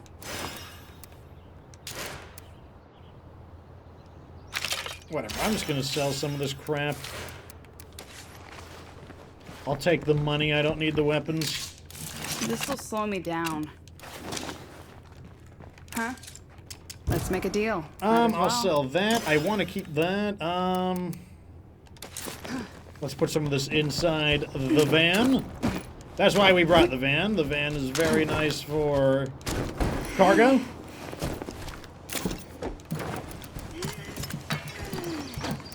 Thanks to its very generous storage.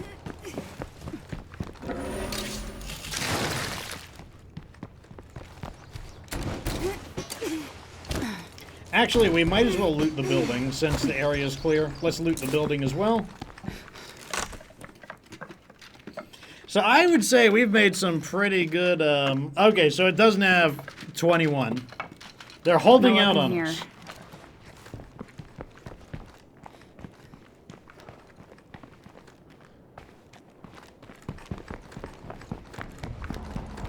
I think they sell Bushnell's 21 as an individual drink that you can order, though.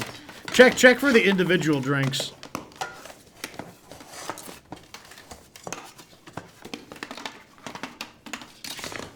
I wonder why they chose 21. Like, is that a lucky number or something? Why not 20? Why not a round number? Or like 25? Why 21? Such a strange number.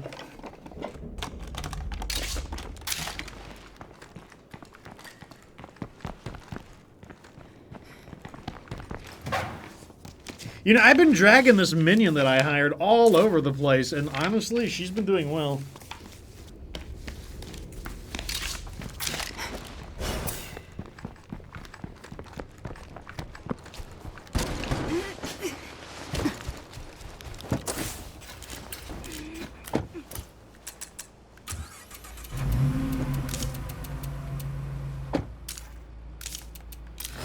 Okay, we can upgrade that.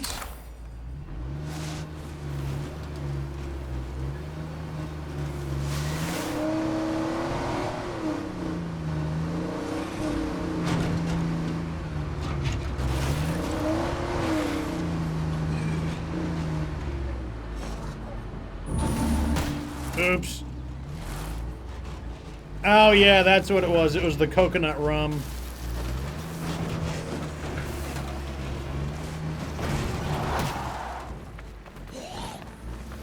I don't know. I think they may have messed with the formula because, like, I think they put snuck a little more rum in there than normal.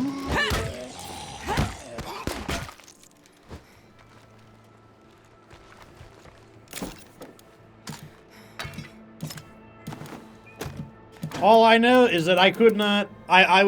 My ability to walk straight forwards was being jeopardized.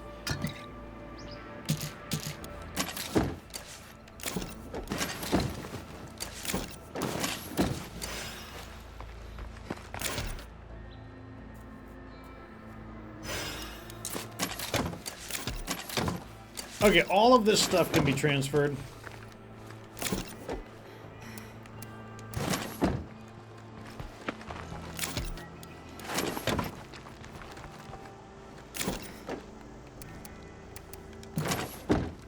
Well, maybe that's. I mean, I went in like a. Just remember, everyone fights. No one quits. I'm pretty sure on that day. No, that was for the Disney. Yeah, that's right. I wore a business casual on the Christmas I do party. not want to let that screamer bring friends. Oh fuck me! That juggernaut's got the plague. A juggernaut. Well, while they're fighting them, let's go somewhere else. Goddamn zombies! Places, people! Thomas says he hates coconut. I don't have a strong opinion about coconut. Not my favorite. Not the worst. Supposedly it's very good for you, though. From what I understand, coconut is extremely healthy.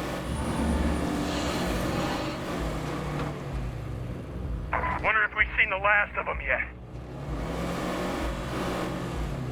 I mean, like, I will cook with coconut oil, but like, I don't like the flavor of it. So like, I typically get refined coconut oil where the flavor has been removed.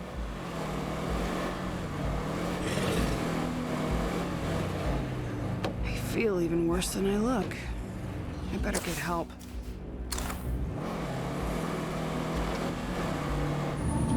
Okay, so let me see if there's anyone that we can shut down. Fight Club. Roadside. Jogging Buddies.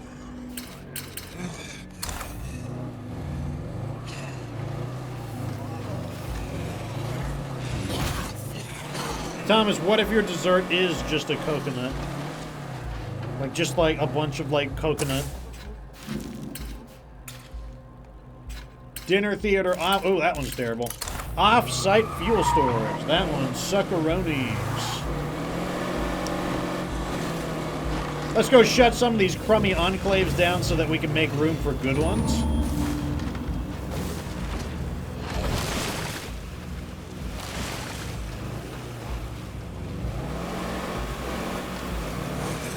Clasher says the shaved coconut stuff they use in baking is so gross. Yeah, it's a lot of coconut. Coconut is a really powerful flavor.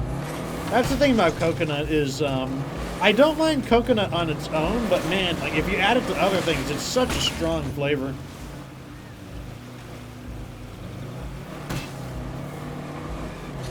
The main thing though is, like I said, apparently coconut's really good for you, so if you want a cooking oil, get refined coconut oil. Look how fast this vehicle is. We're just like racing across the map now.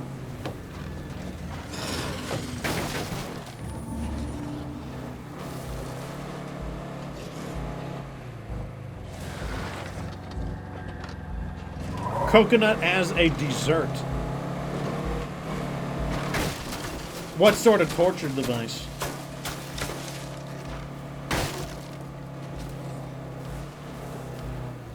juggernaut. What if your laboratory, Thomas, decides to like switch off of cancer and decide to discover the like the mysteries of coconut?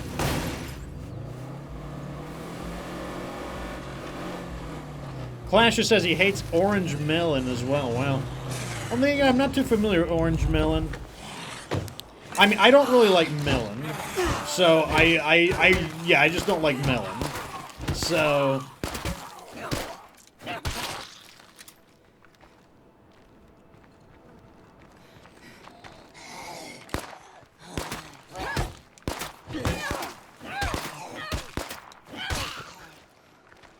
Don't just stand out there in the cold. Get your ass in here. Okay, we got room for more. So let's see. Hey, First, let's you. see what they got for sale. So what do we got today? Sure. Nothing I want, really. Hey. Alright, so who are we gonna... Driving. Now there's a soul I was hoping to see. No skill. Maybe we can pick up another driver. Hey, yo! And mechanics. Okay, let's see what we've got. Auto mechanic, recycling, utilities. Man, it sucks that he's a utilities guy. Making coffee, hygiene. We got one driver. Man, you guys have a lot of really crap traits. I'm not gonna lie. A lot of you guys really, really stink. Hey, yo! I'm gonna take the Take driver. care. Seriously. Hey. Welcome a aboard. friendly face. If you want to survive, you need to ditch your friends and join us. Stay alive, all right? Okay, I don't know if I can just immediately get rid of her, unfortunately. Oh, she stinks. Huh? She's bad. See you soon, I hope. She's not good.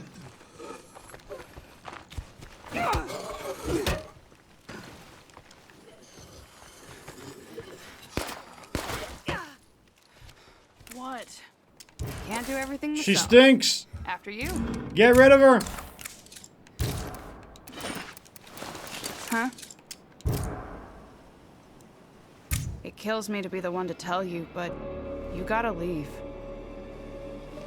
You know, I didn't think I could dislike you anymore, and yet... Okay, that's her. Overflow Barracks. That one also stinks. Let's clean them out. Let's also see if we can call a new Look, you don't enclave keep at this in. until someone answers. I am exactly that annoying, so speak up already. Hello.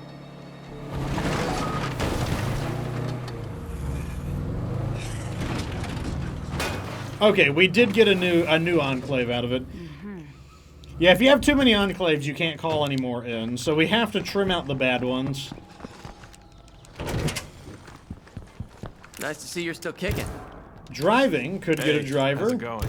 Sewing. Good to see you. Movie trivia. Let's try Nice to see you're driver. still kicking. What's new, buddy? We've got enough room for you, but just All right, so what are your stats? Benjamin. Oh, he stinks. He stinks. You talking to me? What do you want? Get him out of here. It kills me to be the one to tell you, but you gotta leave. And after everything we've been through. Shit. We haven't. What have we been through? What are you talking about? Rooftop sniping. Let's get rid of you guys. If I take out the nearest plague heart, this might just clear up.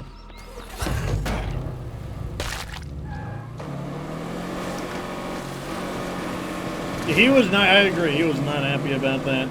I was not happy with how crap he was, though. Like, look, I've got a halfway decent base. I can afford to be picky now. I've got a halfway decent base, and I've got a powerhouse character. I can afford to be picky.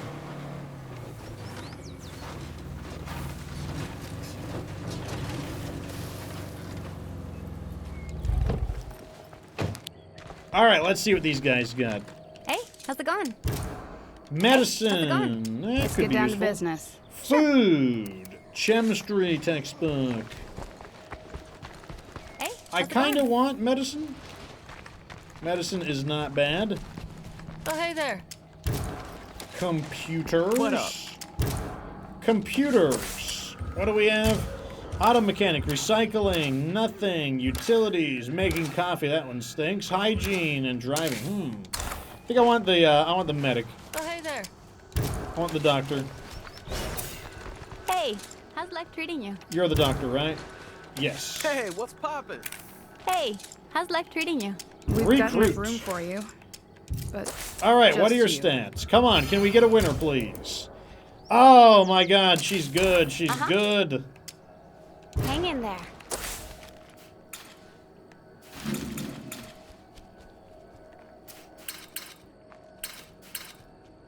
Okay, that's everybody.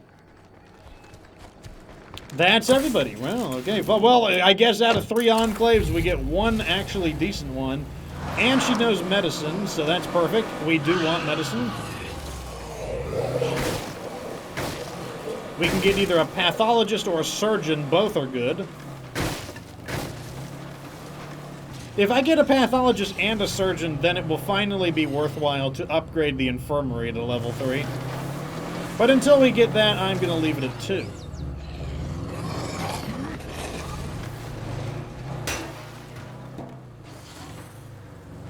Fox, did you give big doe eyes to people at Epcot? No, but like, I'm just described as like a halfway decent looking guy. Like, people love my like long, beautiful hair, so I think people just give me better service.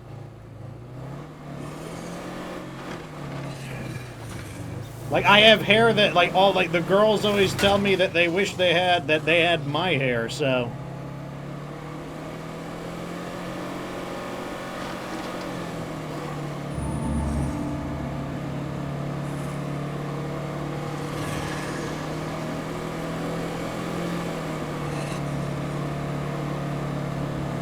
Like, I have hair that's like, it's hard to describe. It's like, it's kind of, it's somewhere in between wavy and straight. Well, I'm not anyone. Like, there are people in the chat that know what I look like. Like, isn't that right, Jennifer? Like, you know, will Jennifer tell everyone that, like, that she knows that I have really nice hair? Same with Evie. Like, Evie, you know I have really nice hair. Hey, look at us. We're alive. And Destiny. Destiny will tell you, assuming she's still in the chat. We've run out of places to keep our stuff. Where is this? Okay, that's looking good.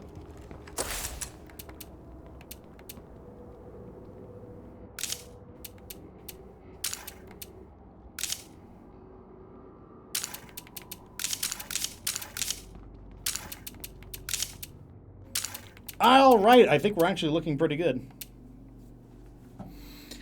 Yeah, people are like, oh, he could be anybody. I mean, I am a very specific somebody, and there are some people in the chat who know me.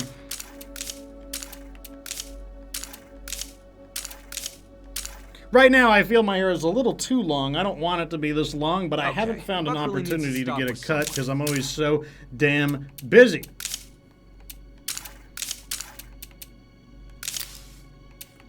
Okay, so he is getting treated for blood plague. That's all fine, fine. I think we're looking pretty good. Let's look at our losses. We're losing, there's gotta be some people I want to kick out. Like, you stink. I don't want you.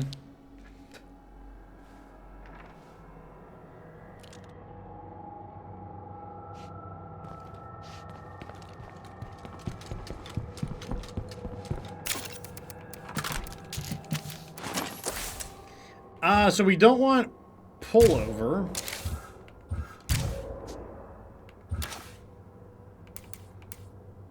She's okay-ish. He's pretty good. He can stay.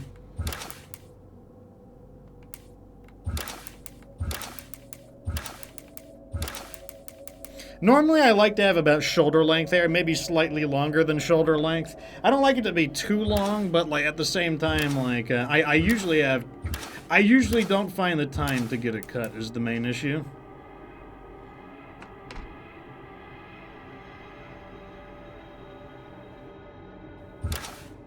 I guess it's just pullover who's getting kicked out.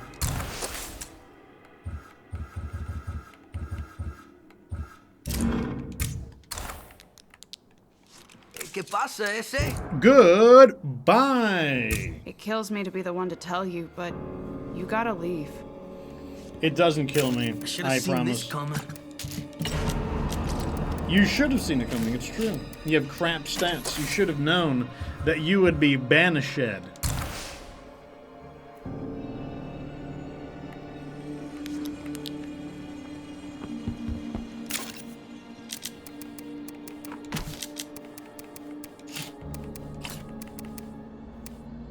Hello out there. I have some goodies to trade straight from Trumbull Valley. Straight from Trumbull Valley, that's what's important. It came from Trumbull Valley, that means it's good, I guess.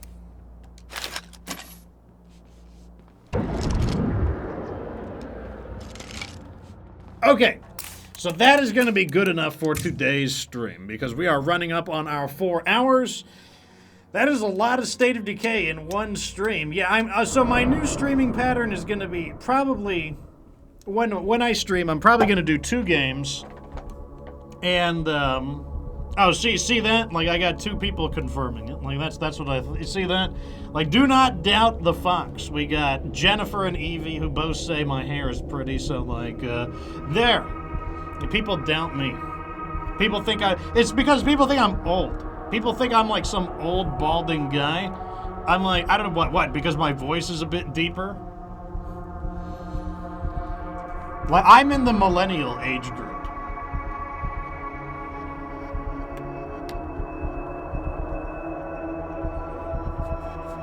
Anyways, as I was saying, so, yeah, I don't suffer from any male pattern baldness. I believe it is my mom's thing. I believe my mom, I believe I inherited my mom's, what do you call it, genetics.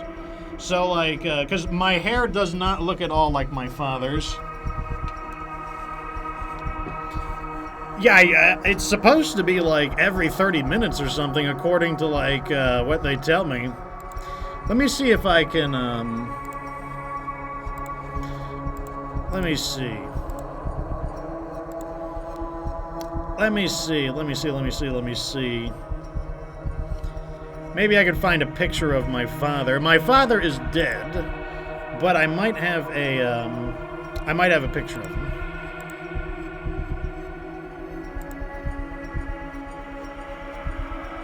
Maybe.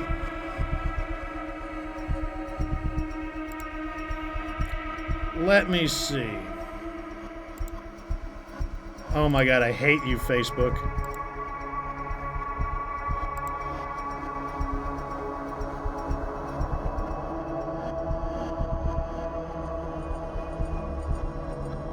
Where is my dad at?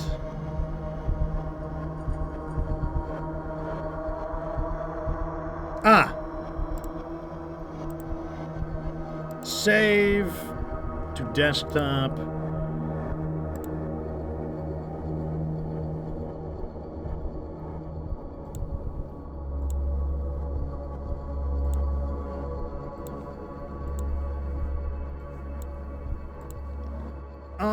Where is my Photoshop at? Because I don't want to dox my father.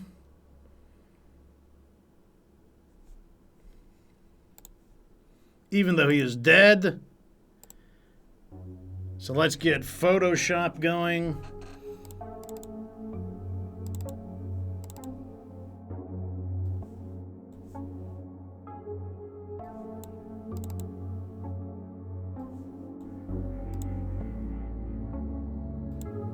Open.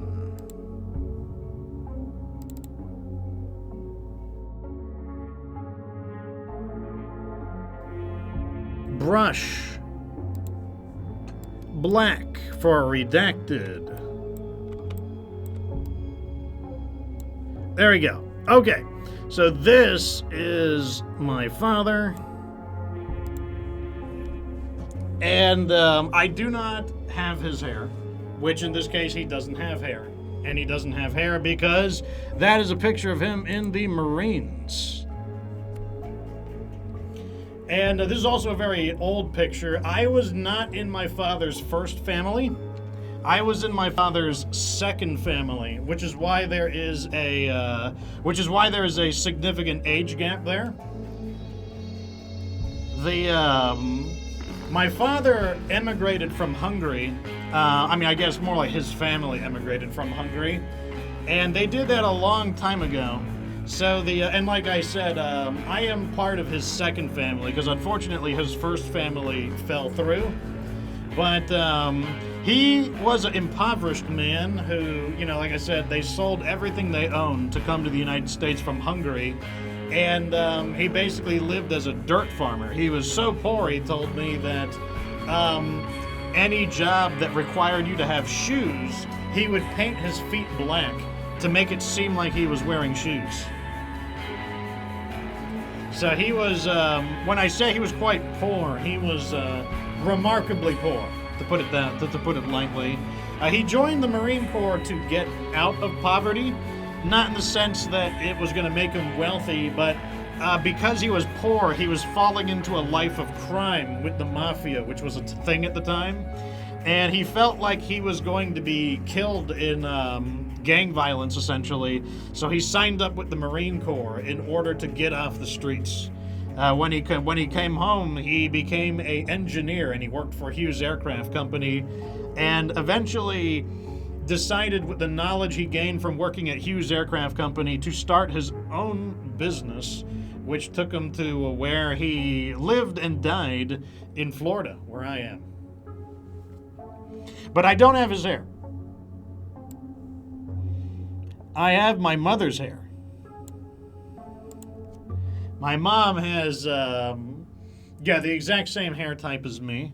Like long black, long jet black hair.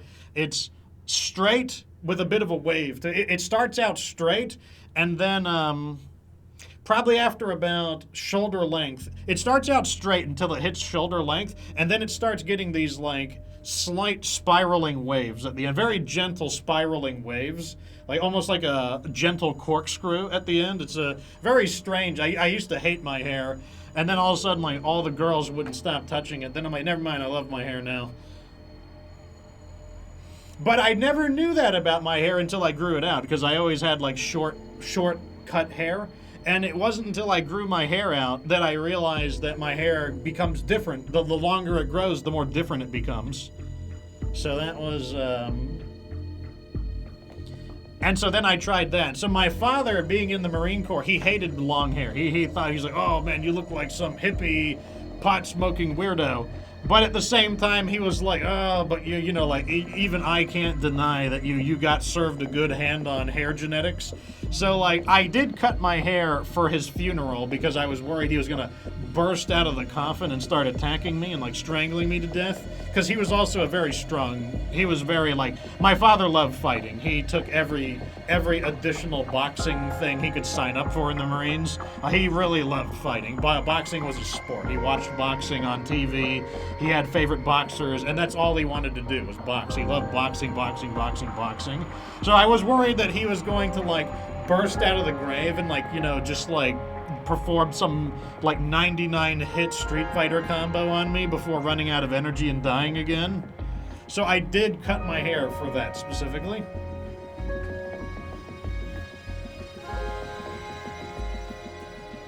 He did try to teach me boxing. Like, my father wanted me to learn to become a street fighter as well, but my mother didn't like that idea, so she intervened and didn't allow him to do it. Because like I said, if there's one thing I can say about my dad is he loved fighting. You wouldn't guess it because... You wouldn't guess it by looking at him. Because my father's a pretty easygoing guy, but God, does he love fighting.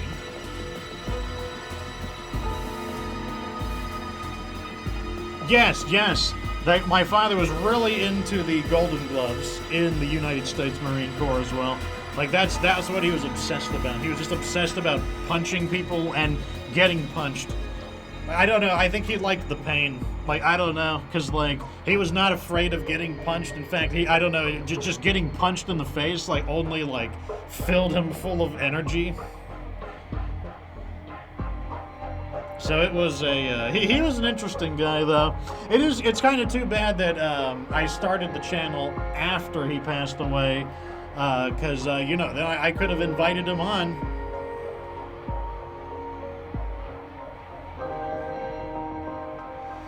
But, yeah, so there, you get a little bit of knowledge about my father. Anyways, I am going to end things here. So remember, if you miss any of the episodes, all you gotta do is scroll down and go to the VODs channel. VODs, that is where you will find all of the old episodes. So right here, you can see this is the old Sons of the Forest. Sons of the Forest is done for now. Now that I've, you know, like, I know that Sons of the Forest kind of took over State of Decay for a little bit, but it is done for now. And when they do an update, I might do 1 or 2 episodes of it, but it's the lion's share of Sons of the Forest is done. And you can find here, I do give all of them thumbnails, and I color code them and give them episode numbers so you know what you're looking for. So, like, this is the vanilla, no DLC gameplay. If you want to see my infestation adventure, which is what made me grumpy with the game, this is what the thumbnail you're looking for. It's the one with the Greek letter B for beta, and then all of the infestations on it, and then it has the yellow and purple border. And then even before that, you can find my no pyro launcher, no impaler playthrough, which has the dead fox with the crossed out items, and then it has like a burnished gold border.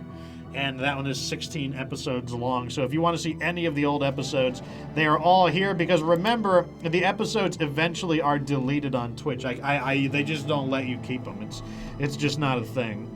Now remember also, I've got about 4 years of State of Decay content on my primary YouTube channel, so you can find it there. And if you'd like to become a part of my community has people who play State of Decay. There are people who like to play Daybreak. If you're having trouble with Daybreak, you might be able to find some people there. Even one person who knows how to play Daybreak is capable of carrying you to victory. There's also modders, and you know, the modders can just kind of like instantly unlock everything and, you know, give you like 99,999 points. Depends on whichever way you prefer to do it. If you want to do it legit without, like, you know, cheating basically, or if you just want to get the crap because you don't want to deal with the hassle, I know people either way that can assist with that. And then of course you can also find me on Instagram, on Facebook, on Twitter, and on TikTok, where I make more content. Over here, this is how you know when I'm streaming next. So tomorrow, starting at 12 p.m., that is my time, which is Eastern time, GMT -5. First, it will be Mech Warrior tomorrow, and then it'll be 7 Days to Die. That is what... that is going to be a thing. So Cheeky BB asked, no more Evie torture? I mean, maybe we will torture her when... maybe we'll torture her when an update comes out. Like, I have my ways. I can twist her arm and get her to come in. Like, I will, like, I will bribe her with, like, some Mickey Mouse ears that she doesn't have or something. Like, I know her. I know what motivates her. Like, I'll get her a new Mickey Mouse backpack that she doesn't have, or a new set of ears she doesn't have. And then, like, after we do it, then I'll change my... Oh, yeah, I was just joking about that. That's all I gotta do.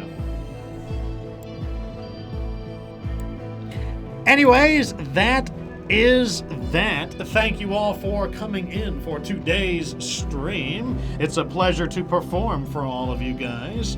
Anyways, follow me on Twitch so you know when I go live next. You can catch me in Discord. Remember, I am in the Discord basically every day. I am in the chat rooms basically every day. I am the #1 guy in the chat rooms. I have been exceeded for chat participation in text chat by Meme Connoisseur.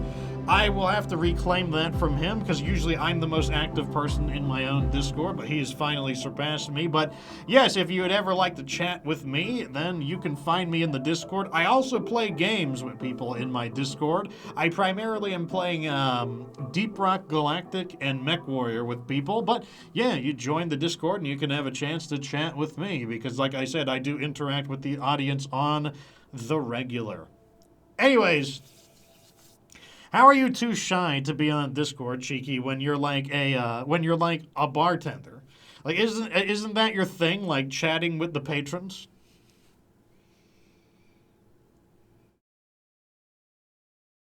Like, it's not even a thing. And on top of that, you can just text chat first. Like, you can do text chat before voice chat. Real people are different than, like, fake people. You would think that fake people would be easier.